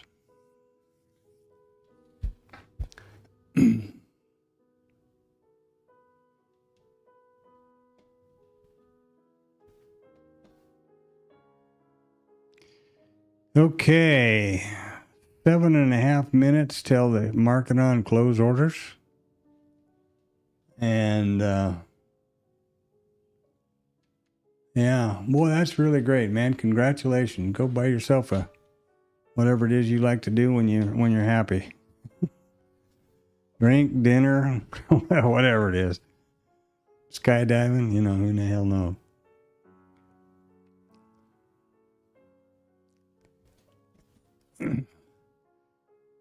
Jug of that Kentucky sipping whiskey I've heard about. Get up on old Rocky Top there. And that's Tennessee, I guess, isn't it? Rocky Top, Tennessee. I love that song.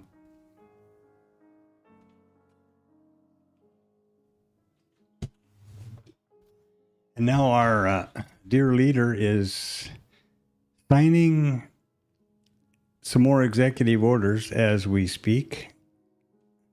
And then we'll be going to visit the Fed building and inspect for himself all this horrible, inappropriate fraud that Powell is supposedly that they're going to say is engaged in. I'm sure that's it. I was quite shocked that what's her name accused Barack Obama, publicly accused Barack Obama of treason. I thought that was pretty surprising. I didn't hear or listen to it, or her justification for saying that, but that's quite a thing to say about an ex-president, two-time president.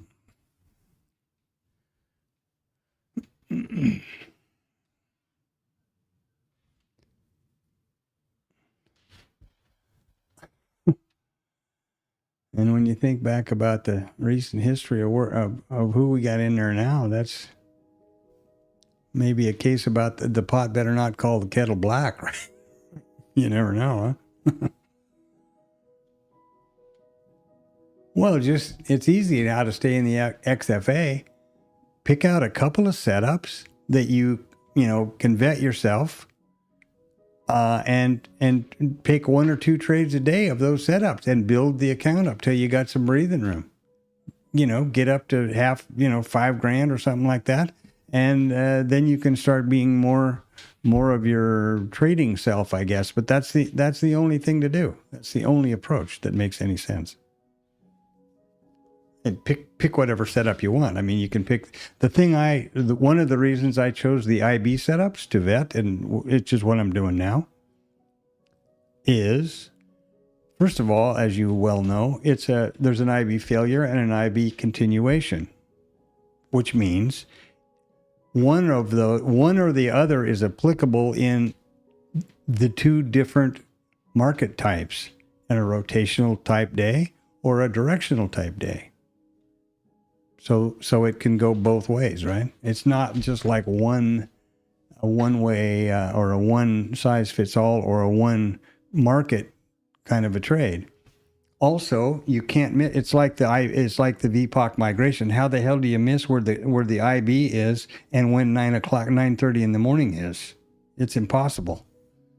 And you don't take any trades until it's 9:30, till the statistic is set.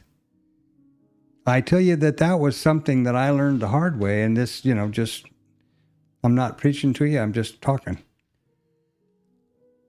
I used to try to trade to the statistic. Okay, we're down here, we're under the VWAP, we're under the BPOC, and the IB low is below us here, blah, blah, blah. And then I would try to trade to that. Absolutely wrong approach, I think.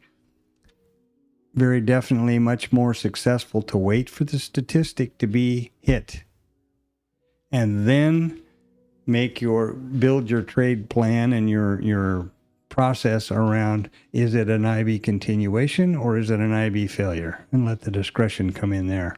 That's just what I did there. The migrating VPOC to me is also as obvious as the IB trades, but I think much more difficult to nail down, because sure, you can see where the yellow line's going, but then what happens? Does it go back and test price check in aisle 3? Does it pull back a couple to the next level down, or does it just keep going? You know what I mean? There's a whole lot of ifs there. What ifs associated with that one? So mean reversion trade, like we had 2 or 3 of early this morning today, that's pretty easy, but it's a one-way trade. It's only mean reversion. So, with the IB, you get mean reversion or you get continuation. So that's why I chose that one. So just throwing that out there, maybe it helps.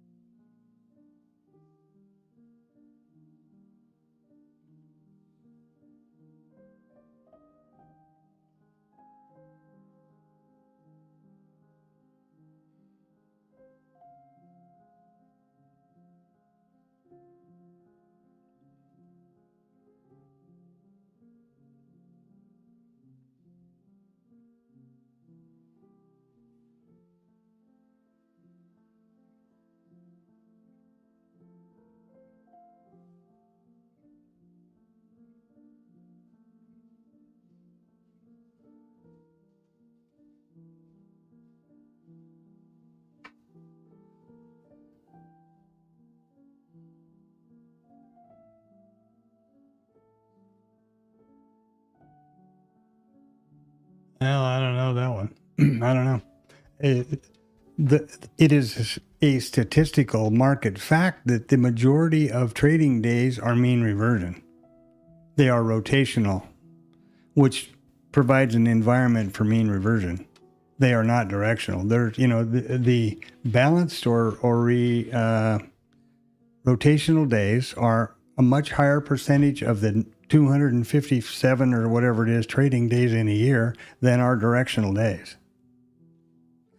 Jim Dalton also says anybody that trades a software package like Bookmap or any time frame shorter than 5 minutes at the minimum is an idiot, and anybody that trades a dome is an idiot and is just looking for cognitive dissonance. And I've heard him say that out of his own mouth more than once,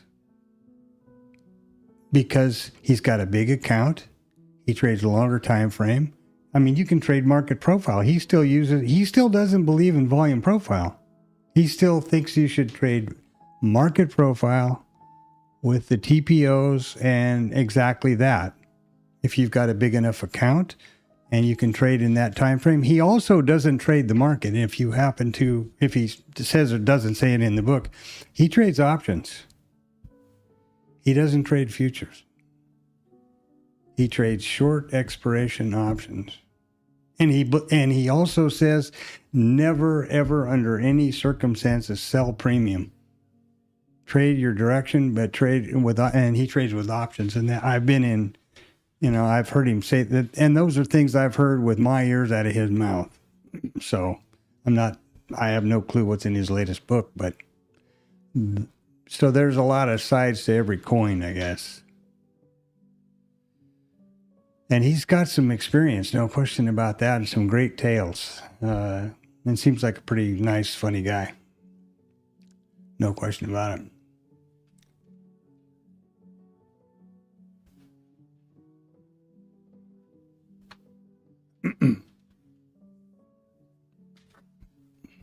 Well, man, this is, one thing else I want to say, by the way, to you specifically. You've passed your combine and made 12 grand, $3,000 or something more than you needed to. You should have no question in your mind being confident that you can keep going with the XFA and make it work. I'm throwing out my advice like I'm a big shot kind of, or I'm trying to be your friend, but you know what I mean? I'm not trying to tell you what to do, and you should be very confident in yourself. You just passed that the 150K whatever, and by $12,500. I have no clue how long it took you to do that, but you know what I mean? I know two things for sure. I know that you got the balance to $12,500, whatever you put up there. And I know that you didn't blow up in the meantime, because you couldn't have gotten there. So there you are. There you have it. There's your answer. That's real important. I would think that would be more important than anything I ever said so far, probably. Right? You have done it. Have confidence in yourself, and just continue to do it. I think the fact that whatever you put, I'm sorry, I don't know how to get up in the chat. I got to get a different mouse going. 12,500 or whatever it was you did for a 150, which is basically $9,000 requirement.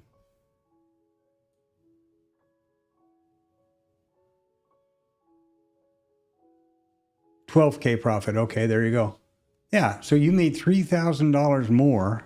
That's 1/3. That's 33% more money than you were supposed to, than you supposedly needed to pass the combine. That's pretty damn good, in my opinion. And like I said, I have no idea how long it took you to do it, but that doesn't matter. The point is you very definitely did it, meaning you didn't blow up. You didn't hit the max drawdown or whatever the hell it is and blow up the account.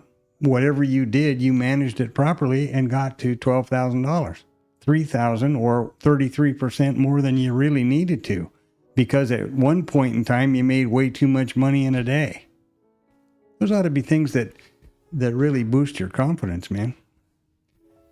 Think about those things. I would be. I think you should be real proud of yourself. And confident in yourself. Not that, not confident like Superman bulletproof, 19-year-old drunk confident, but you know what I mean. Confident like you just passed this combine and you did it with you made a third more money than you normally are required to, and didn't, under whatever context it was, you didn't blow up and you succeeded. That's really great. That's excellent.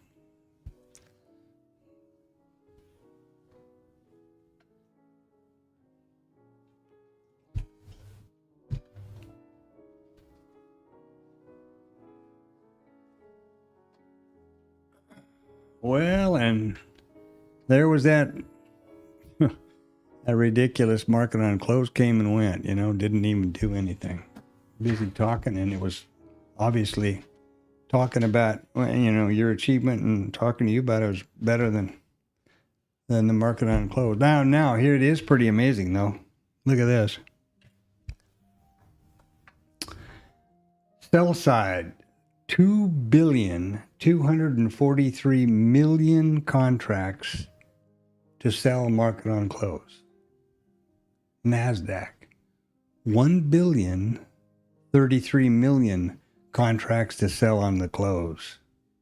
The Dow, 521 million contracts to sell on the close. Mag 7, 586 million contracts to sell on the close. That just, every time I see those billion numbers, one was surprising. The other day was 3. Last Thursday was 3. Matt, do the math at $12.50 pick on 2,243 contracts. Jesus Christ. I can't do it in my head, or I even figure out how to get enough zeros on the calculator. That's amazing. That is truly amazing. The numbers in these markets, the capital and the liquidity in these markets is just staggering to me. Really. Really staggering. What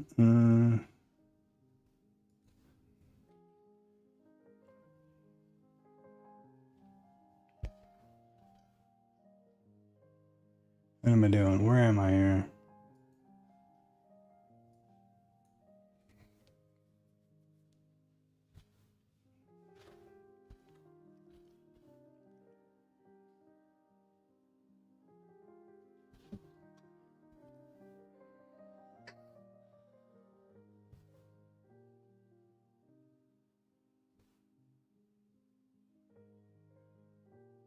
Oh, I don't think there's any question about the fact that the market is going to,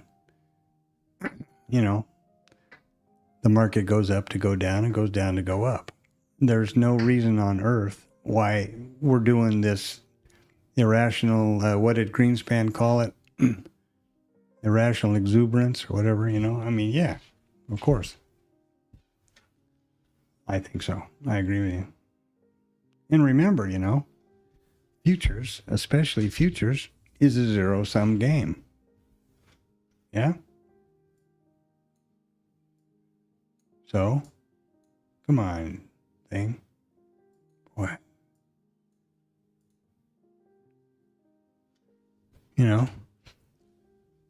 Oh, we're going to the moon, Alice. Bye, bye, bye, bye, bye, bye, bye, bye, bye, bye, bye. And then who has been selling? Who has been filling all those buy orders? All this way up here. Who is that? Who do you think that is? I think it's a higher time frame. And what I think is, how do they profit from selling all of these contracts all the way up to these guys buying them. How do they make a profit? How did they not lose their ass? By taking the market down and covering down here. That's how. I believe it's that simple. I would love to have somebody prove me wrong or show me I'm wrong. Here we have a market on close order happening here, a bit of a swing while I'm busy talking. There you go. Little market on close. Those billions of contracts, I guess, maybe fill in this hole right here. 2 billion contracts in the ES. And we're swinging a 2-lot. You know? Jesus, criminy Christ.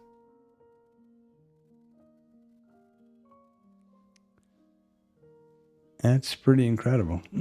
But yeah, there you have it. And there we have the day, boys and girls, streamers and streamettes.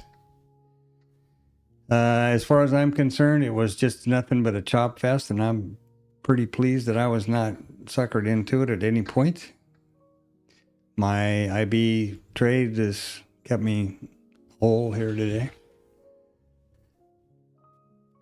I will be on tomorrow morning, absolutely for sure, at 0800 for the pre-market and all of that stuff. I will maybe look at the... I always look at the overnight and the... I just haven't made the commitment to put a short stream together for there. And as a result, I don't take any trades in the ETH on this accounts because my commitment is to only take trades on stream. So there's that. Unless something happens, as Tennessee Ernie Ford used to say, if the good Lord's willing and the creek don't rise, I'll be back. I'll be back tomorrow morning at 8 o'clock in the morning.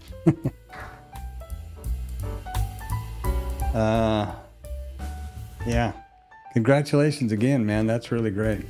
And I think you're absolutely right about, look at today. Ooh. Here was where, well, let's see here. Let's look at it over here. It's still thinking, I guess. Not one. It's got its knickers in a knot about something. I don't know what. Irritating.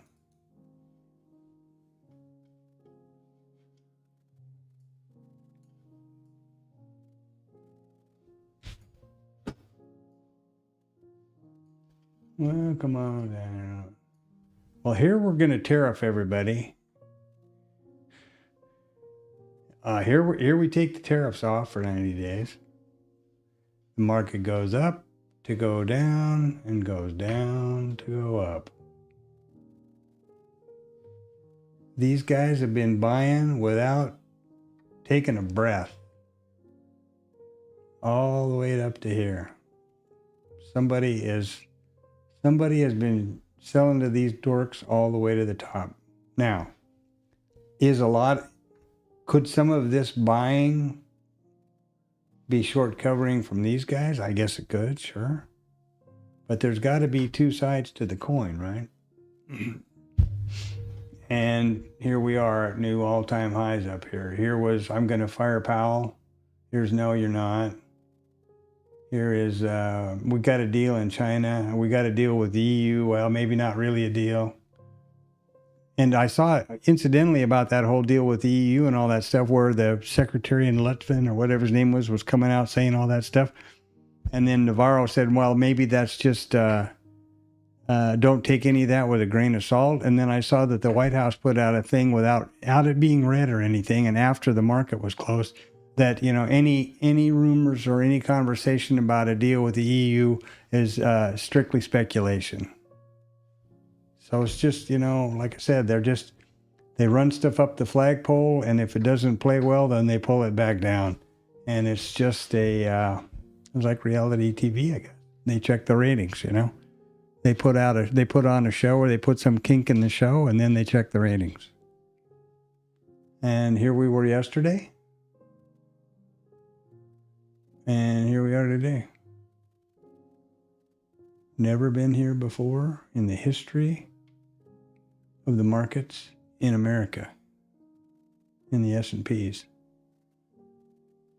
And we've been up from here.